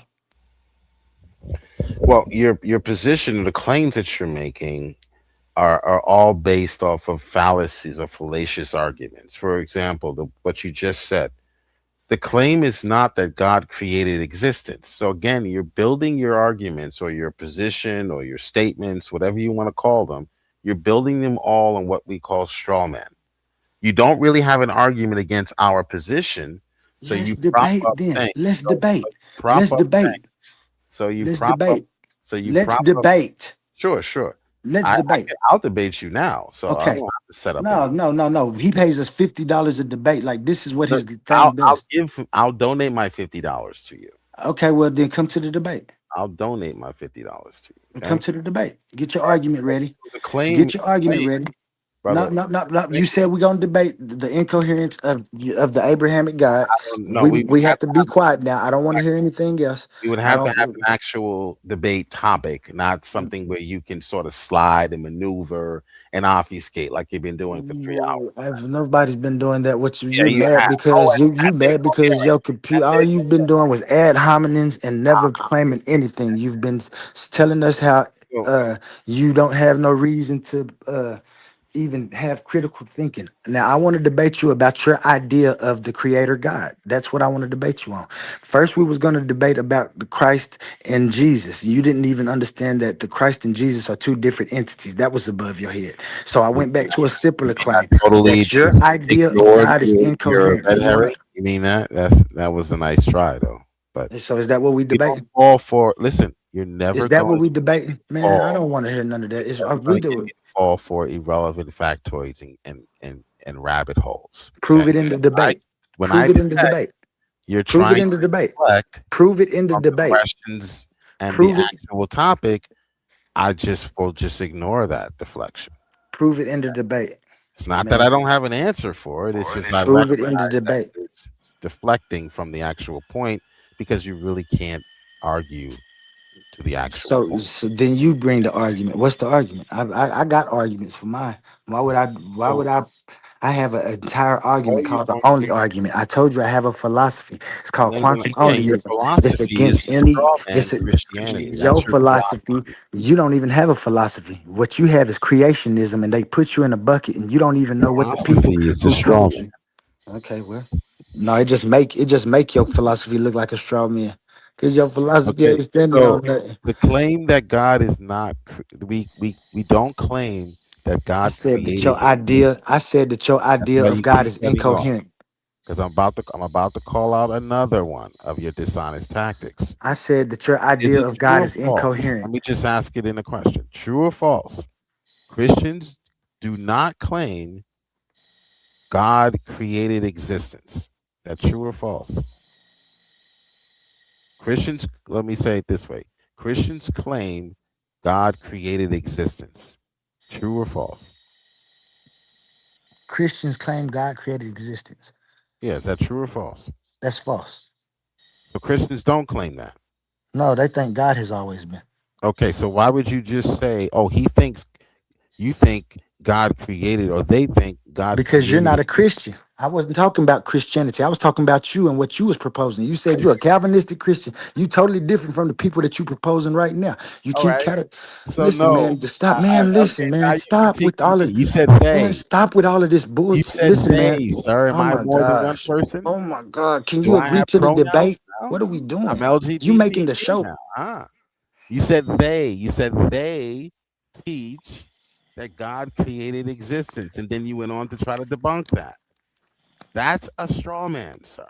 I never said God tried to create that. Stop lying, man. Oh my God. You said they. Okay. You believe when have I ever said that God created existence? When have I ever said that? My argument was the exact opposite. That you cannot create existence.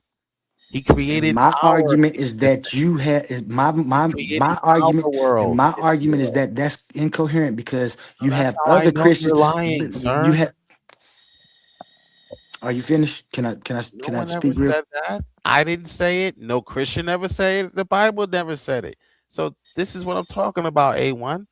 The deconstruction that everyone is doing nowadays that I see is not deconstruction at all. You're not deconstructing what the Bible is saying. You're not even trying to analyze what the Bible is actually saying.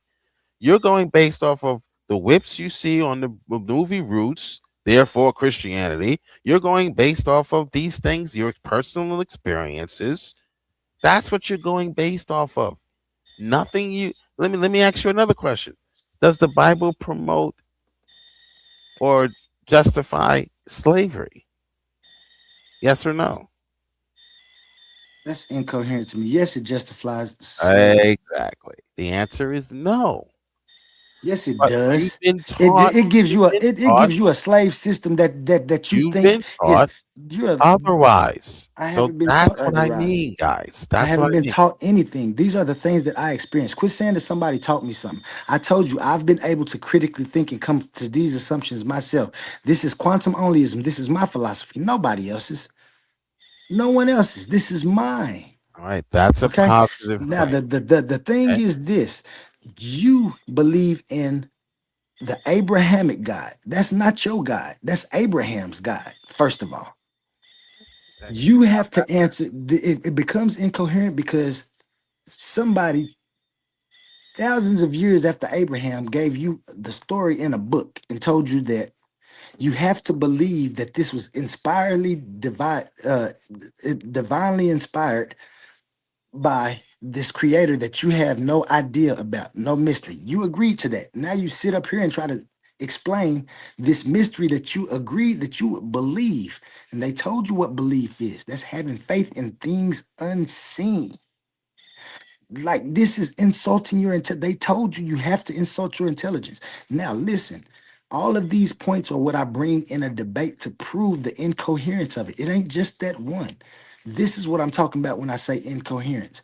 The things that you believe are not even yours. First off, you can't tell me that I'm interpreting something wrong when you don't even have your own interpretation. Whose interpretation do you have? We know it's not God's or Jesus's or anybody, but you're going to say that the preacher that taught it to you was inspired. And so even though you see inconsistencies, you too intellectually lazy to even go take a look to see if they incoherent. I found incoherences when it said in the beginning. Why? Because I know beginning is a word that's temporal. What is temporal? That's time. What is time? The thing that's being measured when people talk about time. What is the thing being measured? It is one of the necessary conditions of existence. Why do I know that they conditions? Because existence is a condition. What's the condition of existence? To be. Like y'all don't use y'all logical thinking about the words that we use and what reason we use them for. I understand that they had God as a symbolism. The word God is symbolism for the workings of existence. So they tell you that God created things in the beginning and that you have a beginning to give you something to hold on to and grasp. However, now we are mentally capable of understanding these things that they was trying to understand without giving them some supernatural cause so people can say that the devil made them do it.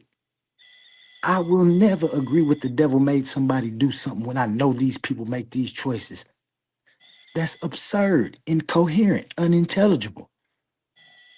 Once again, the Bible does not teach such. So again, sir, all you have are straw men based off of your experience and what someone told you the Bible says, and then you prop that up and say, look, and just to knock it down, to say, I defeated Christianity. No, sir.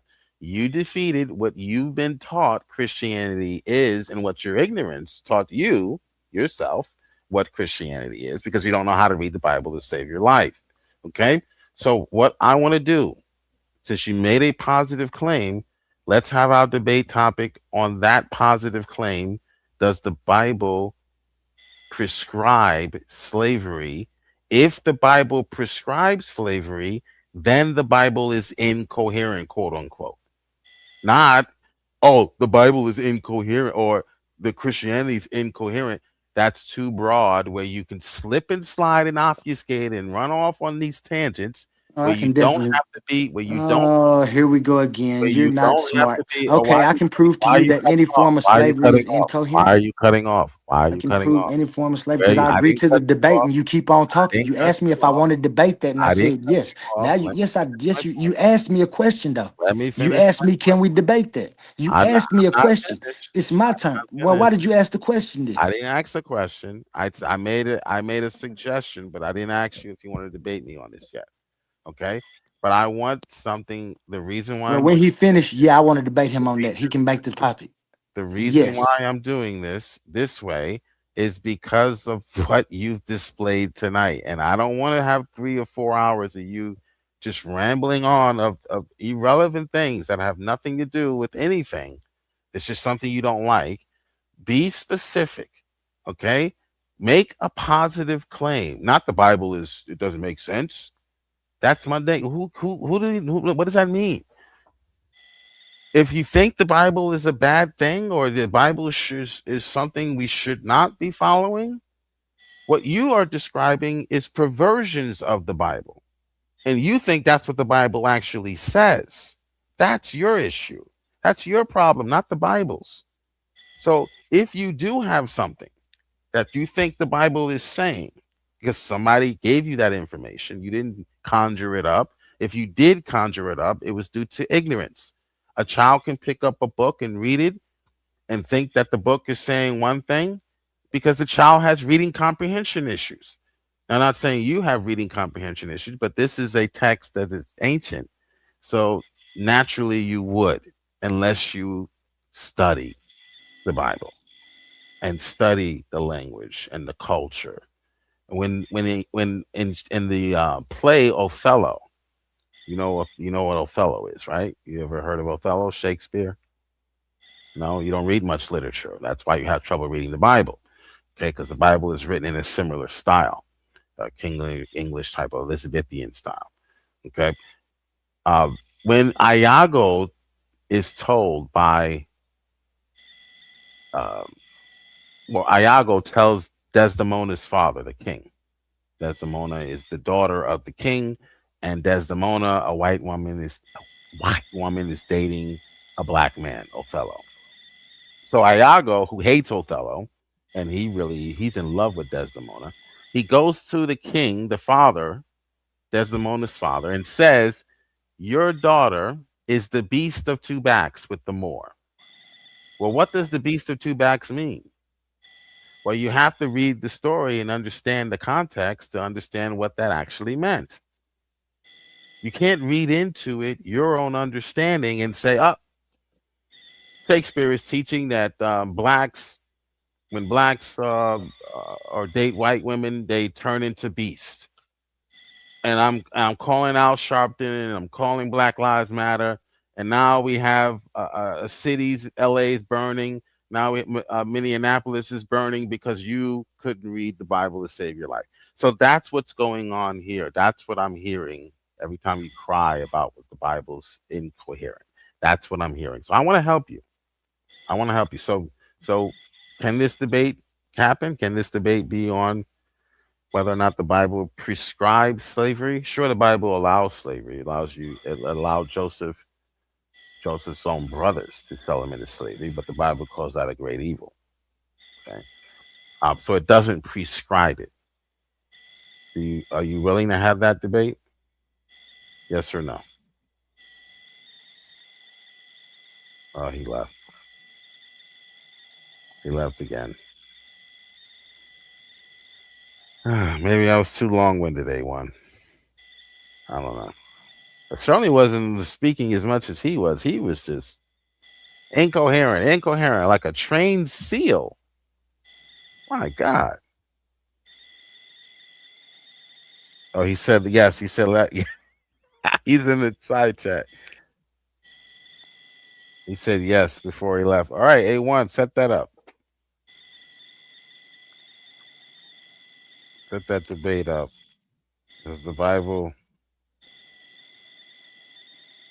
promote the practice of slave trafficking? Slave trafficking. It's a shame that someone in the ether, someone in the universe, someone in our existence,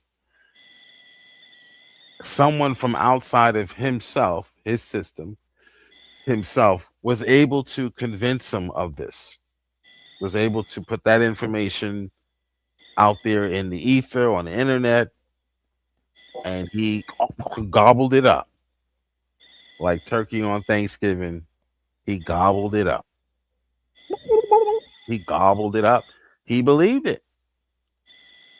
He believed it. So I'm going to show him what he believes is incoherent. And I'm not just going to say what he believes is incoherent. I'm going to demonstrate it. What he believes about the Bible, in this case, when it comes to slavery, is incoherent. It doesn't correspond to the actual text. It does correspond to what he's been told about the text. It does correspond to what he might have heard Obama say about the text, or some comedian. It does correspond to that.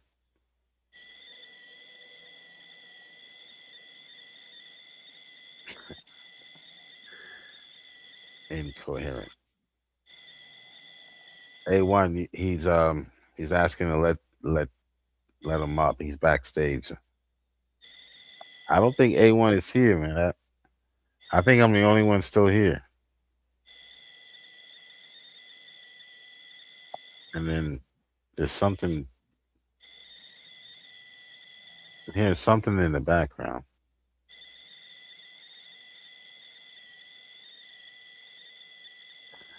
All right.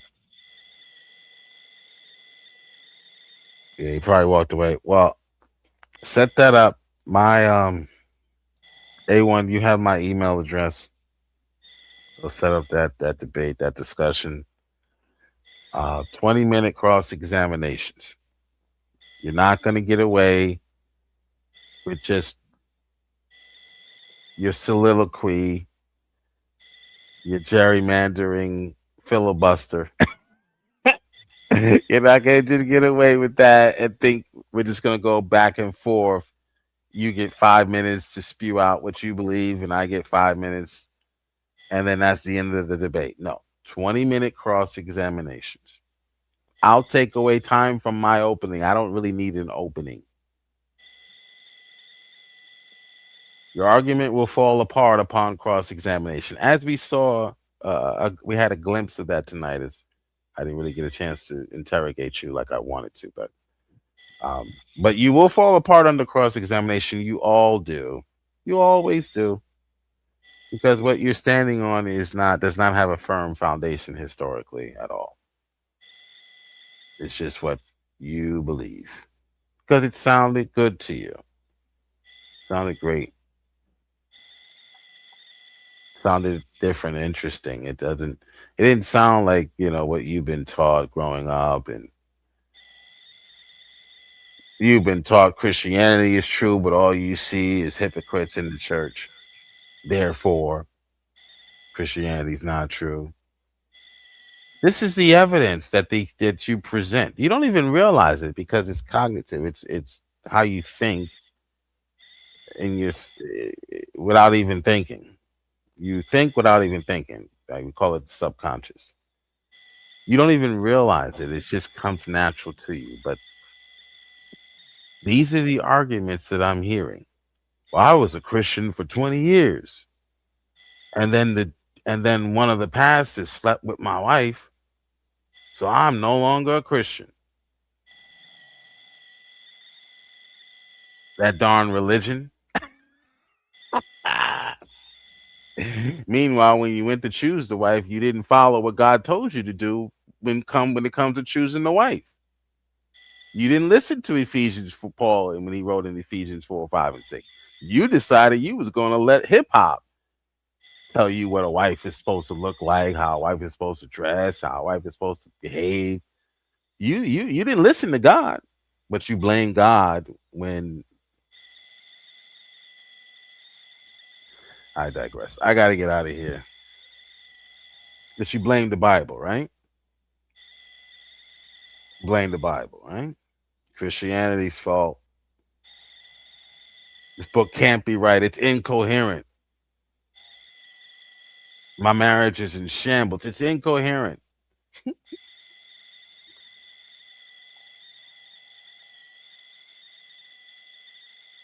No, you're the one that's incoherent. Yeah, you're the one that needs to study. You're the one that needs to learn.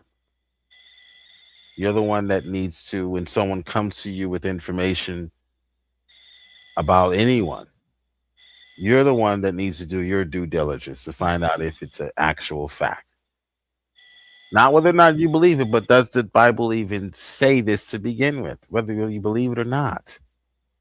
Whether you believe it's true or not. Is this what Paul taught? Is this what he was communicating? What he intended to communicate? That's what you need to do first. What I think deconstruction is, and A1, again, this is not a reflection on you or your book because I haven't read it yet, but deconstruction is basically lining your pockets with excuses that you think you'll be able to use on Judgment Day. You'll be able to say, well, I left Christianity because of this. Well, and I also left because of this. And I also left because of slavery. And God's going to look at you and say, and then he's going to take a look over at Gabriel and say, should I just kill him now? Should I just give him the second death now? I know Revelation 14 hadn't happened yet. But should I?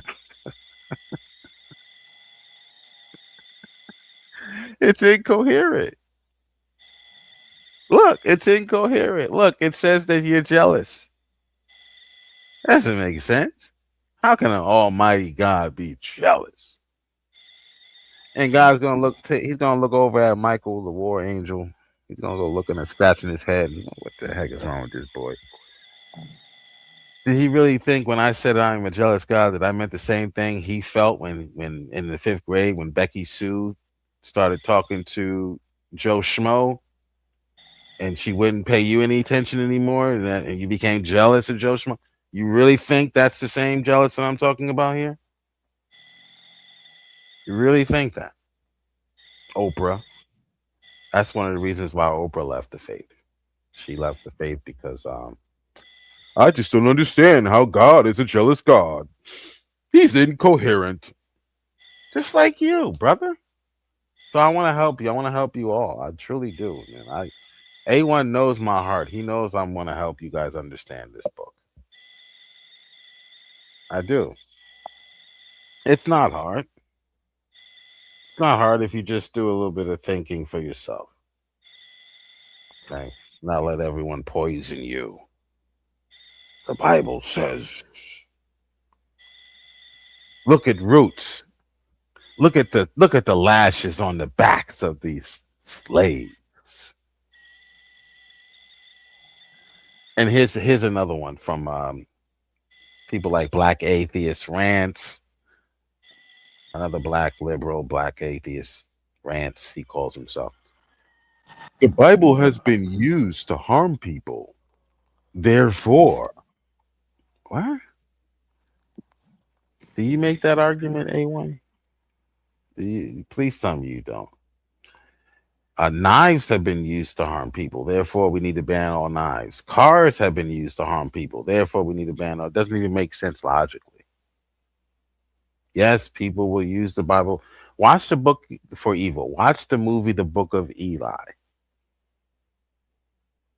If anybody's familiar with Denzel, one of my favorite movies, and it wasn't really one of his blockbuster productions, but it's still the greatest movie. To me, it's the greatest movie because the message is about the Bible. So I enjoy that book, that movie a lot.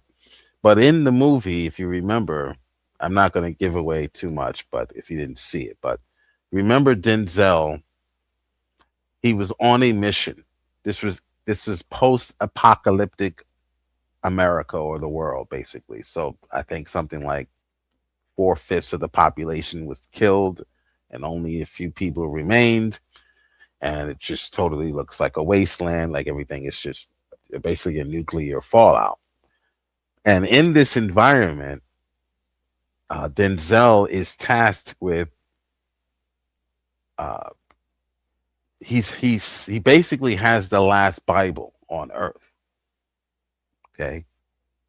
And he is instructed by God to travel halfway across the world from New York, or the country, from New York to California, where people still are alive. Maybe that was the Silicon Valley, where they had enough money to build bunkers, so they survived. And he wants him to travel to take the book, to preserve the book, to preserve the Bible, God's word, because this is the last copy. Well, on his way, during his journey, he encounters several bandits who didn't want to kill him, who didn't want to rob him. They wanted the Bible because they knew how powerful this book is, and they could use it for evil. You can use the Bible for evil, and that is exactly what the men and women in the antebellum South did. In fact, there's something called a slave Bible, in which they took out 80% of 90% of the Old Testament, because the Bible, they didn't want the slaves reading about the slaves in Exodus being freed by God. They didn't want them reading those stories. So they only left in certain selected passages ripped out of context, like slave, obey your master. Okay. They only left those passages in there. But they ripped out the part where it explained that the slave was there because he committed a crime. So just like in today's, so that's why Paul says, yeah, you need to obey, because you're there for a reason, because you did something wrong and you're paying restitution. Just like today, if you get into trouble with the law, you become a ward of the state. So a good Christian minister is going to say, yes, you need to obey the warden. Okay, not try to escape and put on a Black Lives Matter t-shirt and go outside and protest. So if you're going to debate me on slavery, just be ready to be compared to the same people who enslaved you, the mentality that is. You have the same ignorant mentality of the white slave master in the antebellum South. Be ready to be compared to your owner from generations ago, young man. You don't want to debate me on slavery. It's just that A1, he's going to back out. He does not want, and after he goes to my channel and sees my debate with actual white liberal scholars, he definitely is going to back out. But if anyone is interested in debating me, if you really believe that the Most High God is responsible for what happened to our ancestors, you really believe that, and this book, the Bible, is yeah, sure, it's what they use, but it's also what they perverted.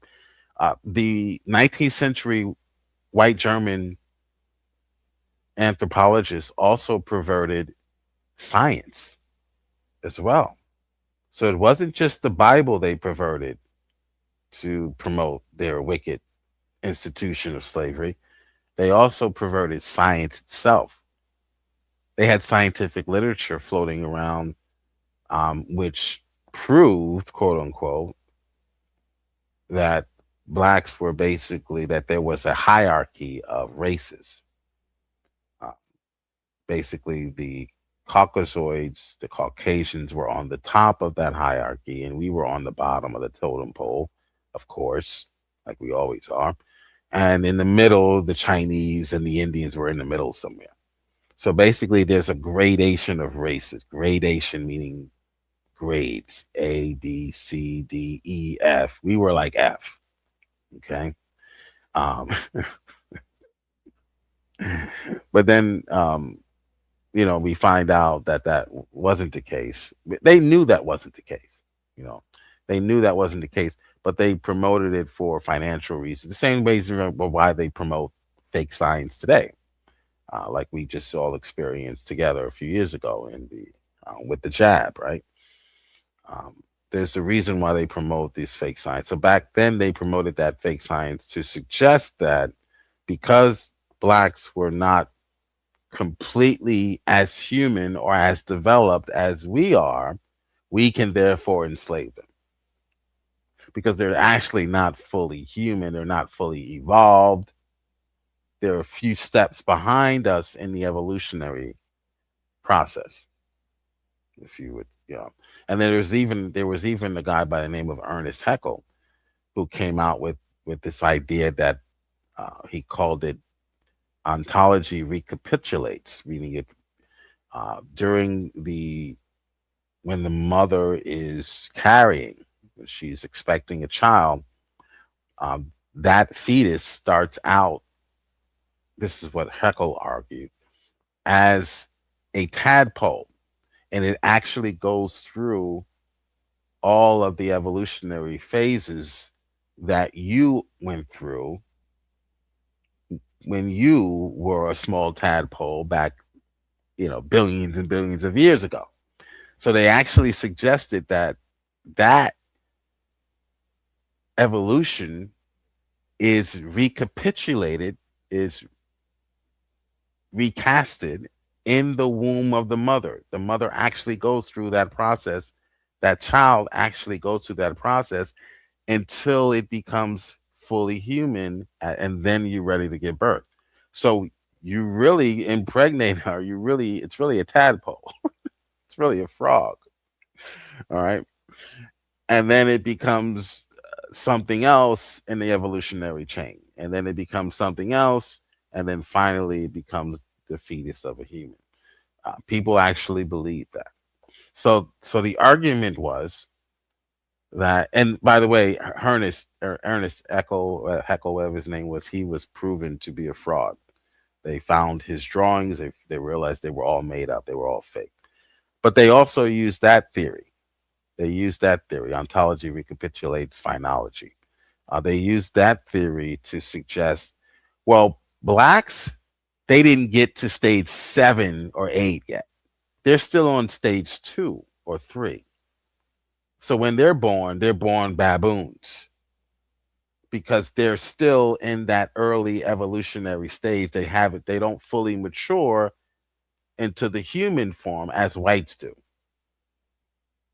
That's some wicked stuff. That's wicked, bro. That's wicked. Now that is some wicked I don't want to curse on A1's channel. Let me get out of here. I'm just talking to myself. Ain't nobody want to talk to me no more. This always happens. Every time I go into a room, everybody leaves. Nobody wants to talk to Jill. All right. God bless you, A1. I'll see you next time.